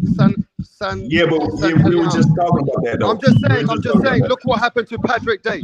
And Ricky, you can't contradict yourself. Look, I love you, bro. Me and you've cooked a lot. I got a lot of respect for you. You're always welcome on the panel. But look at this, Ricky. You said earlier yourself that the loss that Deontay Wilder had was worse than Dylan White, and that took years out of his life. So if he had gone more, that probably could have ended him, Ricky. That could have probably fucking ended him, Ricky. So you can't contradict yourself, bro. You can't sit here and contradict yourself. I think the psyche. What's the psyche? What do you mean, bro? Tell me how it's a contradiction. No, I think the psyche of I think when it comes to JD, I think he's looking at the fight like a fan, while Breeland was looking at it like a pure trainer and a guy that has experience in the ring and know the damages and things of that nature. I think, let's say with JD, I think what JD probably was thinking about was probably like the Luis Ortiz fight, when Luis Ortiz was putting hands on the man. You see Deontay Wilder almost going down, but he's not going down, but he is getting hit with shots. And the referee was looking to stop the fight, but he ain't stopping the fight. And then he ends the round, wobbled, all going to the corner, and then he comes back out and then knocks out Luis Ortiz. So he looked at it, JD. I could little understand JD on that point, because he feel like he got an eraser that even if he's in trouble like that, he could do the same thing to Tyson Fury what he did to Luis Ortiz. I could understand it. I don't agree with it, but I could understand it. Because if we do say he's a freak of nature and is special, I can understand that point. I don't agree. I feel like Mark Breeland should have thrown the towel like he did. I think he did the right thing. But I could understand if somebody looked at it, well, Deontay Wilder could just come out with that bomb and end the fight. Yeah, but he never been in a situation. And the thing is, Punch. Bro, can I just speak? Go ahead, bro. He hasn't been in a situation, Moonshine, where he's been getting like 2 knockdowns. Then he can't defend himself anymore. He's at a point, his ear was fucked up. His eardrum was busted. Nobody knows him better than Mark Breeland, bro. The man, everybody even in the fight can't was say saying, that. let me just say this. Who was one of those guys screaming in the front? They were screaming, stop the fight. When this dude wasn't, y'all can't keep saying that, bro. Yeah, but Ricky, bro, they were screaming. People were saying, stop the fight anyway. Like, if we go back, if we analyze, if we go back. Moonshine, what do you think of that? Yo, Punch. Oh, I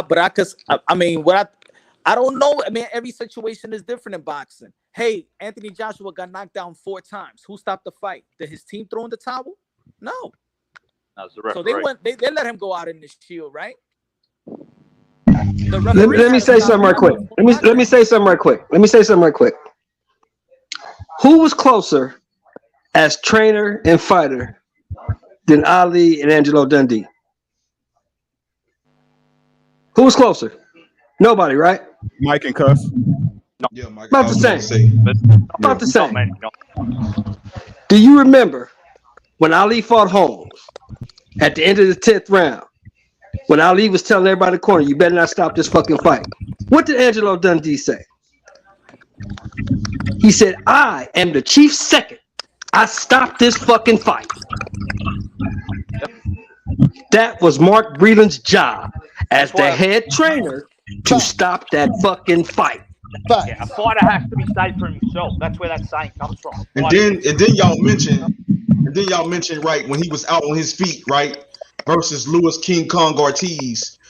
Bro, when he was out on his feet against Fury, was way worse. Yeah, it was completely And different. you talking about looking for a powerful right hand? He didn't have nothing in him at all. The life was taken out of this man. The dead life man. was taken out of. He didn't have nothing left in him to land no right hand and put full force behind it with power. It wouldn't have landed. It would have hurt Fury. His punches would have been fatigue punches. Let me give you Very another. weak punches. Very Let me weak punches. He was let me give completely. let me He give you. was completely out on his feet. The man was completely done, finished. It was Let, worse. It was let me it give. was worse. Let me Walking give you dead. another example. Let me give you another example. Nakatani actually had a massive bleeding in his brain after the Teofimo Lopez fight. He was already retired. He came back. He fought Felix Verdejo. He got dropped twice. Was getting beat. He was getting for the first 6 rounds. He was getting his shit kicked in. But his trainer didn't stop the fight. And then what happened later on that fight? What Nakatani did? He stopped He him. beat Felix Verdejo. And he had a broken orbital bone that he has right now. So, But Nakatani had way more fight like than me, Wilder. I'm all right with him throwing the towel, but I could understand if a fighter does believe if a trainer believes in his fighter like that and knows what he got, even if it looks to us that he's done, because I thought Nakatani was done. I did too. The way he And like, came back, we thought he was done. He was getting beaten up. We were saying that this is the best Felix Verdejo we ever seen in the professional level. he looked That good. fight. So I'm good with Breeland stopping the fight, but I could also understand that if a JD or if it was somebody else's trainer, be like, you know what, damn, shit, he still got that eraser. He's still, he's still up. I don't, you know what I'm saying? I really can't argue too much about it. Yeah, but that's easy for Diaz to say. He's not the one in the ring. It's easy for Jay Diaz to say that. He's not the one in there punishment. He's sitting there, It's the playing a punish soul game, though. It's the punishment game. It's the punishment Yeah, I game. know, but it's still the easy for trainer Jay don't. Diaz to say that. Jay Diaz ain't the one in there getting that beat.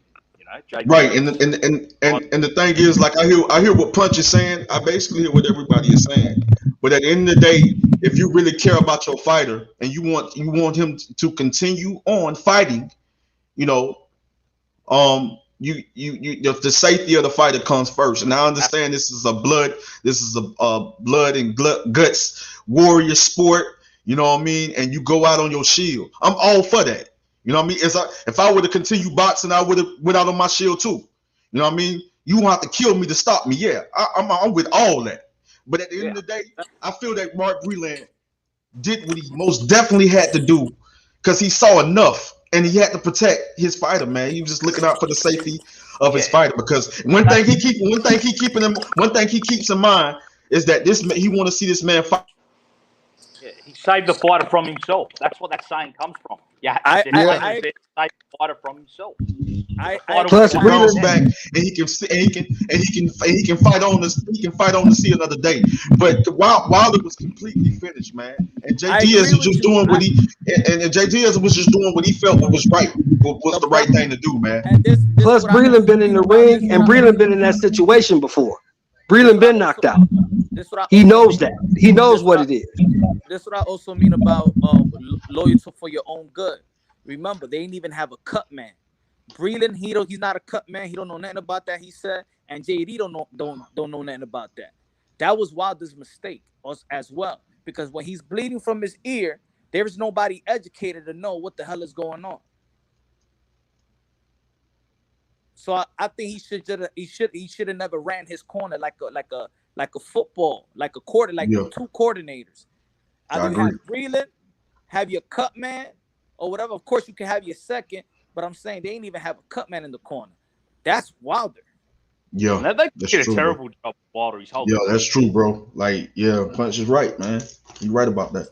and they just did The only person, and that's also the responsibility also for JD, because he's also the manager. He should have got him a cut man.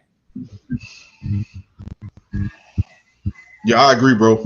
I agree. and Breeland was the only one in that corner that had any experience in the ring. So Breeland knew what he was looking at. He saw enough, and he did his job. You can't be mad at that man. I'm not mad at him. That's what I'm saying. It's not that. It's like I said, but we would have removed all excuses, right? I understand what y'all saying, but that could happen to any fighter any day. But it's no right? excuse. Wait, the referee still is the one that stops the fight. The referee, the towel Correct. doesn't order to stop the fight. Correct. The referee. So I mean, it's like I said, all this what if, shoulda, coulda, yeah, man. But I mean, that could have happened against Ortiz and it didn't. Like the brother said, it could have happened against Nakatani. It didn't. We don't want no excuses. So I got another question, and this one I think Moonshine and me have spoke about it before. Have you remember, because Deontay Wilder in the beginning of the channel, when people came in, they see that he's speaking like, I put it up, I want a body. I don't care if I kill a man. I don't care if I die. Do you think it's this persona that he put up? And the reason why Deontay Wilder should have carried on, people say, is because he wants that for somebody else. What do you think about that, Moonshine? I don't know, man. I think But you know he always says, I want a body. You've heard that. Yeah, I mean, but that's part of the persona. That's part of the promotion aspect as well. Sometimes people can't take what they say in promo, and you know, because if he says in another fight, after a fight, that he wants both us to get back home safe to our family, then does he really want to kill a man? No, you know what I'm saying. But the intentions are, you're not worrying about if you're gonna kill a man or not if you in the ring. But people got to separate promo and what a man actually feels. But when a man goes in a boxing ring, do you think he cares? I mean, personally, you said it yourself, Punch. A real warrior does not give a fuck. He takes on everything. He doesn't go in with a mindset thinking, "Oh, I'm not. If I hurt this man, no, he don't give a fuck. He's gonna hurt him because he don't want to get hurt." You have to be in killer mode. If you get in the ring, your main objective is to punish your opponent as much as possible. Exactly, bro. That's what I can't hold that. You can't That's hold what that. failed. That's what failed. What's his name? Who? Come on, from the UK. You talking about Jeremy McClellan Ben fight or Nah. Frampton? Nigel Ben? No. That. Did he just fight? When he fight, bro? His son fights this Saturday. Chris Eubank. Oh, you talk. Oh, okay. Eubank. That's what happened. Eubank. Okay. Oh, Chris Eubank. Chris Eubank Senior. Yeah, he lost the killer instinct because he didn't want to hurt a man. Facts. That's a very true story. Michael Watson fight. Ruined. Right, bro. I'm sorry. Paraplegic. No, just saying. Chris Eubank versus Watson. Watson was had brain problems. Exactly. Yeah, man. Yeah. I give you another example. Emil Griffin. Emil Griffin was never the same after he killed that kid. Kenny Ben Perret. After he killed Benny Kid Perret, he was never the same. Hey, and also people make fun of him a lot, but also Chavez Jr. killed the man too. Mm-hmm. Yeah, he did too. Yeah. And Triple G, if I'm not mistaken, Triple G. Kovalev. I mean, was it Kovalev? Yeah, I heard Sugar Ray. Hey, listen, Sugar Ray Robinson killed someone, didn't he? Yeah, he did. He had a dream. He had a dream. He killed the guy. He had a dream the day. Well, he actually really dreamed he was going to kill the guy, and then he killed him. He killed the guy, and he wanted to back out of the fight, but they brought a priest in, and the priest told him it was just a dream, and then he ended up killing the guy. And bro, it's like people. I mean, we look at boxing, but when you really get down to the mentality of it, right? You have to beat a man to submission. You got to beat a man to submission, right? Yeah. To whether his legs don't move or he can't defend himself. Like you got to understand the attitude the person has to have to want to do that for a living. Yeah, that's true. No, you can. That's true. I respect that. But a trainer is there to save a fighter from himself. Bro, listen to what I'm saying. I'm not disagreeing with what y'all saying. That's what y'all not hearing. Y'all so used to defending y'all points. I'm not saying he didn't have the right to throw in the towel. I'm not saying that. What I'm saying is that if him and Deontay Wilder had a discussion personally, right, on a respect level, hey, this is why I want to go out, right? If he don't throw the towel, even though everybody he may have died, right? He may have gotten brain damage. Maybe Fury had something in his glove for real and was really fucking. We don't know, right? But it would have removed all excuses. It would have removed all excuses. Yeah, I get that point. I feel what you're saying, but I look at things from all. I hear what you're saying. And I see it from. And I see. I hear what you. Looking at the allegations. I hear what you're saying, but I look at things from. I look at it from all angles. You have referees for a reason. You have doctors there at the fight for a reason. You know, and you have a trainer for a reason. The fighter, of course, has got to do his job. You're correct. But I look at everything from all angles. So at the end of the day, I stand by this, and I'm gonna continue to stand by it. I care about the safety at the other fighters at the end of the day. Whether they get in there and they kill each other, it's a gladiator sport. It's a warrior. It's warriors getting in there and they're going at it, bro. I can respect that. I understand that. You know what I mean? I understand that, bro. I really do. But at the end of the day, that's the reason why you also have referees and you also have doctors to make sure that these fighters don't get killed. So these fighters can make it home to their family. No doubt. I'm not looking at the allegations. Looking at the allegation. Imagine if Mark Breeland didn't throw in the towel. That's what I was saying. But I get what this brother's saying. That's all I was trying to say. He's not. That's all I was just what Punch just said. That's all I've been trying to say, bro. He's just saying that Wilder and Breeland had an agreement and Breeland broke it. So I get what this brother's saying. That's what I'm saying. Everything else y'all saying, I understand completely. I'm not disagreeing with y'all. Let me ask y'all a question. I'm serious. Do y'all feel that because Deontay Wilder and the way that he lost, because we already know that there's like 80%, 90% of fighters suffer from some type of depression. When they lose, they get depressed. A lot of these fighters have contemplating suicide or suicidal. So do you think that Deontay Wilder, if after the fight he wanted to go on this shield because he didn't want to live with that type of loss, living and walking around with that type of loss? I'll go ahead and go first. I'm looking as far as what I'm watching and observing. You know, I'm not there. You know, pretty much there with him 24/7. But from observing and watching, Wilder, man, is living his life. You know, with his family and having a good time, doing this, doing that. And I just think that he's gonna come back and he's gonna fight again. I think he wants to fight again. I think he wants to prove himself. And send a message to the people and let people know that I'm still here. You know, I'm still the Bronze Bomber, and I'm still here. I'm still here to fight. I think I don't see him retiring or nothing like that. I think that Wilder, honestly, is gonna come back to fight. I just said that because y'all remember the movie Forrest Gump. Remember I said that the other day in Forrest Gump when Lieutenant Dan was mad at Forrest because he wanted to leave him out there in the war. He got mad at him because he saved him. So he got to live with himself being crippled. And that's why he mad at his life. So I'm just saying the psyche of, damn, I got destroyed in front of everybody.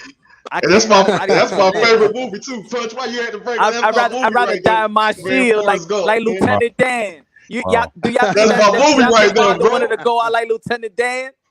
Wow. That's my movie, bro. Wow, that's a good comparison, bro. That's a good comparison right there. That's my movie too, man. One of my favorite movies growing up, bro. Most definitely, hands down. So let's say you had to put $5,000 in your own money, and you would say that, what would Wilder achieve now after his loss. Does anybody think Wilder can achieve legacy? If let's say we plan it out he's 36 years old. Can Wilder achieve legacy? Jed Carl, do you think Wilder can achieve better than what he's ever achieved? 10 title defenses. Can he do something again better than what he's ever done?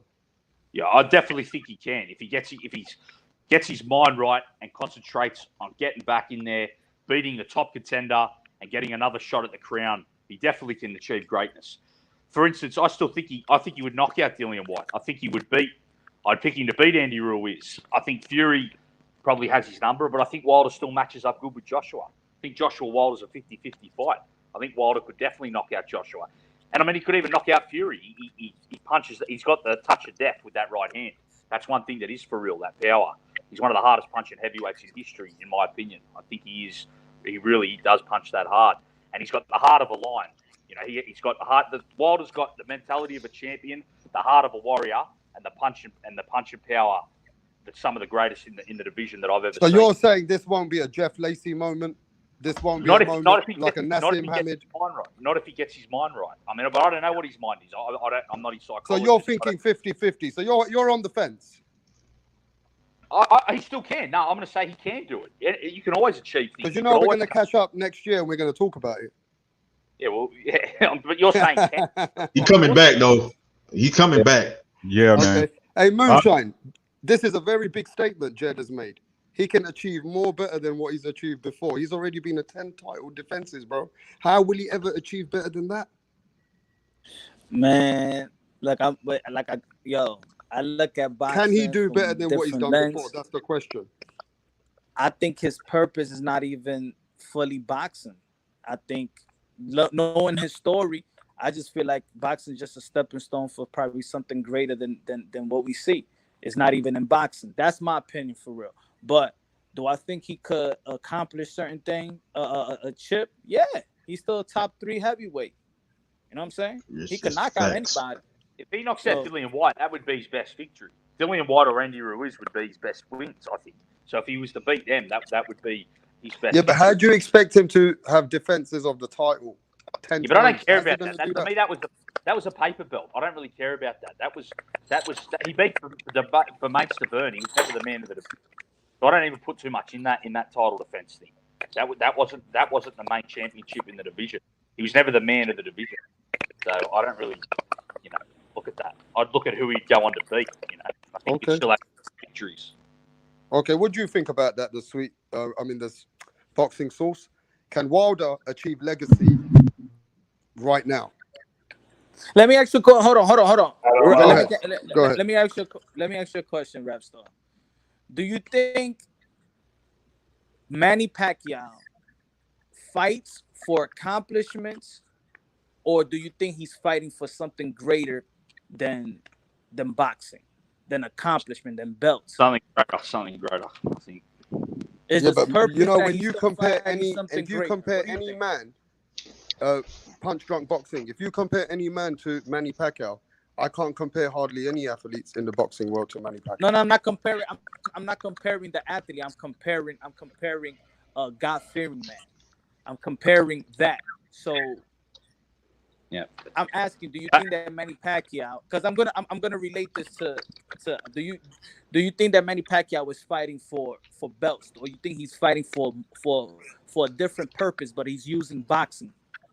Yeah, he's fighting for something greater. I think he fights. Yeah, I think Manny Pacquiao's in different spirits though. And if you're talking about Manny Pacquiao, he fights with a whole different outlook. He's got a whole country behind him. A whole bunch of people look up to this man. Manny Pacquiao is a kind of a saint for people. And let's not forget, Manny Pacquiao, he comes with a different kind of integrity for the sport. Yeah, see, Pacquiao fights because he loves competition. He doesn't give a fuck about belts or money or nothing.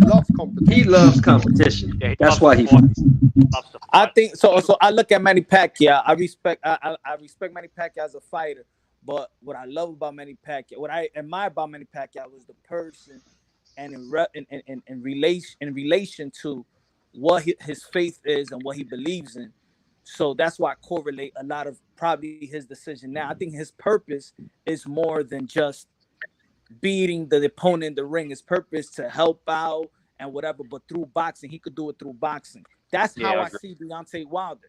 I don't see him as a guy that came into boxing to be the next Muhammad Ali. Never saw him like that. But I see that he's special. Why is he special? Why is God put him in a situation to be in the ring at the age of 21 and then to save his daughter and then be in position to save somebody else's daughter, then be in a position to save a guy like Mark Breeland's health, to be in position to save a guy like Tyson Fury? Because Tyson Fury said his motivation to get back, and it's all recorded, is because of what Deontay Wilder said. So you take out Deontay Wilder, where would Tyson Fury's motivation be? To come back, to lose weight, to get off coke, because there was a guy out there that he needed to get back. His motivations with Deontay Wilder. You take Deontay Wilder from the equation, and where's Tyson Fury? So I'm saying that I think his purpose is more than what we feel it is. I'm just saying, this is just my thinking. I'm not saying I'm right or wrong.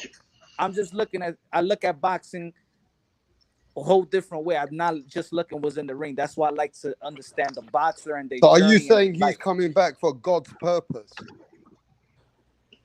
I don't know what I don't know what the purpose that he has. I think that we all have a purpose, and sometimes we think something, but it's not what it is. Maybe we're doing something right now, but it's for something later. You know what I'm saying? Or it's relate to somebody else that's gonna come across. I just look at life like that, and boxing like that as well. Of course, I look at it as what goes in the ring, but I just certain stories. You know what I'm saying? I just like putting certain things together and see if you preach about God and you know the word. You already know that Deontay Wilder's father is a preacher, a bishop, I believe so. So he grew up in a God-fearing way. So that's why I correlate his words. But then I could say, but Wilder, maybe you got to the level where you forgot about probably the purpose, or you probably forgot about how to receive that purpose that you feel like, speak a believer, receive it. You don't know how you're going to receive it, but it's greater than what you think it is. So I feel at this point, in my opinion, that Wilder's fighting more than what people think he's fighting for or his purpose is. I think Wilder can be champion again. Excuse me for being deep like that, brothers. Excuse me. No, it's all good, my brother. It's all good. I love it, man. I love it and I respect it, my brother. Somebody got some background noise. Wilder can be champion again. Wilder can be great again. But until Wilder accepts the fact that he lost that fight, he's not going to be half of what he was before. Exactly. Or at least accept the flaws in his game and become better as a boxer and become better as an athlete, period. Accept some of the responsibility. Yeah, but how old is Wilder, Jed Cole? Isn't he 36? I believe he's 36 this year. So do you think he can come back better and stronger than his years of his prime when he was before? Now, 36 years old. Let me ask everyone. He's going to be 37. Is that young in heavyweight boxing? No. I don't think that's right. Nah. I think he's 36. I think Wilder 35. His birthday is not till October the 22nd. Because I know that me and Wilder like the same age, so I know that he's 35 years old. He'll be 36 October. Andrew, can a 36-year-old change some tricks now and come back and better himself in heavyweight boxing? Can it happen? At 35, 36, yeah, you can make necessary adjustments. You can most definitely perfect your craft. It's not too late. In boxing, 35 may seem old, but in life, in actuality, as far as doing things, no, that's not too late. It's not late. It's not making adjustments and adding to your game. It's not late at all. It's not late for him at all. He can improve. He can still improve. It's all on Wilder if he's willing to take his craft to a whole nother level. You know what I mean? That's why he has to take responsibility for some of that loss and adjust the mistakes he made. That's what we're saying. And you can always learn new things. I've seen Pacquiao add stuff to his game in late 30s, nearly 40. I've seen Pacquiao evolve. He doesn't. That's so true. That's true. Especially after he fought JMM and when he got stopped, he changed a lot of stuff after that fight, bro. Yeah, man, that's true. Yeah, that's so true. He hasn't got Yeah, the but my athleticism. problem is this. I've been watching Wilder for years, Jed Cole, and I've been watching him, and he seems to rely on his 1-2, and it just seems like he doesn't want to use his boxing skills. And it seems like even the little skills he's got, he's not confident in them, just like Mark Breeland said. Mark Breeland said he knows some skills, but he just doesn't feel confident using them in the ring. It seems like that's just the way he fights, bro. But And that's no. go ahead. Yeah, because he relied on. Oh, go ahead, my brother. I'm sorry. I'm sorry, bro. It's like, but we seen this happen all the time, guys. Let's not act like this is a one-off or anomaly, right? It's plenty of fighters that get in there and fall in love with their power, right? They get in there, and just like y'all saying, just like everybody's saying, right? All the work that Deontay Wilder needs to do is in the gym, right? He's got to flip the script. I mean, hopefully he's got a coach, like y'all said, that they willing to work together and they respect each other. But y'all got to remember, George Foreman won a heavyweight championship at 50. Yeah, it's facts. Right? So it's all dependent on what man we've seen. And all I can say is I hear what fighters say. I understand that, but all I can do is watch what a man show me, right? Yeah. And from what this man been showing us, everybody talking about can his legacy be greater? His legacy is great now. He stopped or knocked down damn near everybody he was in there with. He defended his championship for 5 years, right? Let's not take away his pedigree when we find it appropriate. You know what I'm saying? The pedigree is pedigree. But hardcore people are going to say that most of those opponents were put there in place. And bro, that's can I just speak there, Rick? A lot of them are going to say that most of those opponents that he beat after 34 fights, 35 when he stepped up a little bit, those opponents ended up having a losing streak. All those opponents that he beat, most of those opponents had a losing streak as well. So if you look at the foundation, you got to keep it real that it just doesn't look like the greatest resume. We can't just say he had the greatest resume. He fought the people what they put with him, but some of them were manufacturedly put. That's every fighter's resume. Yeah, but some people take every much more harder competition. Up, right? If you're trying to lead your fight on a decent career, right? Yeah. You put them in there with the garbage first, right? The guys that fight at the club, the guys that drive a bus for a living, right? You move them up, right? Your guy gets better. He gets a little more seasoned. You move him up. He becomes a prospect, right? And then you go. Then you become then at that point, like. But did they move him really slowly? Did they move him very slow? You think? I think they moved him on whatever they had. I don't know what their plan was. You see what I'm saying? Yeah.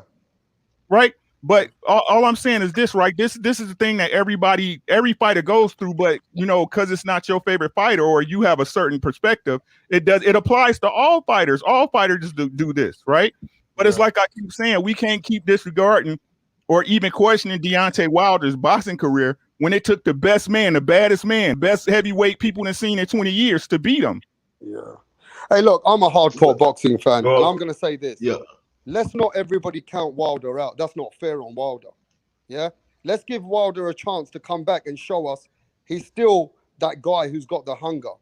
Like, look, but we also got to remember this. We got to respect Wilder, that he's a warrior and he's willing to come back and give it that second shout.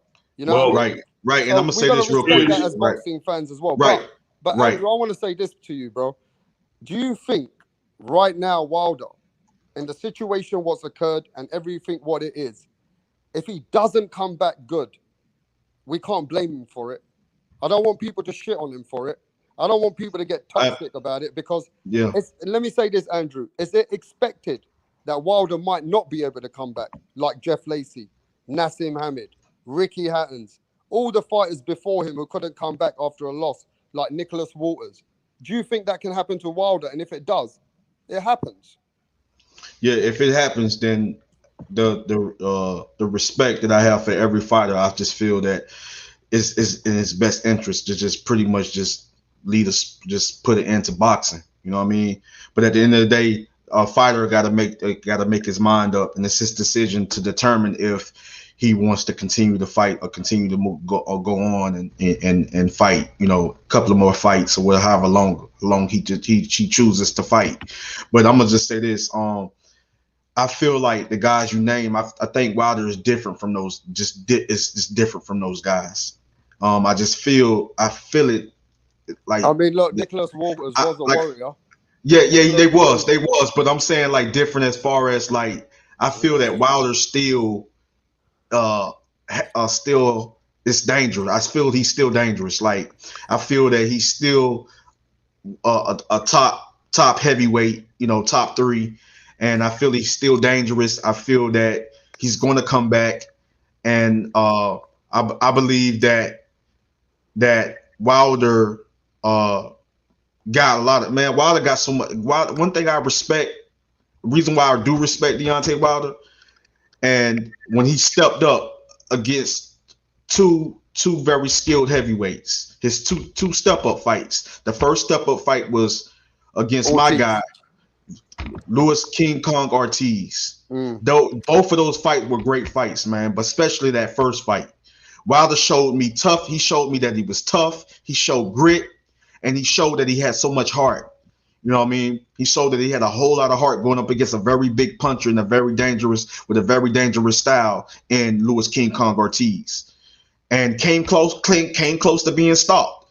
But like any great warrior, gladiator with heart, he continued to fight on, and he came back and got the knockout, in spectacular fashion. So I just think that Wilder still has that in him, bro.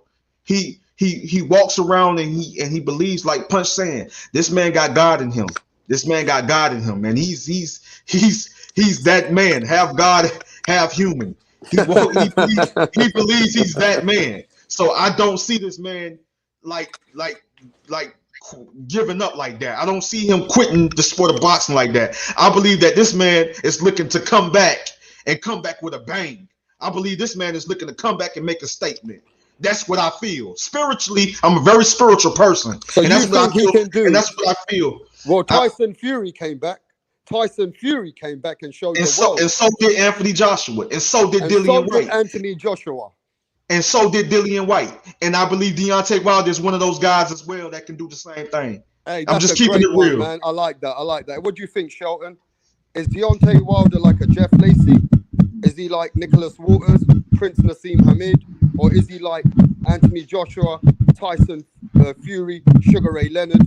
Is he cut from them cloths? What do you think?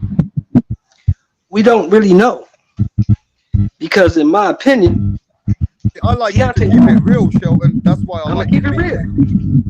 I'm gonna keep it real because in my opinion, Deontay Wilder's never really been tested. You see what I'm saying? He's never really fought the top echelon of heavyweights. In my opinion, Ortiz was overrated.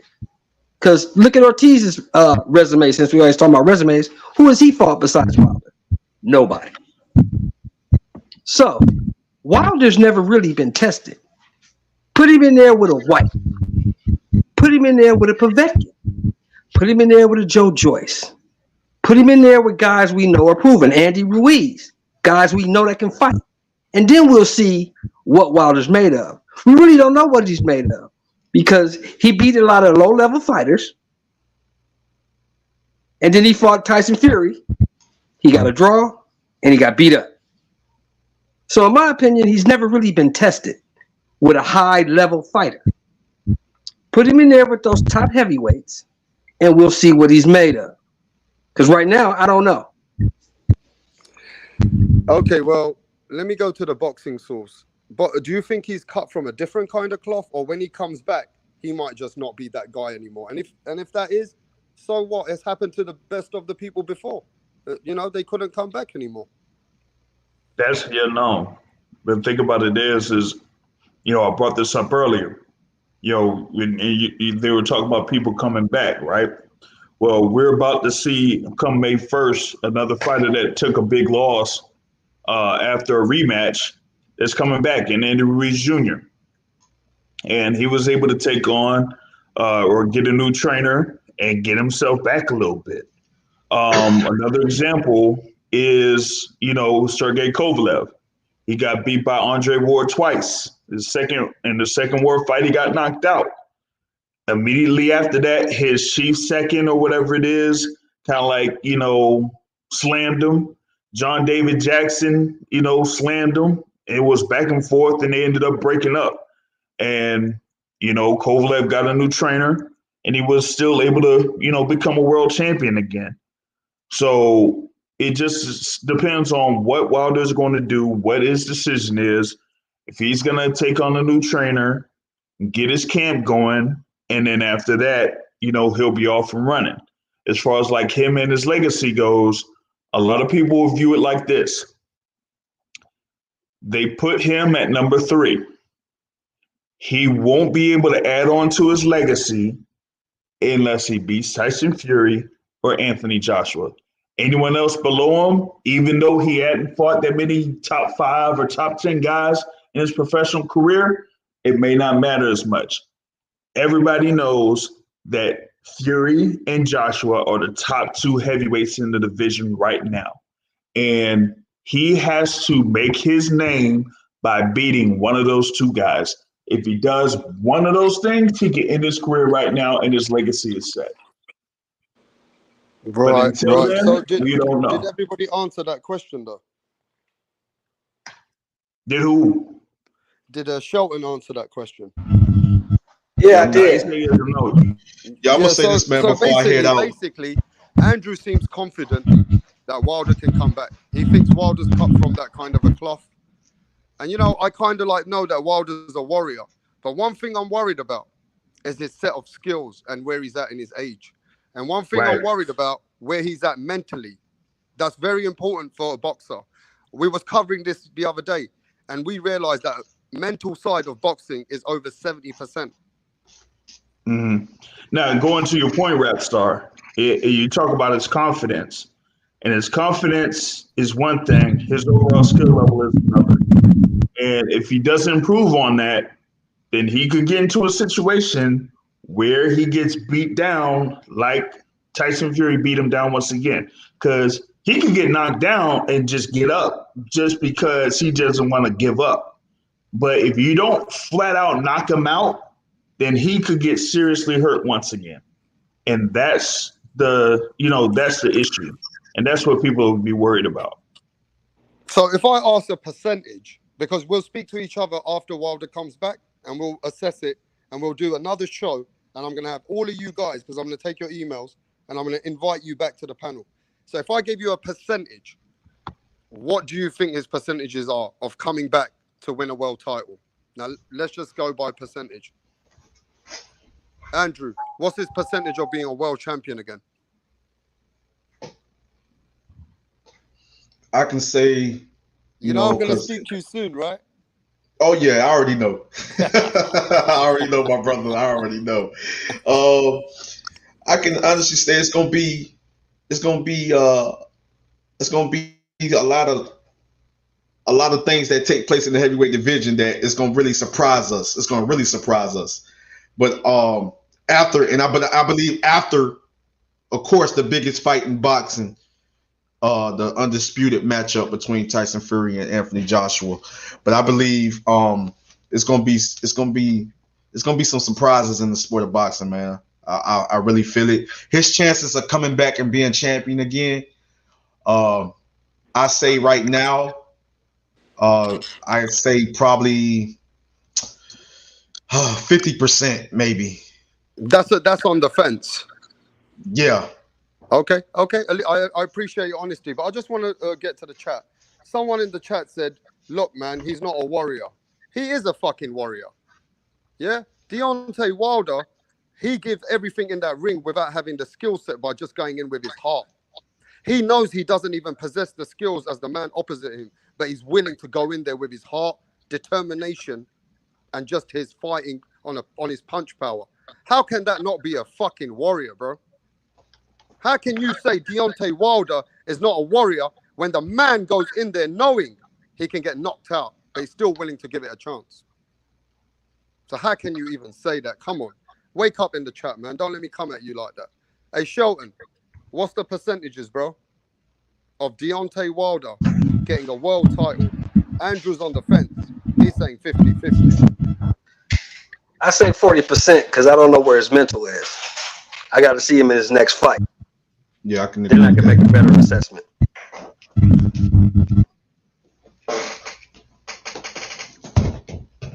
Okay, what do you think, Boxing Source? I think it's around that same range. I'll go in the middle, 45%.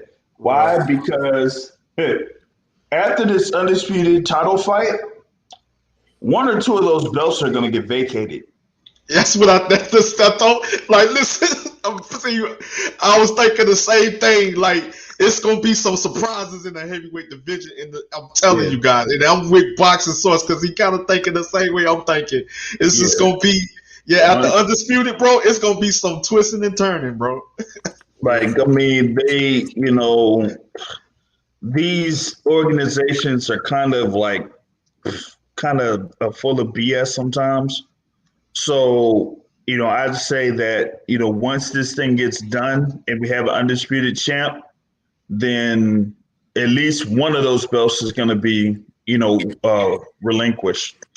Well, Um, I'm gonna say I this, don't, right? If anybody thinks Wilder's gonna be a world champion, again, just put it in the chat.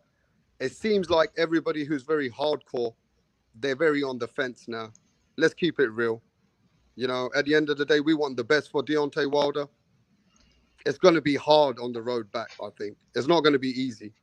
he could be a champion again, but it wouldn't be against Fury or Joshua. I just feel like he can't be either one of those guys. Yeah, I agree. Yeah, me too. And even Andy Ruiz. What about Andy Ruiz? I think he can beat Andy Ruiz. I think, I think that's a tough fight for him, though.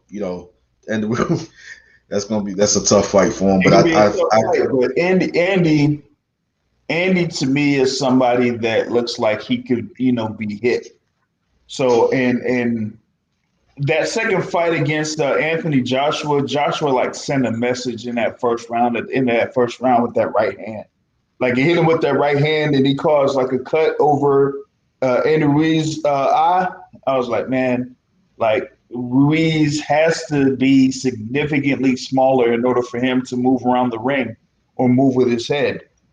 Otherwise, he's like a sitting target. He's more of like somebody that takes punches to give punches. Even with his punch output and his punch activity, he would take punches in order to give punches. And against someone like Wilder, you really can't do that. Yeah. And on that note as well, I'm kind of like a little bit on the fence to know, has Wilder got that warrior spirit, or is he just happy with his life now? He's made $30-40 million. The man's got a comfortable life. And we don't know where he's at in his life, right? We don't know where he's at. Maybe his family, maybe are not happy about him fighting anymore. Let's be honest. If Wilder was your brother or you loved him, you probably wouldn't want him to go back in the ring after that beating, bro. So we just don't know what kind of Wilder's coming back. But on that note, I'm going to say this, bro. What a great fucking show. This show's been popping. It's been going off the roof. I just appreciate everybody who came to Wrapstar Boxing Knowledge World today. And I appreciate everybody in the chat. All you guys are welcome. I don't care if you don't agree with me. I don't care if you're hating on the channel. Just come. Because we will slowly make to the chat, man. Much love and respect to the chat. Yeah, much love and respect to the chat. And I want to say this, follow everybody who's in the panel. Don't forget to follow the people like Andrew Tucker and the Boxing Source, Shelton. You guys are amazing, knowledgeable brothers from the other side of the pond. And I want everybody in the chat to know they're all going to get wrenches. And hey, Andrew, just let everybody know, bro, where they can find you, my brother. Y'all can most definitely find me here on YouTube, at Andrew Tucker World. Trust me, just put in Andrew Tucker. I should be the first one pop up. And I appreciate my brother Wrapstar, man. That's my brother from another mother. What I'm saying? It's an honor, man, to be on the same panel with you, man, and to come here and be on your live. It's an honor. And to be with my brother. Personality to stick with me, bro. Yeah, man. Listen, you know how I roll, brother. You know how we roll, man. And much love and respect to the Boxing Source and my brother Shelton, man. So it was a great show, man. I really appreciate it. Hey, we're gonna be cooking on the weekend. We got Conor Ben fighting against Samuel Vargas. We've got Jarrett Boot Ennis fighting Lipinay. So we got some good fights. And we got some great fights. And we got Smith Jr. fighting the Russian. We've got some good fights. Are you going live this weekend, Andrew? Yes, my plan is to go live this weekend. You know, my schedule should be clear. I don't have to do no side jobs because I got like a pressure washing business on the side. So, you know, I'm in the clear. So I believe I should be going live this weekend. So everybody in the chat, man, go follow my brother, bro, Andrew Tucker World. Go show him support. He's a real one. I'll be there. I'll be there to support you, my bro. And the Boxing Source. Let everybody know, man. What's up? How are we gonna find you? Through the Boxing Source on YouTube.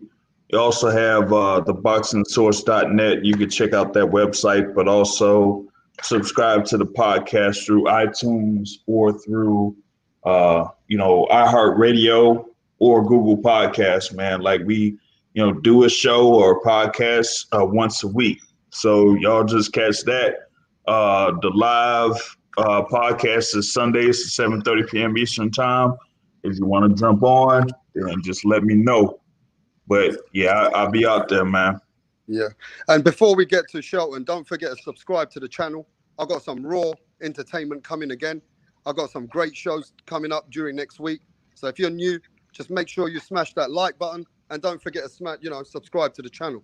Shelton, have you got a channel yet where people can follow you? No, bro, but I'm all over the place on YouTube. I got a rapper Lady Chan tomorrow. I fucks with H Money real heavy and this new channel, man. Malachi Williams, Coach Malachi Williams. Yeah. New Media Today. I like that guy. He's solid, man, and straight boxing. So Shelton, you're always welcome here too, bro. You know that. Yes, sir. I'm always gonna fuck with you, Wrapstar. You know that. Yeah, this is your building too, bro. So on that note, to everybody, as hardcores have come in, we've cooked a 3-course meal. It went into a 5-course meal. And I will say this, we don't know if Wilder can come back. We kept it real.